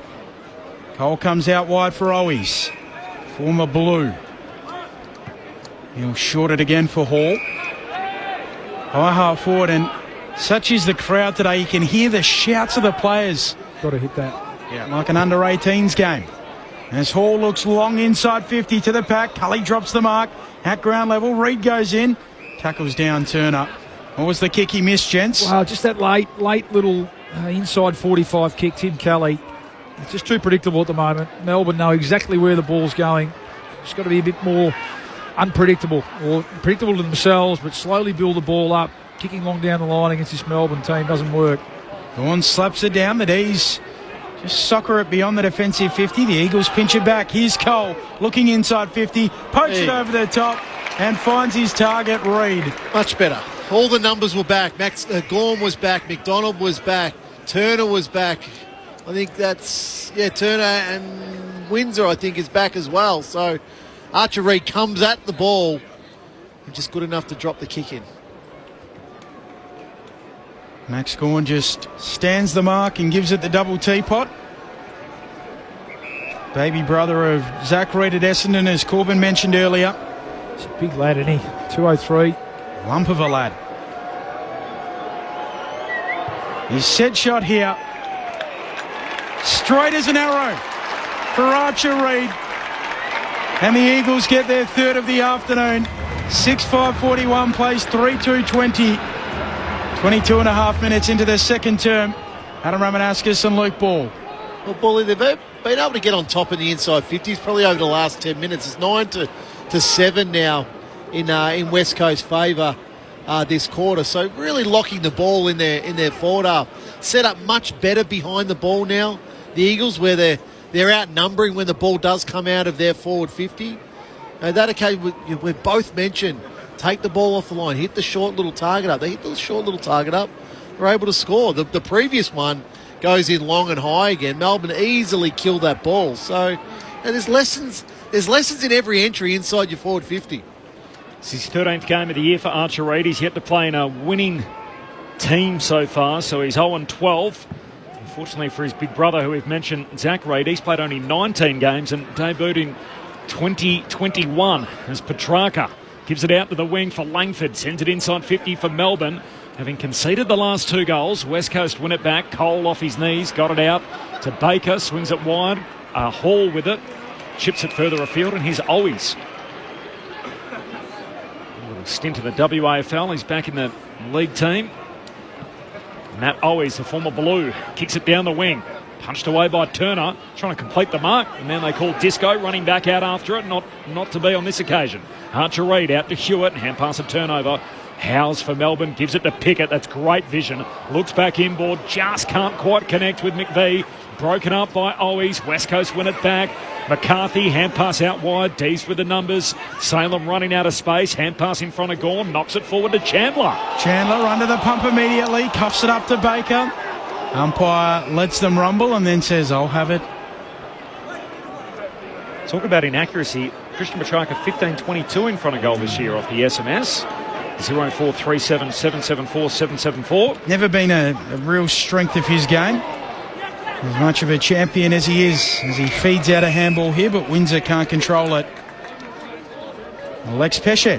One of the Eagles doctors just came to the bench and he's mouthed something. So what I've made of that is Liam Ryan is getting that cut on his eye stitched, and they'll make a call at half-time. Thanks, Lex. Throw in towards the logo. Gawn and Reid. Reid does well to double palm it down onto it though. Petrarca for the D's. Back feeds a handball to Salem. Gets it back, Petrarca. Kicks off a step. High contest kick to the wing. Up they go. Jimby punches it away with that flowing, curly, blonde mullet. The man they call the G train out west. Melbourne by 21 points. 5 to play in the second. One for you, Rammer, the Traralgon Tigers. So if all teams train in the morning but play in the Arvo, what super coach will crack the code training in the Arvo and never lose again? And he says, Adam Musa, I have an idea. 0437 774 774. Gawn wins the hit out and the ball trickles back out of play. Sandy from Patterson Lakes off the SMS. When the Marvel Stadium roof was open, you could not read the scoreboard due to the sunwash reflection from the skyscraper windows made for poor viewing. Well, we've got new scoreboards now. Got the big sexy scoreboards. It's been so long since the roof's been open. We've got new scoreboards. Sandy says the real issue is the stadium's built the wrong way. Yeah, well, that's true. The boundary throw in. Gawn palms it down.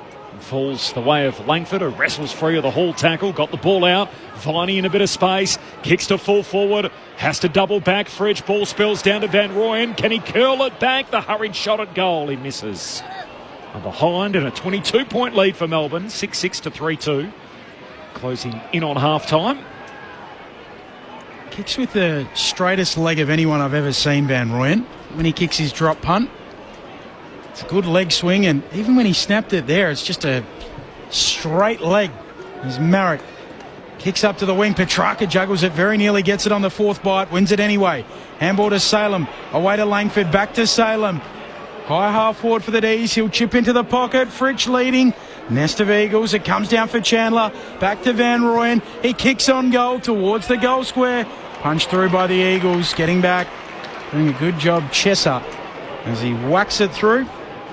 Melbourne by 24 points, 27 gone, second term. Just stemmed the bleeding, haven't they? Really. Melbourne kicked 2 goals in the first 5 minutes of the quarter, and you thought, oh, okay, this one might open up a bit. But you're right, Rammer, they've had a good little 10 minutes here, the Eagles, and they're defending pretty well.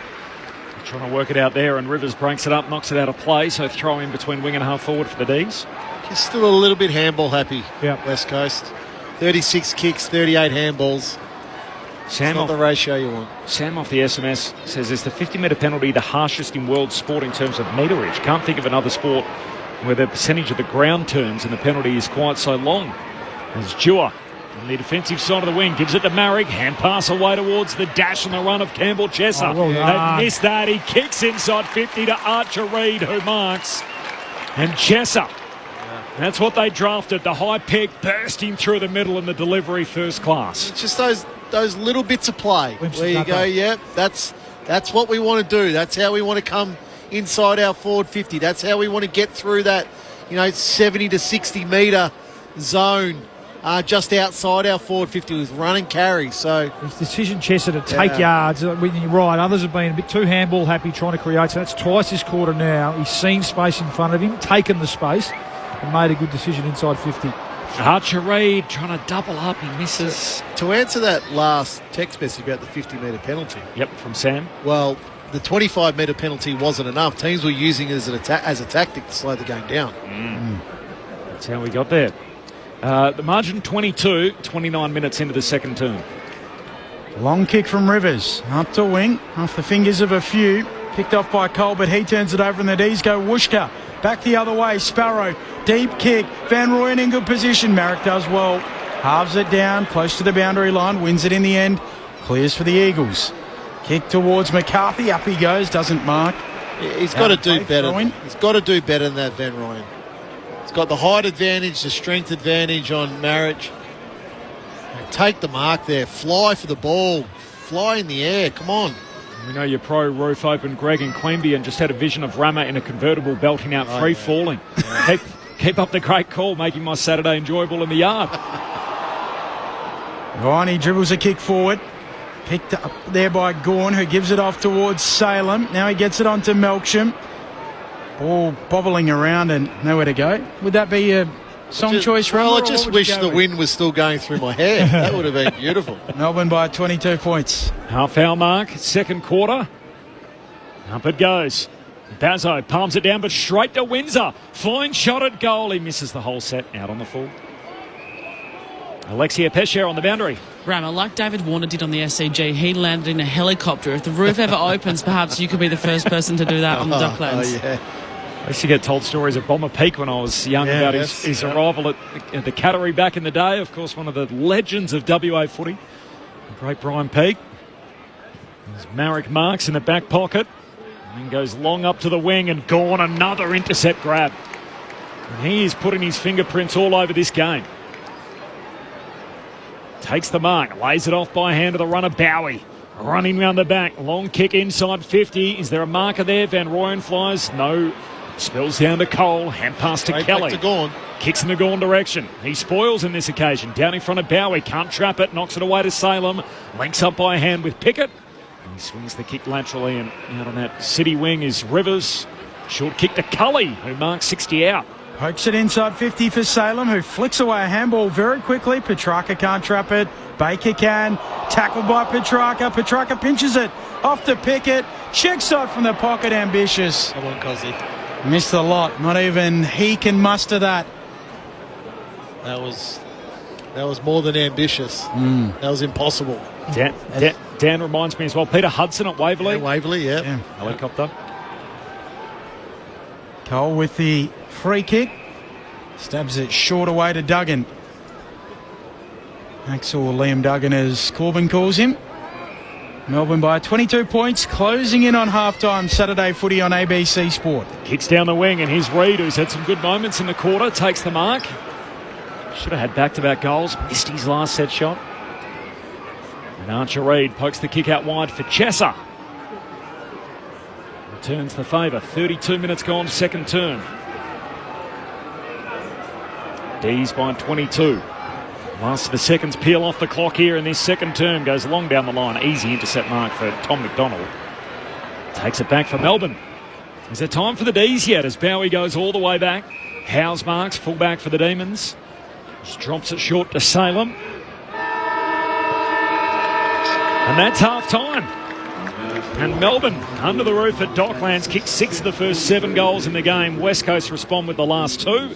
And as a result, at half-time, it's 6-7-43, Melbourne leading West Coast 3-3-21.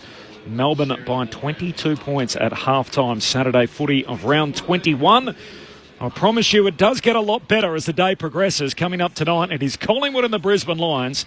You can hear it all on ABC Sport. The battle of the last 2 premiers, and in plenty of pundits' estimations, the best 2 teams in it with respect to the teams like Adelaide and Geelong. But we'll get a big showdown tonight at the MCG. Before then, we're in different directions for the twilight. The Sydney Swans are hosting the Bombers, and Richmond are up on the glitter strip to take on a man they know well, Damien Hardwick and his Gold Coast Suns. So those games still on deck as round 21 continues. We've talked a lot about the top 9 and the bottom 9 and the sort of de facto leagues they've formed, and I think that's been on full display in the last 24 hours after what we saw last night at Adelaide Oval and what we've seen through the first 2 quarters here at Docklands. The goal kickers for Melbourne, 6 individual goal kickers. Van Rooyen, Melksham kicked the first of the day. Langford, Rivers, Fritsch and Petty. While for the West Coast Eagles, 3 goal kickers here. Marrick, Brockman and Archer Reid, all with 1 each. And on an injury front, Liam Ryan was involved in an inadvertent clash of heads with Trent Rivers. He came off and had some a cut tended to above his right eye, and he hasn't returned to the fray just yet, but Alexia Pesce on the boundary will keep us up to date. Adam Ramanauskas and Luke Ball are our premiership pair. Here are their thoughts to half-time with Melbourne on top by 22. Oh, well, look, the reality of this contest right now is who can take the ball inside forward 50 with some sort of care. Now, I was critical of West Coast in that quarter about simply going up and down the line, and that was proven. Bally just pointed it out to me. Melbourne took 9 intercept marks that quarter, so Max Gawn took 3 of those. So it's simply kicking back. You know, when you win the ball back, it's no point kicking it back down the same line unless you've got a free target. Take the ball off the line, give a handball receive, do something different that the opposition hasn't seen. Like West Coast, they had their moment. They had probably a good 12, 13 minutes in that quarter where they were able to kick a couple of goals, 19-minute mark, 22-minute mark there, and you sort of thought, okay, you know, it's slightly starting to change, but they can't sustain it long enough. And then Melbourne's the same. You sort of, Paulie again mentioned it, you know, they kicked 2 goals in the first 5 minutes of that quarter, and it's looking all likely. Then all of a sudden, they're taking the ball inside forward 50, and it just looks disastrous. You know, you got Van Rooyen losing his feet. You got players giving away free kicks. The ball's going along the ground. But the reality of that is, it just shows where both teams are at the moment. You know, they're bereft of confidence, I think, in terms of taking risk. They're risk adverse in when they have the ball in hand. So you look whether the ball's over our side of the ground, the commentary side of the ground, or the city side of the ground, and it's just numbers there. And when generally there's a whole lot of numbers, you know if you stick wide, you're not going to get the football. So you go, okay, Bally, I'm going to worry about myself here. I'm going to go into self-preservation mode and go and chase the ball a little bit there. So there was quite big numbers in that quarter. Cole had 11. Yeah. Marrick had 10, I think. 10. Yeah. Salem had 15 for the quarter. So, you know, you 15 possessions, but he only kicked it at 50%. Yeah, not a lot of metres gained. No, 166 metres gained. So there is a bit of self-preservation, and I get it, because guys will be thinking, gee, I'm playing for my career here. I need to make sure my numbers are there. I need to at the end of the game when I walk off and the coach looks at the stat sheet, little Johnny's had 25 possessions and it's all good. I'll get a game next week. So, but I'm looking for guys that are prepared to take risks, guys that are prepared to run the extra yardage, to lay a tackle and the like. And, it's just not there for both teams at the moment. So it was an underwhelming first half. It was a very underwhelming first half. I'm hoping for bigger things. I'm hoping to see a couple of the kids really, like Archer Reed had a couple of moments in that second quarter. Chess had a couple of nice moments. I want more moments in the second half from the younger players. Yeah, absolutely. And, I think we couldn't question the Eagles' effort. In close, in tight. They're having a crack, aren't they? They're sticking tackles and... Baker's involved, Jinby, these sort of players. Hewitt's been okay. Gross is trying pretty hard. We mentioned a couple of times for that quarter, Melbourne's just ability just to layer a bit better, just have a little bit more method around the contest. It's all well and good committing to the footy, but if you have 2, 3, 4, 5 and you're unable to chain the ball out cleanly with hands, like the Eagles at the moment aren't really able to do, or you're able to get, or Melbourne are able to pressure at the source, then they've got the loose players on the outside and they've been able to do that most of the time. But you're right, it's been a story of neither team being able to really attack with any sort of efficiency, hasn't it, to this point, and get clean marks inside 50, which we see the best teams do. We saw the Crows do that in the second quarter last night, Hawthorn in the first quarter. So you're right, an indication of where both these teams are at. Probably, given the Eagles' youth, it's a bit more disappointing from Melbourne's point of view that they've gone in, 28, 30, 31 times and only been able to score 6 goals, 7 against this young Eagles team. So plenty to work on, from the Demons' point of view. And for the Eagles, just chip away. Can we just, the game will open up, can we just, like we spoke about, those little wins, can we be close enough at three-quarter time to see if there are any Demons there left there from last week? Why not? Or just don't be more than 46 down at 3 Well, Max has taken 5 intercept marks for that first half. Yeah, and here's the one. I watched Williams for a bit there, and he's getting frustrated. Sometimes the kicker can help Williams out a little bit. Just pull it a little bit off the line, to your point, Rammer. So Gawn's just not just strolling up and using his height and his reach. Just give Williams a bit of a chance to run and jump at it and at least bring the ball to ground. A handful of times there, it was just far too easy for Gawn just to... And others, not just Gawn. Tom McDonald took some intercept marks, Turner. It's their 2 best intercept defenders aren't even out there. But it's been a little bit too easy at times. So a little bit of tweaking there with the Eagles with their ball movement in this second half, and you never know. Phil from Werribee saw Peter Hudson's first game of VFL at Windy Hill Essendon, and then his return after injury at Waverley Park. Thanks, Phil. Appreciate that. And Brad in Dongra. Hey, guys, you may comment that this game is rubbish, but we do have to put up with your commentary, so it's not perfect either. Good to see, Brad. None of us... Feedback. No one's lost our sense of humour, which is good to see. We love that, Brad. 0437 774 774, the SMS number. More of your thoughts coming up. It is halftime here, Melbourne by 22 at the long break. Third quarter action just around the corner. Plus, we caught up with Andrew McQualter a little earlier today on AFL Saturday. We'll bring you some of that next, but in the meantime, let's get the latest from the ABC Newsroom.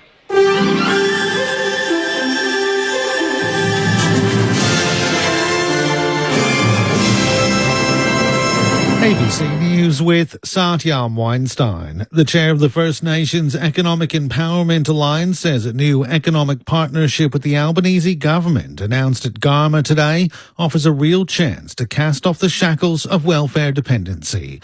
Roxanne Fitzgerald reports. The Prime Minister announced new funding in his address at the Garma Festival in northeast Arnhem Land today, a First Nations economic partnership aimed at creating jobs and boosting skills and education. Professor Peter Yu, the chair of the First Nations Economic Empowerment Alliance, has welcomed the initiative, saying Indigenous people have struggled to gain a foothold in the modern economy for too long, but cautioned the new direction will require new thinking and practice by government and broader engagement with the private sector. New South Wales police say they're scrambling to ensure a pro-Palestinian march on the Sydney Harbour Bridge planned for tomorrow is held safely after a failed bid to block the protest from going ahead. A New South Wales Supreme Court judge has refused the police commissioner's application for a prohibition order on the rally, which was lodged due to safety concerns. Justice Belinda Rigg expressed confidence that the organisers and supporters would continue to work constructively with police to ensure it's a safe event. Acting Deputy Commissioner Peter McKenna says he accepts the judgment and is now focusing on making sure it goes as smoothly as possible. We have to scramble now, there's no doubt about that. And transport will be taking the lead role in that. We've got to get the messaging out to the community who may have wanted to come into the city tomorrow, who will be inconvenienced by tomorrow, that these closures are occurring and there will be significant disruption. Vote counting is wrapped up following the Tasmanian election 2 weeks ago, with both major parties claiming the same number of seats as they had in the previous parliament. Scout Wallen reports. It's been 2 weeks since Tasmanians went to the polls for the fourth time in 7 years. The distribution of preferences has now concluded, with independent George Razay and Labor's Jess Green securing the final 2 seats in Bass. The results mean the Liberals will have 14 seats in the next parliament, Labor 10, the Greens 5, Independents 5 and the Shooters, Fishers and Farmers 1. Liberal leader Jeremy Rockcliffe will need support from 4 crossbenchers to remain in government, while Labor leader Dean Winter will need the Greens plus 3 independents. US President Donald Trump has fired the head of the Bureau of Labour Statistics in the wake of disappointing job numbers. He's accused Commissioner Erica McIntyre of rigging the numbers to make him look bad without providing any evidence. The move cast doubt on US government economic data, which has long been seen as free from political bias.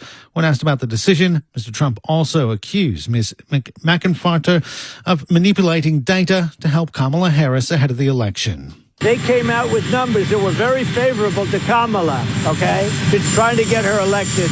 And then on the 15th of November or thereabouts, they had an 800,000 or 900,000 overstatement reduction right after the election. It didn't work because you know who won, John? I won. The Corporation for Public Broadcasting in the United States says it's closing down after the Trump administration withdrew its funding. The corporation helps pay for national public broadcasters, PBS and NPR, along with 1,500 local radio and television stations across the U.S., as well as cornerstone programs such as Sesame Street. The private, not-profit corporation was founded in 1968 after Congress authorized its formation, and its closure ends nearly 6 decades of backing the production of renowned educational programming and cultural content, as well as emergency alerts about natural disasters. The New South Wales government says an independent body will review its proposed ban on strata agents accepting commissions, with concerns the ban could hike up strata fees for owners. The Productivity and Equality Commission has been asked to review the bans, the impact on both strata owners and managers. Minister for Fair Trading, Analak Shavingthong, says the policy change must deliver greater value for money. We only get one chance to actually make a good decision on this very significant policy and taking a considered and a careful approach based on evidence. And Japanese golfer Miyu Yamashita has a 3-shot lead at the halfway point of the British Women's Open in Wales.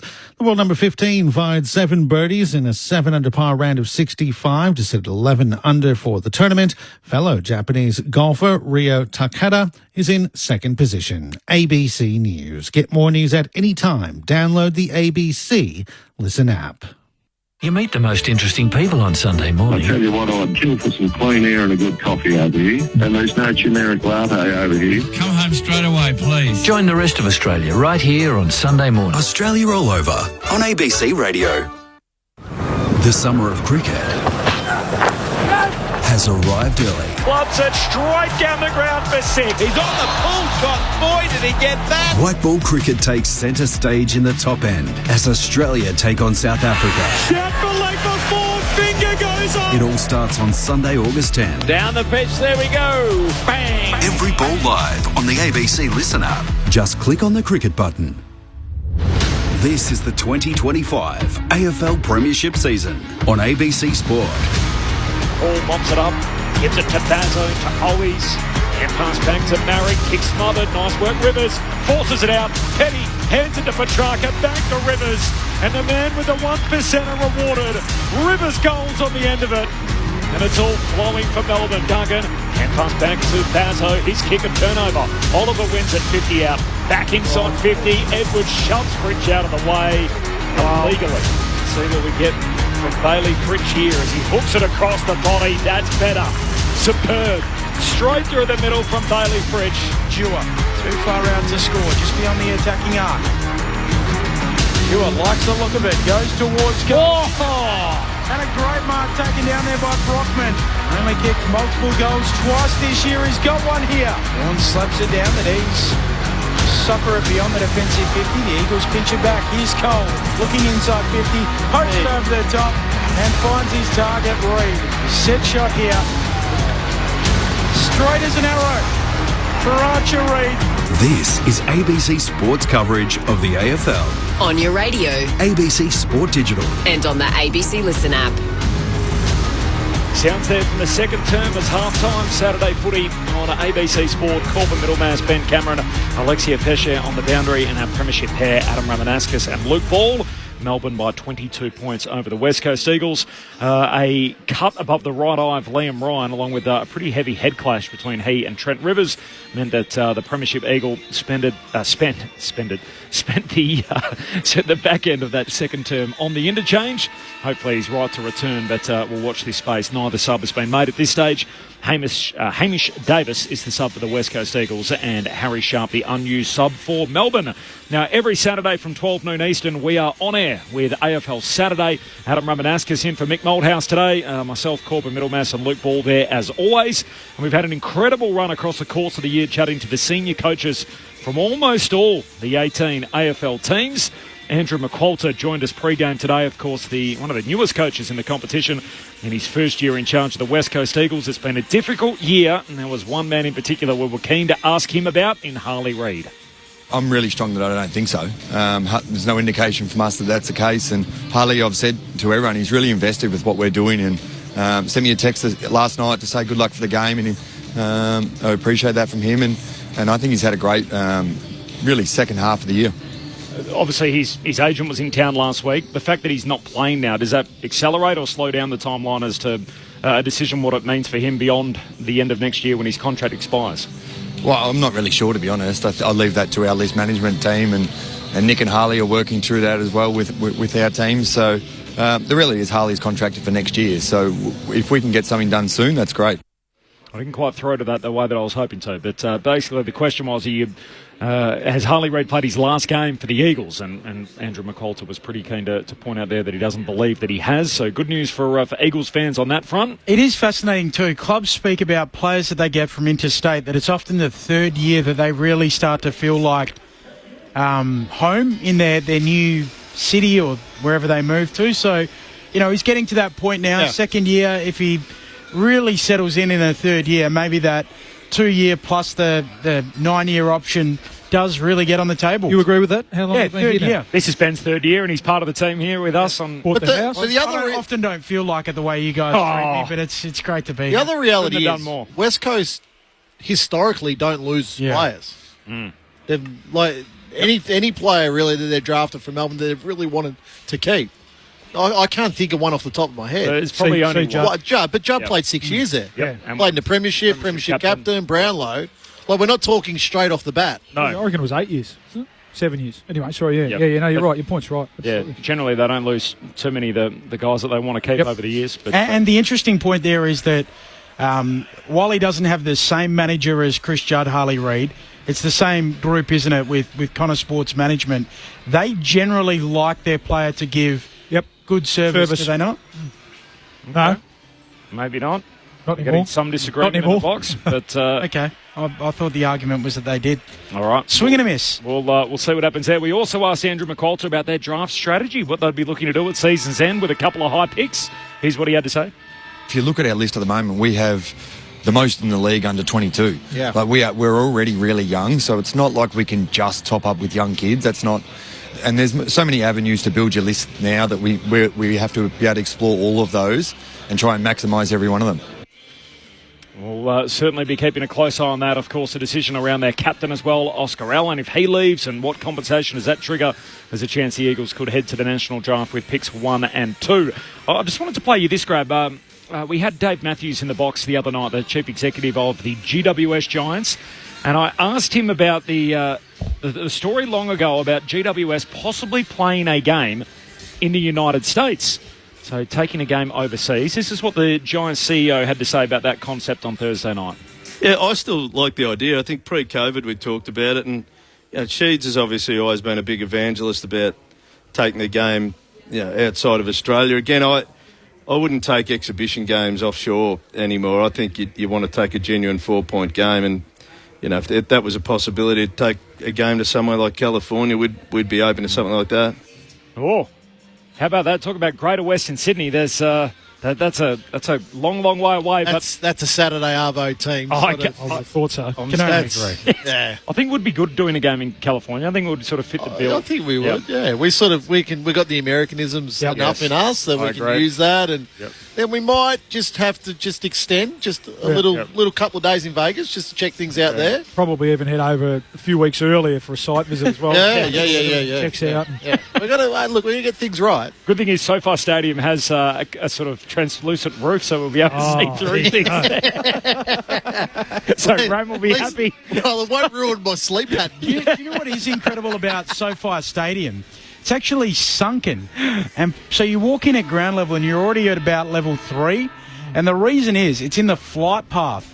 So they could only build up so high. So it's actually a sunken stadium. They would have moved a lot of dirt. Yeah. Massive. But obviously that's probably not the venue we need. We need oval-shaped venues, which is cricket's issue, obviously. And that will be where the swimming is for the Los Angeles Olympics. SoFi Stadium, the NFL, obviously the home of the two NFL teams, the Rams and the Chargers in that part of the world. Melbourne by 22 points, second half upon us. This is Saturday footy on ABC Sport, and here is Ben Cameron. Max Gawn and Bailey Williams. The umpire lays it down. Williams goes early, wins the tap, follows up at ground level, overruns it. Viney goes in, gets a handball out. Pickett, handball back to Gawn. Gawn goes to Bowie, forward handball to Oliver, back to Bowie. And the D's go out wide on the Bowie kick for Salem. Offensive point of the square. Liam Ryan is out there, bandaged Luke Ball style right around the head, covering up that paper mache eyebrow after the cut. As the kick goes to the wing, it clean bowls a few. Viney picks it up off to Langford, kicks the D's to 4-4. The Eagles in best position. Edwards marks at fullback. Melbourne by 22 points as they were at the half. Edwards in the defensive goal square, comes wide with the kick, leaping up and taking a very nice mark, Tom Cole. Halfback for the Eagles. 22 points, early stages in the third term. Saturday afternoon footy. Kicks down the wing. Almost intercepted by Rivers. Bills down to Gross. Hand pass away to Owies. Sends a hand pass forward to Brockman. Runs, carries, 70 metres out. Kicks inside 50. Bowie takes a one-hander centre half back for Melbourne. That's the one, isn't it? Just got to get more out of that. Even a deeper entry, too shallow. Head to the advantage of the Melbourne defender. Chandler marks the outlet kick and then goes long down the line, and Edwards comes across to kill it out of play. Punches it over the boundary line. I know, Corby, that you haven't read the text about the Vizsla dog.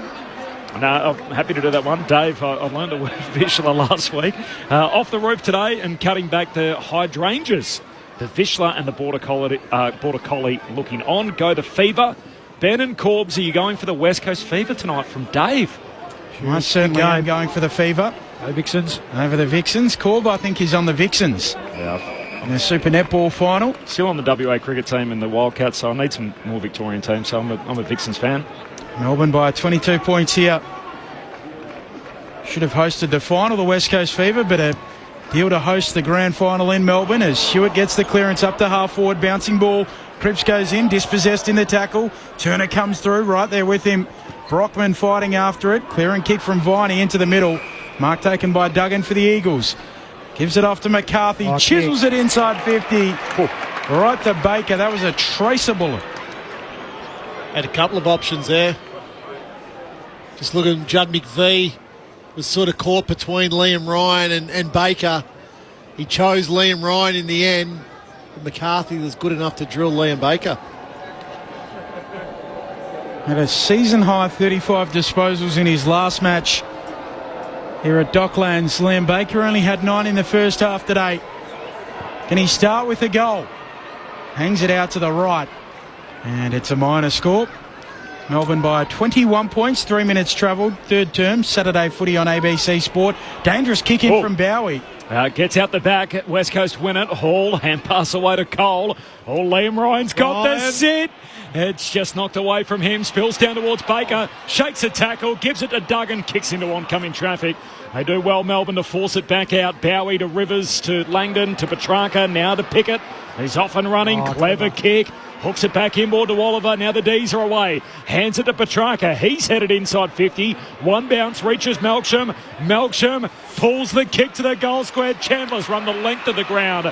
And he marks all alone about 10 metres out, just right of centre. Oh, well, amazing transition from Melbourne. Even then, couldn't quite hit the kick inside 50. But great running from Kyle Chandler. He's had a good year, sneaky good year, I think, Chandler. Check how many games he's played, but after he kicks this goal... He's played 20 games for the year. He hooks across the body and the lefty pumps it through. And Melbourne get the first of the second half. The D's playing from in front, 7-7 to 3-4. It is a 27-point buffer for the Demons. Yeah, 20 games, all 16 goals and very high on the goal assists as well. It's been a career best year for Chandler. Just the transition there, and it was Pickett's brilliant kick over his shoulder. You just go back to, I think it was Liam Baker. He thought he was being tackled, I think. I think he'd broken the tackle and didn't need to give the handball to Liam Duggan on his right foot, who then had the kick smothered. Baker could have gone and kicked the goal himself, and from that smother, they didn't see it again, the Eagles. No. Great transition there. They ran in waves. It was all the usual suspects. Pickett was involved, Oliver, Ed Langdon, Petrarca, and good reward for Chandler. That high half-forward rolls and getting back to support and then really releasing hard forward and getting on the end of it. Crooked bounce in the middle. Do it again. Reid into the ruck for the Eagles. Melbourne by 27 points. Reid winning the tap. Pickett sharks it. Can't quite gather it cleanly. Knocks it out to Oliver.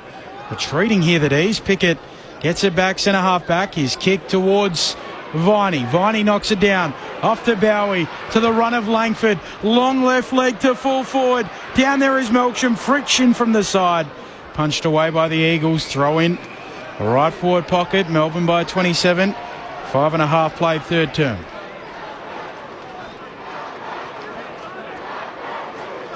Neither of the subs used so far. Harry Sharp for the Demons. Hamish Davis for the West Coast Eagles. Boundary throwing deep forward for the D's here at the Coventry end. Shallow throwing. Van Rooyen got it down to Viney. Snaps. Some indecision and misses to the far side of behind. 7-8 to 3-4. The buffer is 28. Melbourne lead it. 6 gone in the third. Still to come, dual twilight game, so slightly different fixture. We've got Richmond making the trip to Gold Coast and Essendon in Sydney to play the Swans. And then tonight, again, standalone footy, Saturday night at the MCG for the blockbuster between Collingwood and Brisbane. Marek with the kick in, a bit of lightning around as well in the Sydney area, so that game might be impacted. A nice mark here. Likewise, the Wallabies. Yeah, taken by Shanahan. Dead rubber, as we said, but still. Gee, that was good last week, wasn't it? Game with the G. You would have been there, Borley. Ooh. Shanahan kicks to McCarthy, who completes the switch. Out to the wing. Taken out there by Duggan. Swings a handball forward to the runner, Marek. Eagles past halfway. Marek looks inside 50. Liam Ryan goes up and gets it. I don't call him Flying Ryan for nothing. He marks 40 out, plumb in front. Well, it's good. Shanahan brings that ball back in the middle. He takes a really good contested mark. And then he was patient. He didn't just kick up and down the line. He went back in the corridors. It's only his third possession for the game, Job Shanahan. So I'd love to see him more involved in this second half. But then the ball goes out the other side. So you're forcing Melbourne's defence to move. On that occasion there, it goes inside forward 50, Ryan Marriage. Good kick to Liam Ryan, who made it. I don't know, what's he doing now? I think a blood rule here. Yeah, Rivers coming off. He's got the tape around the head as well. He's ripped that off. Liam Ryan, who has been linked to potential move to St Kilda, spoken about as being gettable by some other clubs. Kicking to the end of the Eagles cheer squad. Moves in. His casual drop punt is there. And the Eagles cut it back to a 22-point deficit, as it was at the half.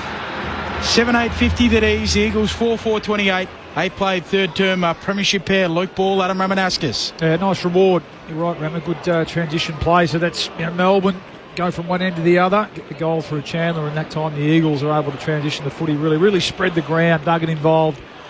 Marriage again, who again is certainly a designated kicker for the Eagles, and that time was a better kick to advantage. Wasn't allowed Ryan to run and jump at it. And for a guy who's only listed at 181, that has been a strength of his 120-odd game career, hasn't it? He's only 29. It feels like he's been around for a lot longer, Liam Ryan. He's also sort of late developer. He's a mature age pick, and then played in the premiership in his first year in 2018. Yeah, 19 goals from 16 games this year. Makes him the equal leader in the goal-kicking tally for West Coast. More on that in just a moment as Kelly gets the first possession out of the middle, gives it to Chesser. Kick goes wide to the wing. Cole for the Eagles. Handball out in front of Kelly. Keeps on moving. Kicks back inboard. Here's Baker. Marks in front of his opposite number, Salem. Told to keep it moving. 70 metres out. Kicks into the pocket. Turner gets up looking to punch it away in an illegal block. Turner's getting a free. That's a little unlucky. I thought he'd just hold his ground. For a kick. Brockman, and that's a very generous call. You are allowed to hold your ground. Of course you are. If the ball's going over your head. So Turner gets the free back pocket. Melbourne by 22.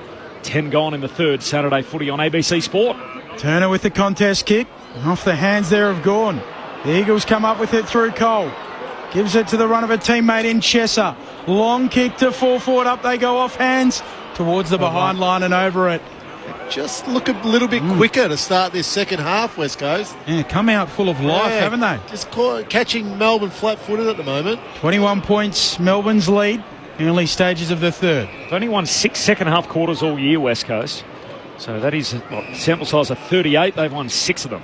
But positive signs here as Pickett ends up with it at half-back. Kicks down the wing to Fritsch. A 1-2 with Sparrow, and now Fritsch kicks to half-forward. Melksham's all alone.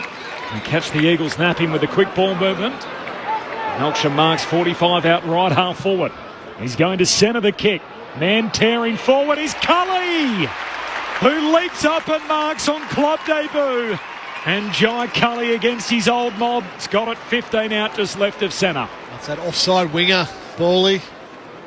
What did you say Cully was listed at? I think 190. 194. Yeah, so he's a big unit. So floating down from the fat side wing. That's his second real sort of contested mark that he's taken in this game. You go, oh, okay. There's a bit in this young man. Spent 3 seasons at the Eagles, played a dozen games, never played in a winning side. On debut for his new team, and now he's got a goal as well.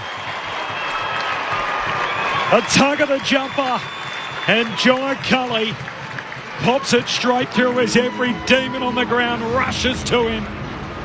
Cully goals, Melbourne by 27, 11 minutes into the third, 8-8 to 4-5. Saturday footy on ABC Sport. Yeah, he's looked good, isn't he? Yeah, really. I think that's the modern player, Rammer. If he clearly a good running power, playing out on that wing, but if you can drift forward there, I mean, Ollie Dempsey, we know, is the prototype. Drift deep forward and get vertical, take a clunk like that. He looks a nice kick too. They like that about him. Prodigious left foot, beautiful kick from Melksham. He had Chandler short, didn't he? But he broadened the vision and found Cully, who gives it the... We love that, don't we? Yeah, he does, yeah. And he's found the family up in the second row there, so good on him. Oh, he's a Melbourne supporter growing up. He was a childhood Melbourne fan, played sort of VFL footy at Melbourne before being picked up and obviously number one in the mid-season draft, and there's a few of those out there on the ground, mid-season draft number 1 picks. Here's Cully again, getting involved from the restart. Back to Viney. Left foot kick inside 50 for the D's. Petty hands to it. Jimby roves at ground level, bounces off half-back for the Eagles. Kick to Williams. Williams pokes it over the top. Chesser marks in stride. Now skips back off the mark. Melbourne by 27 points. Campbell Chesser unsure here for the Eagles, so we'll go back to centre half back and Edwards, who can complete the switch with a kick out to the wing. Does so for Marrick. Marrick, he's another one of those number one picks in the mid-season draft, along with McCarthy.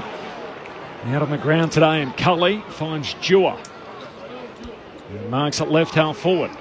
Crowded forward 50 for the West Coast Eagles. He kicks wide to Chesser, who leaps up and marks. And as you said, superb vision, and the kick had to be direct, and it was. Just Cully was too deep, so we sing his praises up the other end where he kicks the goal. But on that occasion, he got too close to West Coast goal, where his direct opponent, I think in Chesser, he held his width and was able just to continue to just an edge in closer to goal, and Jewel with a good kick. I said everybody else was playing checkers, and he was playing Chesser as he pops it through. And Campbell Chesser goals in his first game of the year, and Melbourne's lead trimmed to 21. 14 gone in the third. The Demons 8-8-56. West Coast 5-5-35. Saturday footy on ABC Sport. That's Ben Cameron territory right there.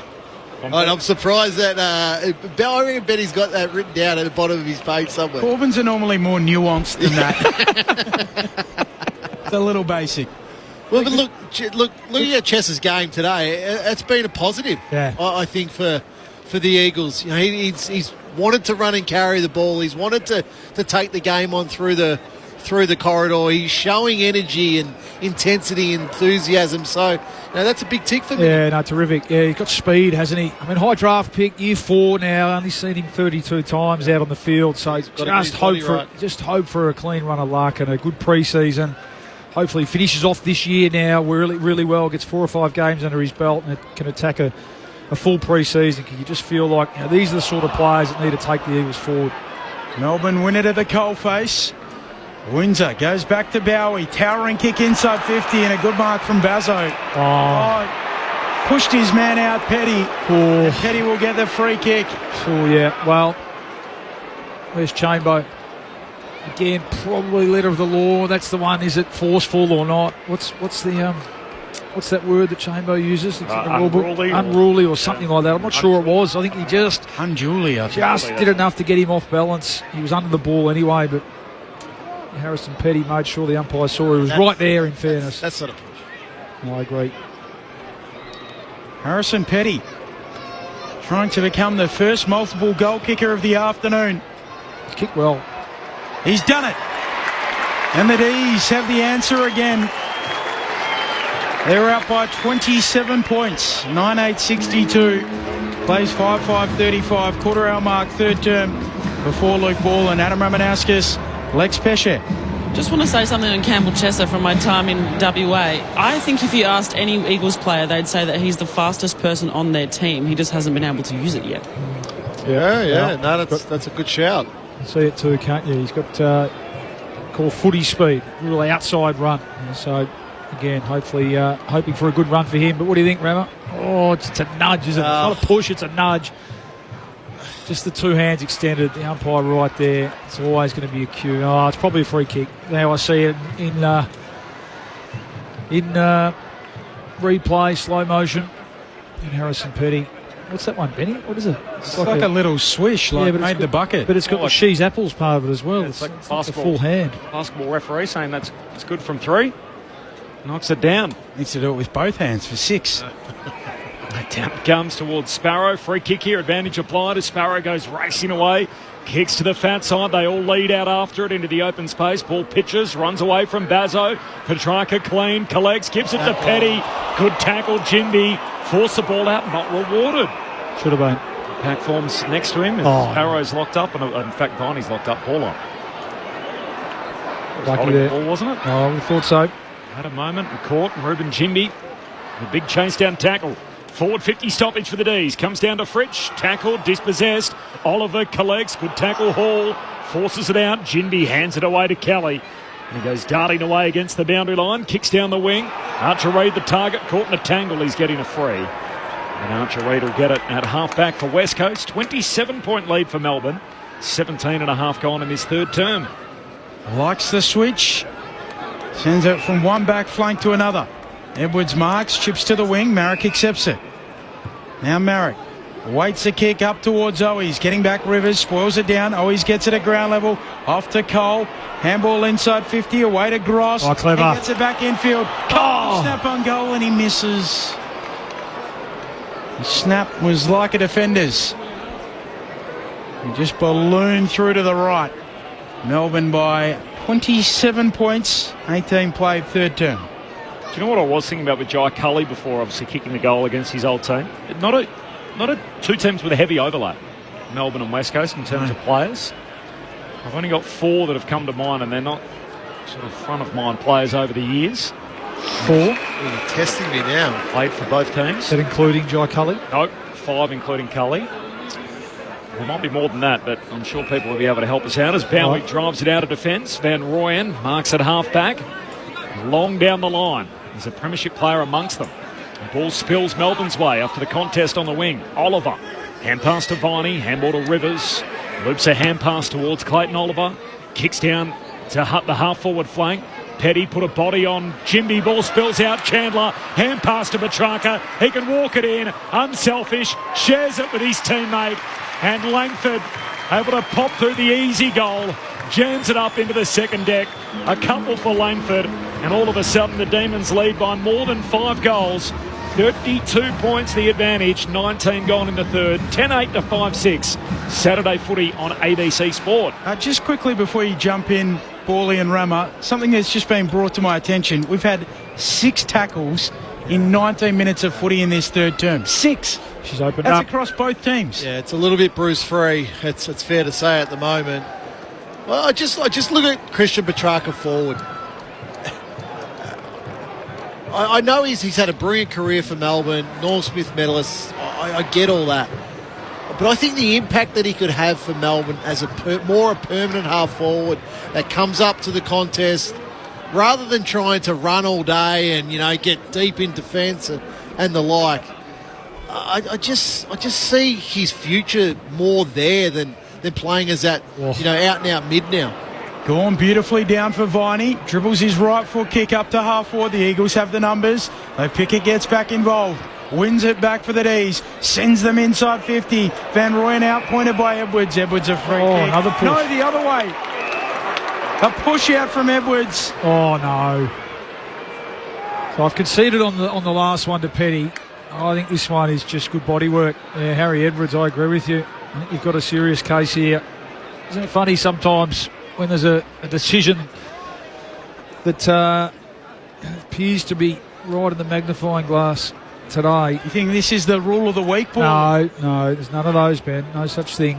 Sometimes, there's been a lot of sort of one-on-one aerial contests today, hasn't there? At that time, I just thought that was reasonable body work from Harry Edwards. Jacob Van Rooyen, plumb in front, 40 out, celebrates the moment it left the boot. 2 for Van Rooyen. Melbourne by 38 points, a new game high, 11-8-74. Plays 5-6-36, 21 into the third. 5 goals to 2 now, Borley, in the quarter. So they've really made their move, Melbourne, in this last 7 or 8 minutes. I'm waiting for you. Go on, give me some. Name? Yep. An easy one is Jaden Hart. Yes. I can think of that one. That's good. I'm just thinking of the premiership player. Now, I've got one. What was his name? Did he play in the premiership with Melbourne? No, he didn't. No. You can see him, can't you? West Coast Premiership. Yeah. He was involved in an important goal late in the game. Armstrong. Stephen Armstrong. Yeah, Armstrong. Stephen Armstrong's one of the two. That's 2 of the 4 I had. Very good. Getting lots of nominations for a few others that I hadn't thought of. I just keep thinking of the Djakovic's. Alan and Glenn.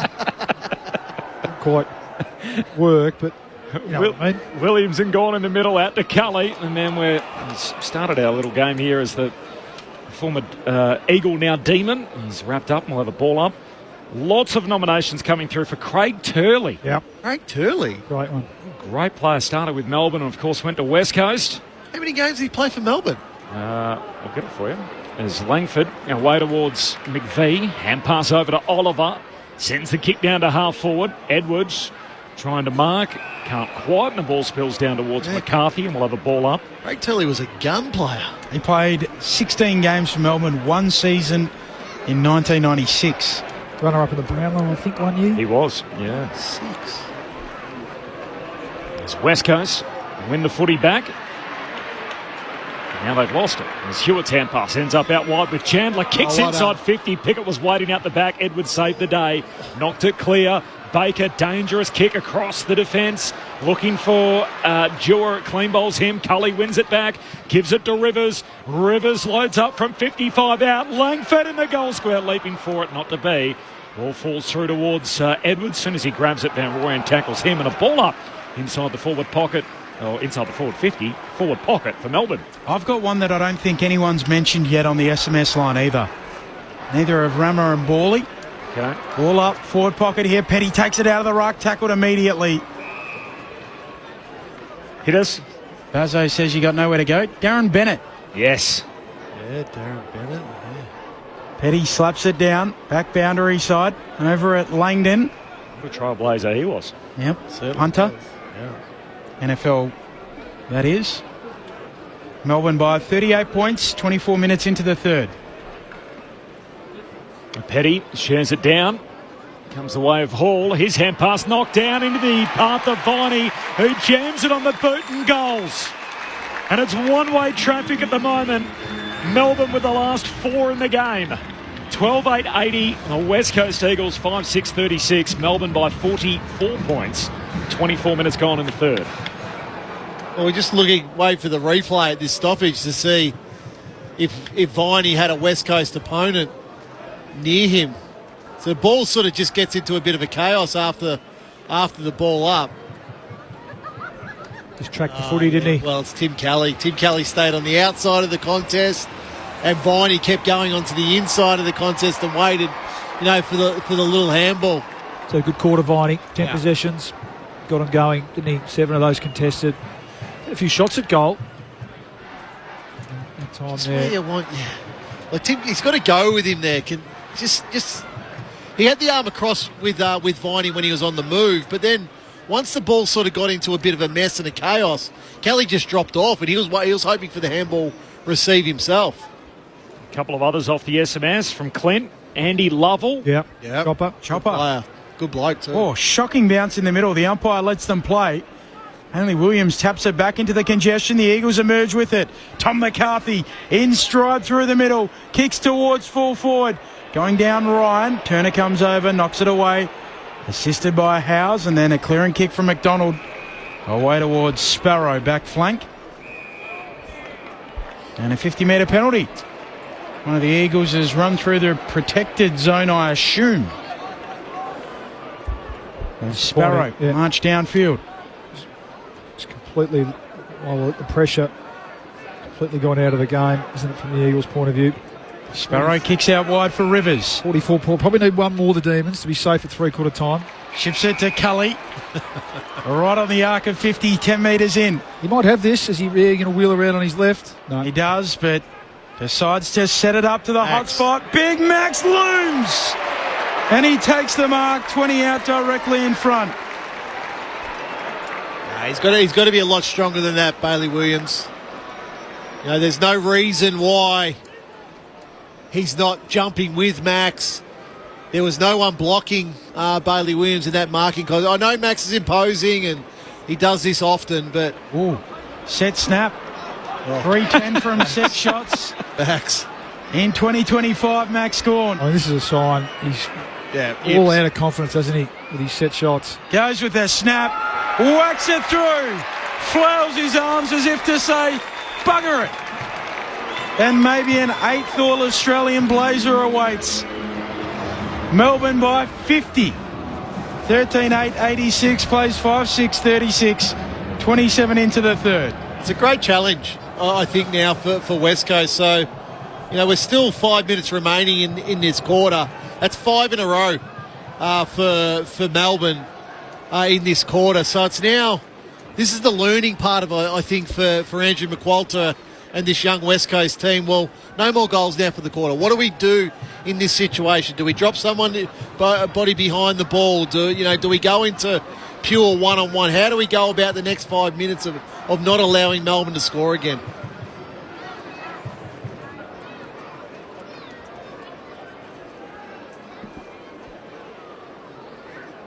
Max gone after 4:14. A 50-point lead. What's that? 5 in a row for the Demons. Completely blown this game apart as we tick towards three-quarter time. Gone. Shoots a hand pass out of there. McCarthy trying to come off the back edge of the square. He tucks it under. Viney tackles him and the ball up. We had another nomination. Cale Morton was another one that was put forward. I think I mentioned Clint earlier when it came to Andy Lovell. I saw Barry from Upper Swan also suggested that on the SMS as well. So a lot of nominations for Andy Lovell. Shout out to him. Players that have played for both these two teams. As McCarthy had it, spills down towards Cully. Long kick to full forward. Down there is Ryan thrown into defence. Pickett sweating on it. Ryan collects. Did well to get a hand pass out. Still a bit of danger to try and get out of Edwards to Ginby. Away to Duggan. Measures the kick and finds McCarthy, who marks at half-back for the Eagles. So a 50-point lead for Melbourne, closing in on three-quarter time. That next one's a good nomination. I forgot about him. Oh, wow. Philip Reid from Max, of course, played 74 for West Coast and 34 for Melbourne. He was a key protagonist in the Demolition Derby. Eagles down the city wing. Hewitt bursting away with it, kicks inside 50, and Cripps bobs up to mark. 40 metres out, 45-degree angle. So did you say there was only 5 players? No, I said I could only think of 4. Oh, right. Yeah. I was going to say. The other one was Jamie Bennell, who played for Melbourne and West Coast. When he played for the Eagles when I was living there and calling the Big Birds back then. So he's another one, but it's not a long list, and they're not sort of household names, too many of them. The sort of crossover players. 2 goals in the last meeting for Jamie Cripps, and he threads it from wide out at half forward. A fine finish. And it's back to 44 points. 13-8, 86 plays 6-6, 42. Ends a run of 5 consecutive goals for Melbourne. Yeah, important. Was an important goal because it was just starting to get away from them a bit, the Eagles, and it felt that all that hard work in the first half just to stay in touch had been undone. And it was great transition again. They were deep in their defence there, really fighting and scrapping, and they were able to get the ball to the open side. They've been able to do that a couple of times today, Rammer. You can see that's how they want to play, isn't it? Yeah. Inside, open side, access to the open side. Harry Edwards, beautiful kick, penetrating kick, just to carry Clayton Oliver there. Hewitt involved, and then was able to spot Jamie Cripps inside 50 to mark, and that's a nice finish. Takes back the lead in the goal kicking at West Coast this year with 20 goals. Yep. So unless either he or Liam Ryan can get to Peter Sumich's 33 in 1997, that will be the lowest mark ever to win the goal kicking. 33. We've never played more games in the regular season, albeit West Coast obviously regular finalists over many of those years. That's 2 throws. As Melbourne scoop it up, not once but twice. Pickett to Oliver, now to Salem. Long kick inside 50 for the Demons. Oh, Bazzo was in the pack, didn't get a fist on it, and Petty rips it down. And Harrison Petty has a chance to try and make it 3 here in this third term. It was a throw, wasn't it? Yeah, 2 throws. Next one here. Yep. Just on that, Corp, did you say 1997 Sumich kicked 33? Or was it 87? Doesn't sound right, 97, does it? Well, they played finals that year. I doubt they would have played finals with a low goal kicker of 33 goals. We'll come back to you. Here's Harrison Petty, who shanks the kick out to the left. It's behind. Where's that book gone? I just read it in a minute ago. They played finals every year of the 90s, the West Coast Eagles. I only know that because Mick tells me every Friday night. Marek taking the kick in. Melbourne by 45 points. Marek with a long kick in. Brought down by Hoes, and then going in McCarthy. He's tackled to ground, holding the ball. Yep, 97-33 for Sumich. 11% of the team's goals. Yeah, so a low percentage and a good spread for the Eagles in 97 clearly. Cully, left foot kick to full forward. Up goes Petty, plucks it. Second bite, comes down with it. Directly in front, 20 metres out. You can see why Simon Goodwin, or what he sees in Harrison Petty as a forward. Like there's games like today where he's marking in inside forward 50s, having shots at goal. And there's other games where he just doesn't go near it as a forward. So how do we bridge the gap? Because clearly it's what they need. They need a forward that's reliable and that you can really persist with, because it's quite simply they don't have one at the moment. Little stutter from Petty. Rams it through. A third for Petty. A game high. And it's also a game high lead. 51 points. Melbourne's advantage. 14-9-93 plays 6-6-42. A minute away from three-quarter time. Yeah, Jai Cully involved again. He's had a good quarter, hasn't he? And let's look at Liam Ryan there. So Ryan's the one who starts on the wing and then goes back behind the ball as a seventh defender. Sometimes you got to remember that that's what you're there for, Liam. And at time he actually tried to go up and mark it, and Petty came and picked his pocket. So, I mean, terrific contested mark against Jinby, who's a really good competitor one-on-one. But Liam Ryan, if you're down there as that spare defender, you got to go with a fist, try and clear the area. Could have been a big day it still might be for Petty. He really should be looking at 5 or 6 here. In fairness to Summer, by the way, he only played 13 games in 1997, and what turned out to be his last year. As Oliver hits this on the fly and gets Melbourne going forward again. Slips through the hands of Edwards. There's a free. It's going Melbourne's way. Is advantage applied? It is. They pop through another one. Fritsch. Waiting at the back, Fritsch. He kicks the goal, and it's a 9-goal turn for the Demons, having conceded 9 in the final quarter last week against the Saints. The Demons getting a bit of their own back here. 34 minutes gone in the third. 15-9-99. They lead the West Coast Eagles 6-6-42. And Bailey Fritsch with his second. You mentioned the D's needing a key forward, Rammer. Joe Danaher? Yeah. As I've said to many, many other people, 0% chance. Did the D's call you? I think, you know what? I'll say a few clubs have called me. Okay. Ooh. Heard it first. Breaking Bailey news. Fritsch, who gave one off earlier, inadvertently, didn't he, when he stubbed his toe? What's a few? Over or under 3.5? Under. No real surprise, isn't it? Under. I would have thought all bottom 9 teams should be calling. There's 6. I would have thought all 18. Well, that's it, yeah. You need a key forward. There's at least 15 clubs. If you need Rammer's number, just get in touch with us. We're happy to link up with Joe Danaher as Pickett kicks out towards half forward and Bailey Fritsch marks on the flank. From my experience working on trade radio, he won't answer the call, but we're happy to give it to you. If you're talking about off-the-cuff conversations, it's well over 3.5. Ooh. Here we go. So the formal and informal discussions. Fritsch trying to make it 2 in a row here. He's going to have a look from 55 out. It's a good kick. It's all the way there. It's a 10-goal quarter for the Demons. And they are pouring them in at the moment and ensuring that this three-quarter time lead is safe. It's 63 points at the moment and counting. 16-9-105. West Coast 6-6-42. 36 minutes gone in the third. No, the last two have just been straight out of the centre bounce. Just Oliver the first time, vintage Clayton Oliver sharking the ball off the ruckman, pumping it long, free kick.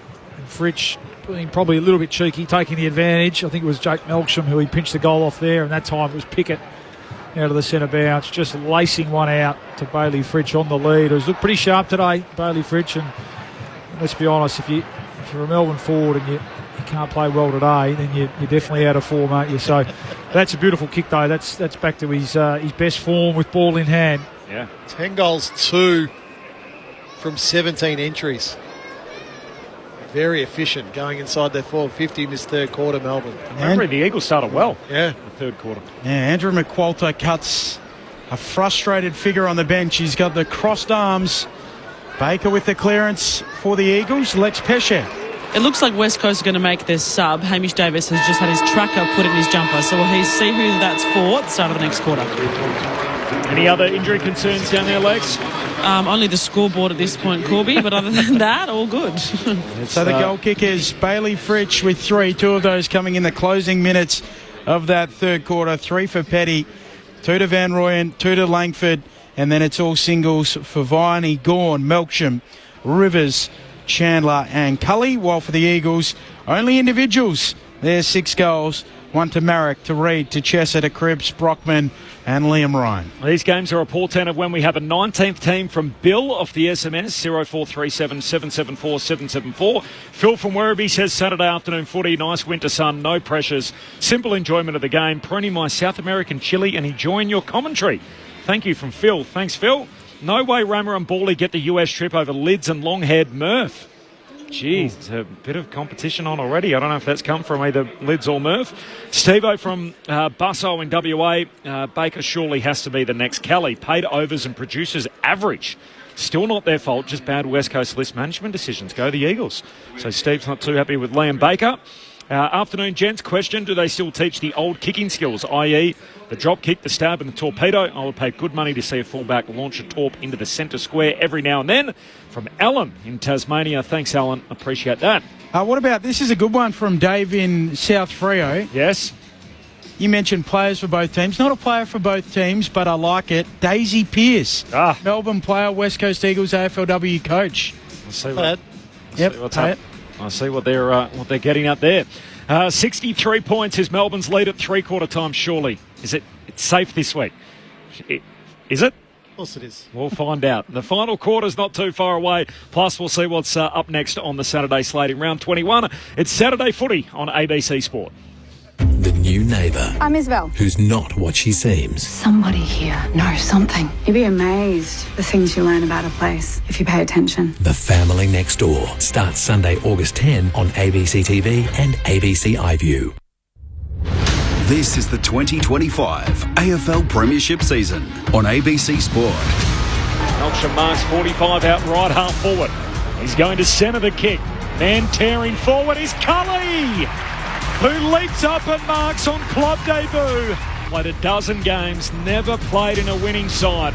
On debut for his new team, and now he's got a goal as well. Petty put a body on Jimmy, ball spills out Chandler, hand pass to Petrarca, he can walk it in, unselfish, shares it with his teammate, and Langford able to pop through the easy goal, jams it up into the second deck. A couple for Langford. Petty shares it down. It's the way of Hall. His hand pass knocked down into the path of Viney, who jams it on the boot and goals.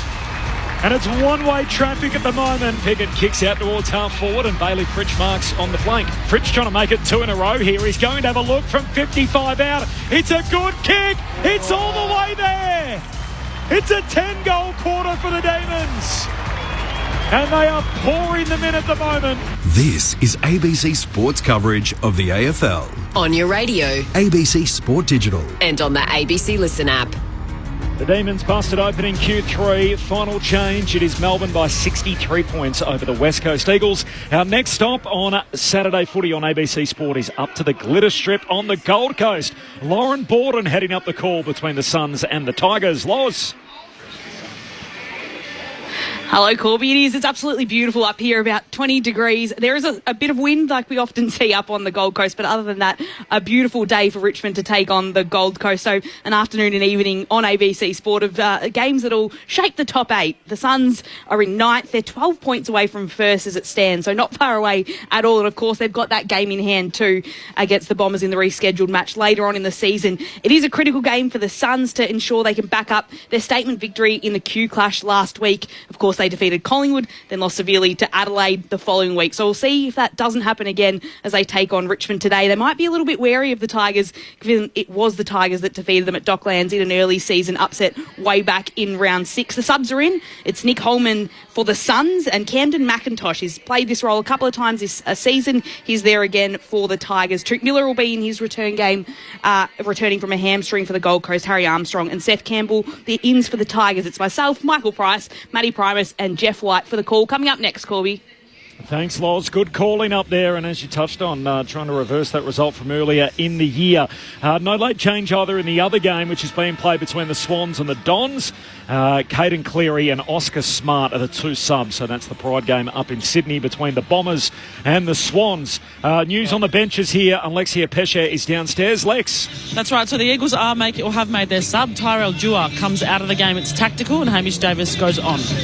Well, really quickly, inside 50, 17-10 that quarter. But Melbourne kicked 10 goals too. 400 more metres gained, plus 16 in contested possessions. But they dominated clearance, Melbourne. 14-5 that quarter, 9-3 out of centre bounce. Yeah, just no tackle pressure either. That really dropped away that quarter. It was way too easy for Melbourne to move the ball from one end of the ground to the other and score. That time they worked out a way just to become more efficient, take some strong marks inside 50. Clearance, you're right. Two goals from centre bounce towards the end there. One from a free kick, one from a mark. But, yeah, can they? I mean, the challenge has got to be there from Andrew McQualter. Can we at least try and square this quarter away, even win it? From Melbourne's point of view, really eradicate the demons of last week and see if they can go on here and put this team away. Tim, Blair, Brendan all nominating Dean Irvine as player that's played for both these two clubs. Irving. Yeah, Irving. Sorry, Irving. Yeah, Dean Irving. My apologies. Willie in Darwin says Paul Johnson. Great ruck. Jono, I played with him. Yeah, played junior footy with Big Jono, big super. Yeah. Why is he super? He was just a big Superman from a really early age. He was a man-child. Oh, Gawn palms it down and then Windsor's tackled. Head bounces off the turf, but he bounces back up. Is that an okay tackle from Liam Baker? Just. Didn't play the free kick. Viney trying to barge his way through. Spits out to Petrarca. Getting involved Cole for the Eagles. Now coming through. Working it out. Hewitt ends up with Marrick. He'll chip a kick out towards the wing. No mark for West Coast. Ball hits the deck. Langdon there for the D's. Handball to Salem. Handball to Pickett. Pickett on his left. Chips a ball that sits on the head of Petrarca. Hands to it. Doesn't mark. Oh. Flying through Windsor. Hits the goal. He cuts a swathe through them. Runs to 40. Goal. Oh. Touched on the line. Jimby, the party pooper. He gets a finger to it right on the goal line. Melbourne by 64 points. Eye-catching, wasn't it? Yeah. Real speed. As Jimby takes the kick out and runs, carries, kicks to half-back, and Brockman takes the mark against the boundary line, kicks down the wing, finds Kelly. He looks corridor, couple of options. Hewitt marks, links up with Baker, high half forward, kicks inside 50. Good intercept from Turner, just rips it down in front of Shanahan. We've seen Jobe Shanahan play some really good footy in the first 4 or 5 weeks. We haven't seen the best of him today. He's outmarked there by a smaller defender. I thought Baker could have kept going, couldn't he? Break the paint and have a shot. Short to Salem, to Langdon, had a Bowie. Second generation VFL, AFL footballer on the back flank. Son of Brett Bowie. Grew up a St Kilda fan. I think he got any joy in last Sunday, though. He's, of course, a premiership demon. Bowie's first 17 games, winning all of them. Collected 2 Rising Star noms before he tasted defeat at AFL level. And short to Petty, long kick down the line, spills off the pack to Fritsch, hand pass to Petrarca. Has been handball happy today, gives it to Viney, gets it back, and another handball. Retreats back to Van Rooyen, kicks out wide, Langford, camped underneath it, takes the mark. Has he got Langford? He's kicked 2, hasn't he? So far today, 1 in the first quarter, 1 in the third. Another strong game, 13 possessions, 2 goals, 5 inside 50s. Is he in this growing Rising Star conversation? Yeah, I think he is. You'll get a few votes, won't he? I feel like sometimes you suffer from the team's performance, don't you? When in the wash-up, you think about the other contenders, Murphy, Reid, Dan Curtin, all playing in teams that are going to play September. Will Ashcroft. Ashcroft, of course. Langford, longer to the top of... Levi Ashcroft to the top of the goal square, and the ball is now underneath a pack of bodies as Edwards is tackled by Petty, so ball up top of the goal square. So Levi Ashcroft, Murphy, Reid, who else did we say? Dan Curtin, obviously. Yeah, Langford. In fact, they're my 4. Archie Roberts. Too much thought in it. Solid year. Again, just suffer a little bit from where the team's gone. Yep. And probably just tape it off a little bit. Secondary ball up. Coming at full forward here for Melbourne. Van Rooyen palming it down. Fritsch worries them out of it. Pinches it. Swivels, snaps, goals. Fritsch is 4th. And Melbourne are out by 70. 17-10, 1-12 plays 6-6-42. 3.5 minutes into the 4th. He's kicked the last 3 in the game, Fritsch. Yeah. What he can do. He can. When he gets a taste of it, I mean, most famously, wasn't it, in that grand final, he can really turn it on. This is brilliant, really. Just to shark the ball with his left hand in between 2 Eagles players. Cut back on his left foot. You have a look there, Liam Duggan, so playing on a good defender there. Only needed barely half a step. Broke through 2 tackles, and that's a great kick, great finish. Likes playing against the Eagles. He's kicked at least 3 goals in 4 of the last 5 games that he's played against them. He was in the coaches' votes last week as well with 3 goals. So maybe just working his way back to form. 17 goals to 6. Tyrell Dewar has been subbed out, tactical sub. As Alexia Pesce told us a short time ago, Hamish Davis is in. Melbourne sub unused at this stage. Still waiting for an opportunity to get involved is Harry Sharp, the boy from Ballarat. Still no clean takeaway out of the middle. Gross eventually for the Eagles, got it to Williams, kicks inside 50, and Shanahan is caught wrong-footed underneath the footy. Turner again, another intercept mark. Can start on a slingshot for the Demons, kicks wide to Rivers. One of their premiership players out there today goes long down the line. Van Rooyen gets a leap in the pack, punched away by Jimby and out of play. You can never fault Jimby's commitment to the contest, effort. It's beauty. Now there he just flies. Wasn't his opponent, Van Rooyen, but just flies in that pack, spoils it, out of bounds to get a restart. Margin 70 Melbourne's way. They've won every quarter so far today, the Demons, and kicked 10 goals in the third. So from the boundary throw-in, Sparrows locked up, and we'll have a ball up on that City wing. Different directions coming up next, either Gold Coast and Richmond or Sydney versus Essendon. No late change at either game, the doubleheader in the twilight. Viney toe pokes it on after the ball hits the deck. Quickly on top of it, Marek, and no room to work. Saturday footy here on ABC Sport.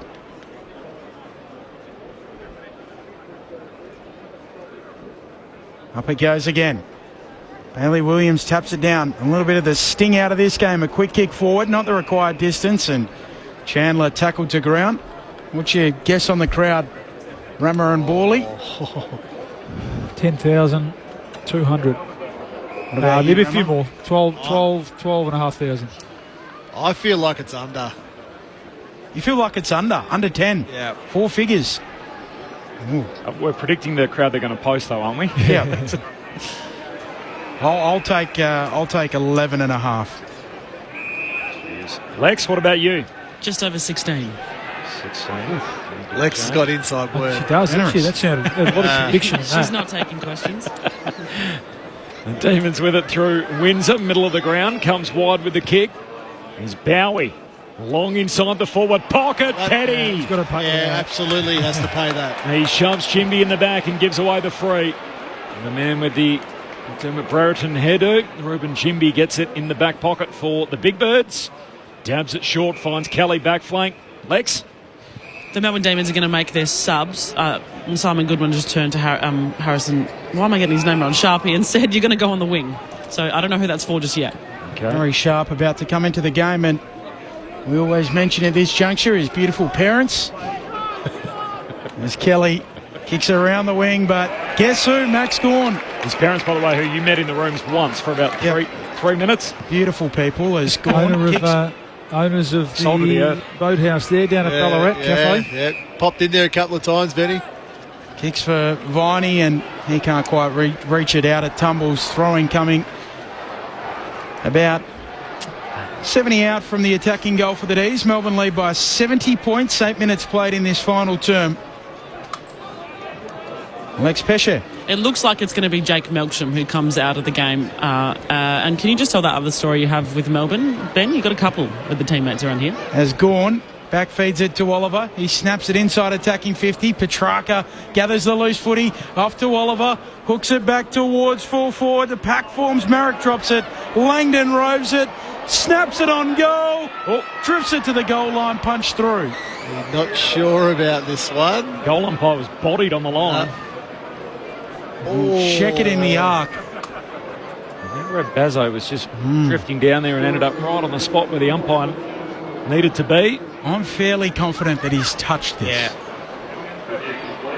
In this angle, we can see the ball is touched by the West Coast defender prior to crossing the back of the goal line. Quick review, by the way. Yeah, like it. Boom. Get on with it. Swift. Melbourne by 71 points. Greg Swan's at his feet under the desk 1 week, 2 weeks or whatever it is, and bang, efficiency.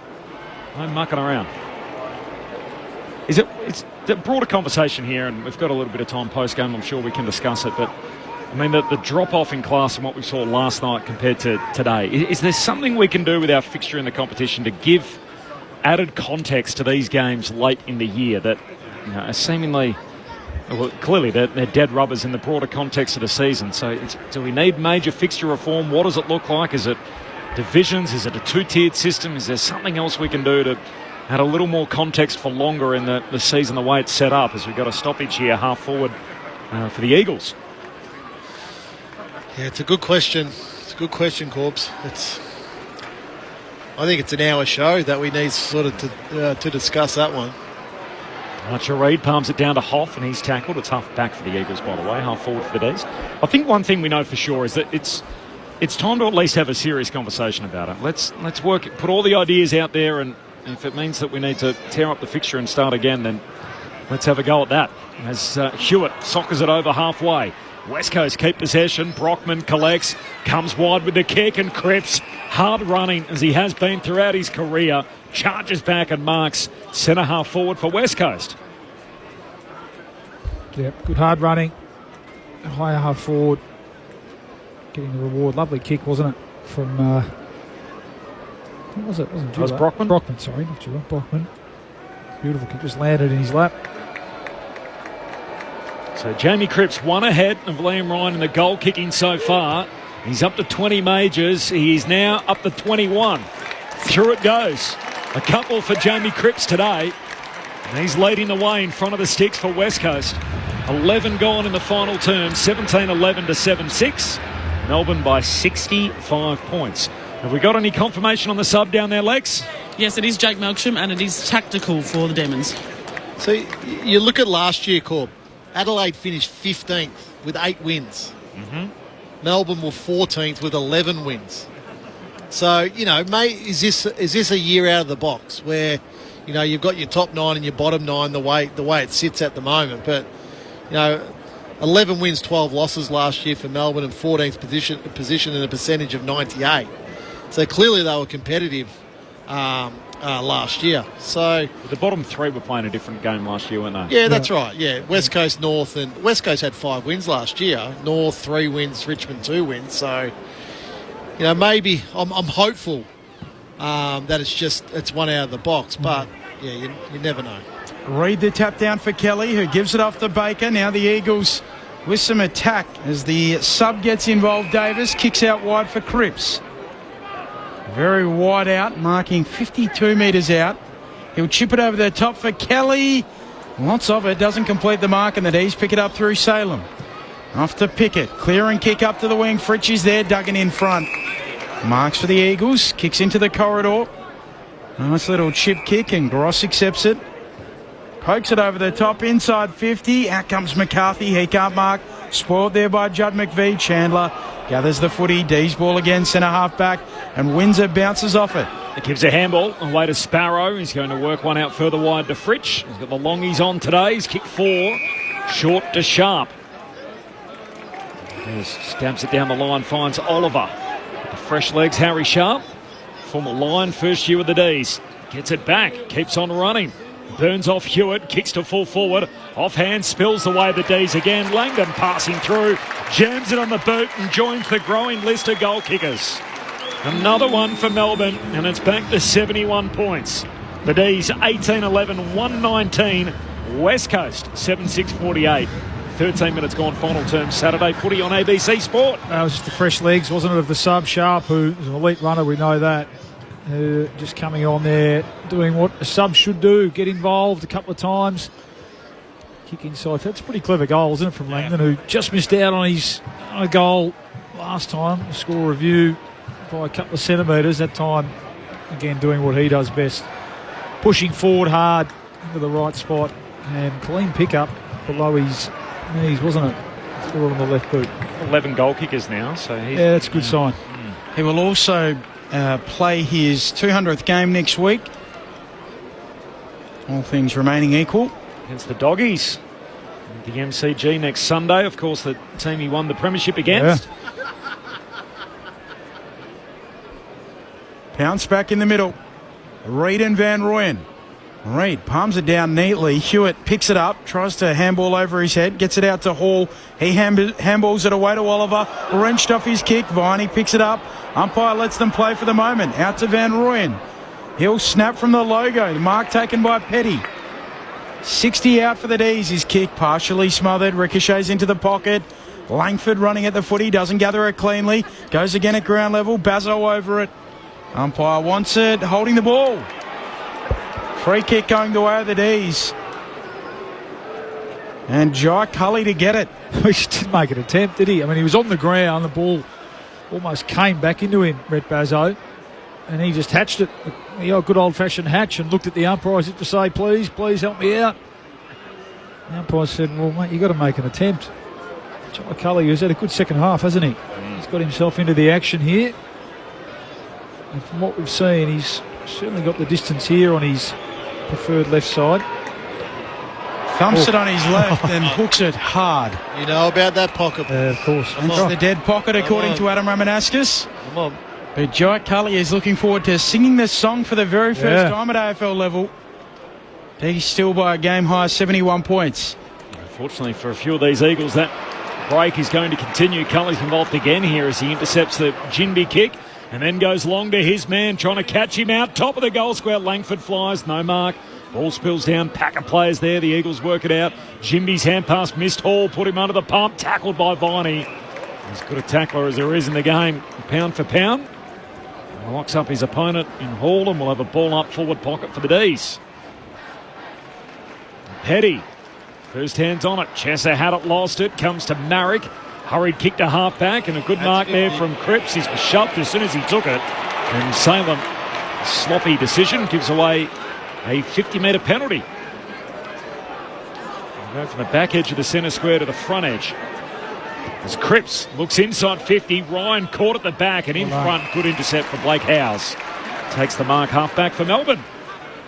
Moves it on. Gets it on to Bowie, who chips it for Sharp. Right there with him, Chesser. Chesser spoils, follows up well. Throw in for the Eagles, right half forward. Saturday footy on ABC Sport. Corbin Middlemass, Ben Cameron, Luke Ball, Adam Ramanauskas, and Lex Pesher on the boundary. 16 and a half into the fourth. Boundary umpire hurls it back into play. And Royan and Reid both miss it. Onto it quickly, McCarthy. Left foot kick towards the hot spot. Charging well done. Good mark, Shanahan. He takes it 20 out, the slightest of angles to the right. Yeah, it's just more of that from Joe. Like we saw that in his initial couple of weeks. He just had a game today where he just can't get near it. It'll just only be his fourth possession for the game. But you see both Shanahan and Archer Reid. That's the real future of West Coast forward lines. They just got to keep playing them together. More and more games together, they'll get better and better. And Moama boy, his drop punt. He's a beautiful kick. Steers it through. Cuts the deficit to 65. 18-11, 119, plays 8-6-54.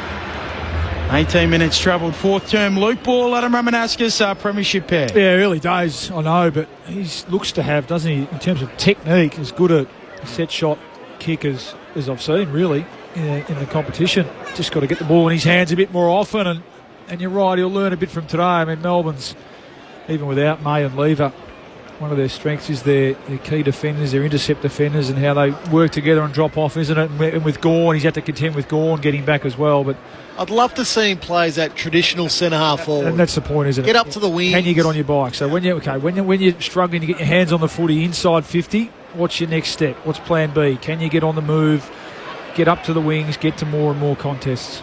All Australian under 18s level, James Shanahan. He's first for the day. Melbourne out of the middle though. Chandler kicks inside the forward 50. Spills away towards Bazzo. Gets it for West Coast. Handball to Cripps. His hand pass, a turnover. Picked up here by Chandler, who takes the ground in front of him and then kicks across. Oh! Cully bangs the back of his head off the roof and rips down a hanger. Jai Cully over his old teammate in Clay Hall and reels it in at full forward for the Demons. What's he doing in the midfield? He might be wasting his time up there, Ramo.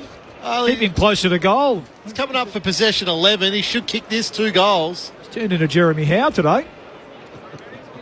I didn't think he had that in his game. Yeah. It's a whole new Jai Cully. He's got 2. And he's about to win a game for the first time in the big time. 19-11-125 Melbourne. West Coast 8-6-54. No celebration here. Just a cool, calm walk back to his teammates as we tick into time on in the final term. Melbourne by 71 and Jai Cully with a couple and a hanger against his old team on club debut for the D's. Season high score for the D's, Corp. We'd have to be getting somewhere in that in that vicinity, I think. So they're not generally a high scoring team, Melbourne. But look, again, it's no different to West Coast. Melbourne can't play finals, obviously, so it's a couple of the young guys you want to see. Now, we've spoken about Langford and Windsor, even Zave Lindsay when he's playing, but Cully looks like he can be a player in this team. 131 Rummer, the high water mark, so a goal away the Demons. Clearance for the Eagles. Baker with the high kick inside 50. Cripps doing the roving. Handball knocked down. Chesser can't gather. Out after it, Judd McVie.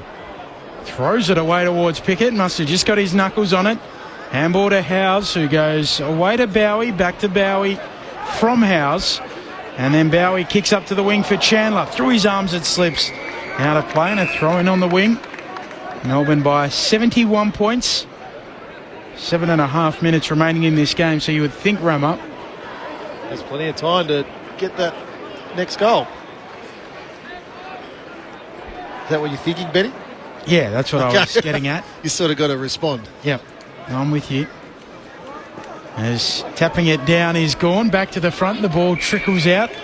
DJ off the SMS, enjoying your call. Could someone please explain what high half forward means? Is there a high half back, or does that become... No, there is. Well, the high half back plays on the high half forward. There you go. High half forward's basically the area on the ground, like the launch pad, isn't it? Yeah. And it's sort of... they're getting all the way up to their half back line. So it's just beyond the what you would consider half forward normally. Yeah. In between there. Between wing and half forward. Just to try and paint the picture for you, as Cole gives a handball out towards Chesser, kicks down the line. What did Ryan? Scored away by Howes. Minnie and Eddie Betts, who's down there working for the team at commentary, got up to try and make sure the players don't clatter into the LED boards and those sharp electric fences. I think in terms of a role too, just back to that question, positionally, it's the player that almost plays as a fifth midfielder. So starts as a half forward, but it comes up high, gets back into defence at times to support his defence, and then releases really hard. Jamie Cripps has done a bit of that today. Viney to Windsor, kicks to Fridge, gets it back. Windsor keeps on moving and then torches it, kicks inside 50, and Edwards takes the intercept mark for West Coast. Lays it off to Hall, kicks out to half-back. Bowie can't quite take the mark for the Demons. Knocks it away in the direction of Keziah Pickett, though. Tucks it under the arm. Kicks to the teeth of goal. Getting across. Edwards competes as he does all day. Punches it through for a minor score. And Melbourne lead by 72. 23 minutes gone final term. So a 72-point lead. 12 goals Melbourne's way. Time on final term. Even look at Edwards and Brett Bazzo. Is there enough there to persist with those two? I think Edwards definitely. Edwards, yeah. Oh, boy. That is a shocking kick in. The hacksaw. Yeah, he's taken the hacksaw to that football. Turned it straight over to Petrarca. There wasn't an eagle in sight. No, he's been pretty good today too, Liam Duggan. That's a howler, obviously. But I feel like he's tried really hard. 21 possessions.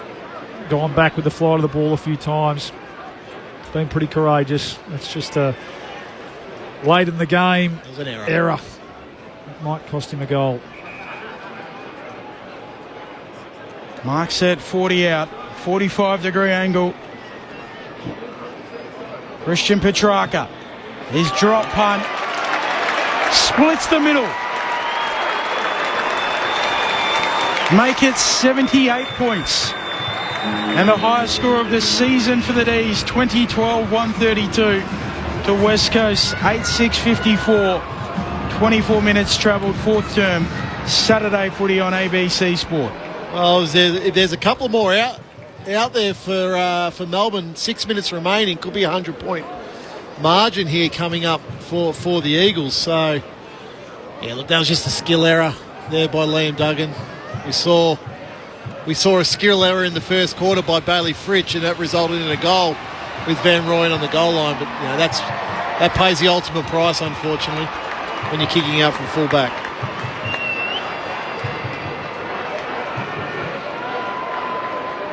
Coming up next, Gold Coast and Richmond. We'll take you there. There's no late changes. Lauren Borden heading up the call, or if you want to listen to the game between Sydney and Essendon, you can find it through the ABC Listen app, so you can take your pick there between the two twilight games. Out of the middle go the Eagles. McCarthy, hand pass away to Chesser, kicks to full forward. Brockman leading out of the goal square and takes the mark, and that channel at right half forward for West Coast. I like McCarthy. He's going into the middle. He just looks a real player, doesn't he? Yeah. He's a 150-game player for this club. You'd think you won't see him in the number skill. 45 next year. He's got speed, he's got skill, and he's a good decision maker. And that was just really well read. Gave the handball to Chesser, who I think's been a positive out of today as well. I haven't had a heap of the footy, but every time he gets it, I like. He's a line breaker. He takes space in front of him, and he kicks it pretty well. And that was a lovely kick to the advantage of Brockman. McCarthy, 1 of 4 in this team today that yet to play in a win. It won't be today. Here's Brockman on the drop punt, hits the post. 3/4 of the way up, so behind. Brings the margin back to 77 Melbourne's way. 25.5 gone final term. What did I miss? Howie with the kick in.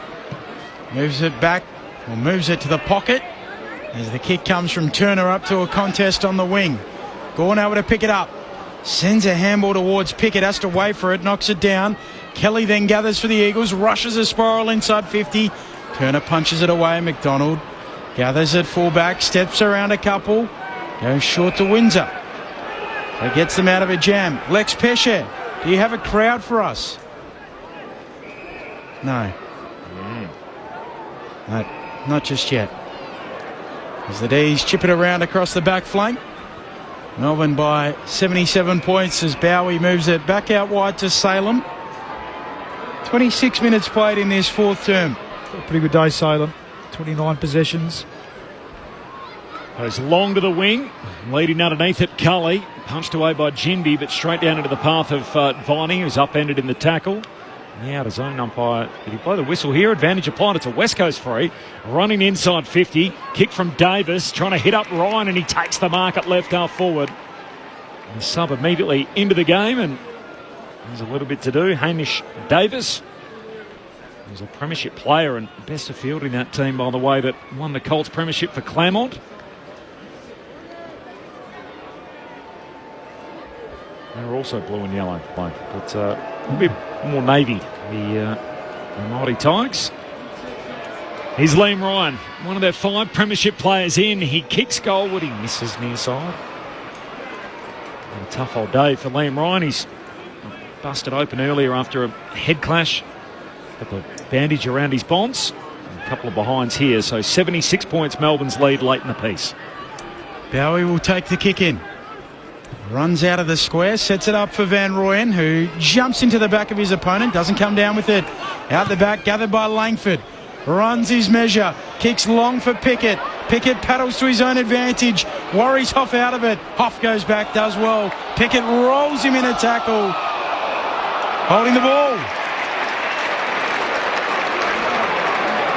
Cuzzy Pickett, he hassled the Hoff and won. Oh, very good, Ben. He's had a good day too, Pickett.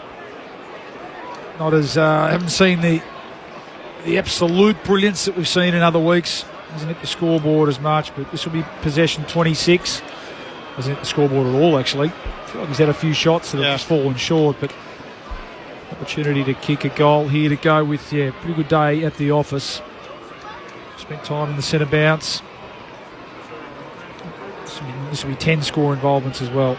Gets into that little canter. His drop punt. He's swinging back, but not enough.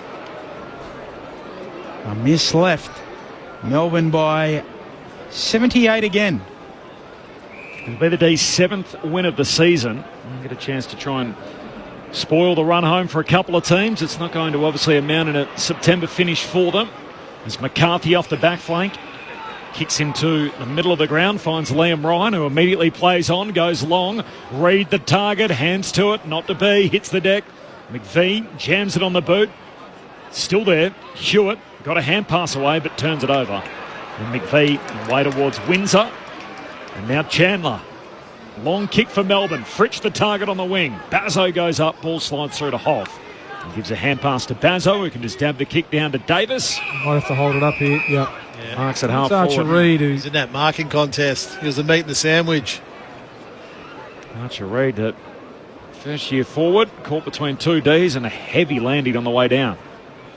Just on that run home for Melbourne. So Bulldogs next Sunday, MCG. Then they play Hawthorn, same venue, Collingwood. So a tough trot to finish. Three teams all pushing for a final. Yeah, I feel like they'll steel themselves to be hard to beat. I think for those games, not much to play for. Yeah. They don't have their first pick, so there's no reason for them to shelve anyone or not play the season out. They might even back themselves at their best to pinch, one of those games. Well, you want to be a disruptor, don't you? Absolutely. Yeah. The West Coast Eagles, by the way, the season can't end soon enough. So Adelaide next Sunday at Perth Stadium. Liam Duggan's 200. And then following that, they play the Western Bulldogs at Docklands in Sydney at home to finish. Ryan kicks inside 50. McDonald marks. Now he looks out towards the wing for the D's. And over to Mark Sparrow. Down at ground level he goes again. Big Moore forms and Jimby inadvertently soccers it out. Thrown between wing and half forward. You're good mates with Andrew McQualter, Bally. If he comes to you and says, hey, Bally, you saw us firsthand. What did you see? What do you think we need?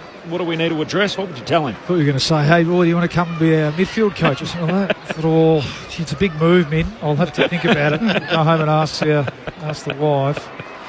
So you and Cottesloe, though, Bally. It's flicked on here by Hewitt, but pinched by Petrarca, half-back for the D's. Windsor runs away with it. Chips it to Cully, who marks while he was kneeling down. Party tricks. He gives it off to the run of Windsor again through the logo. Kicks to centre half forward. Fritsch marks. Wheels out. 50 out. Kicks on goal. Langford marks between the goal post and the behind post. Right forward pocket. And he won't waste too much time. Runs out. Snaps it through. 3 for Langford. And the D's for Melbourne, they do exercise those demons of last week against the Saints. 83 points, 21-13, 139. Plays 8-8-56. It's a good response, really. Yeah, it is. Yeah, it'll be a different feeling, won't it? Walking out of the stadium today. Yeah, good response. And I've liked the way they play, and that's a great example of it there. The amount of times today they've been able to transition the ball with speed from one end to the other. Harvey Langford, I mean, he could have kicked 5 or 6. I reckon. He's almost there. How many times has he been in the van too and just not been able to clunk one? I like the fact that he can rest forward and hit the scoreboard. I reckon Bailey Fritsch, in his heart of hearts, would have to admit that he wasn't passing that one. I think he saw another one, maybe. What's he kicked for? So I think he saw a 5th there, Bailey. But well done by young Langford. He's had a good day. After the horrors of last week, the Demons get it back on beat. Their highest score of the year, their biggest victory margin. They make a mess of the Eagles to win by 83 points. It's a grand old flag, it's a high-flying flag. It's the emblem for me and for you. It's the emblem of the team we love, the team of the red and the blue. Every heart beats true for the red and the blue, and we sing this song to you.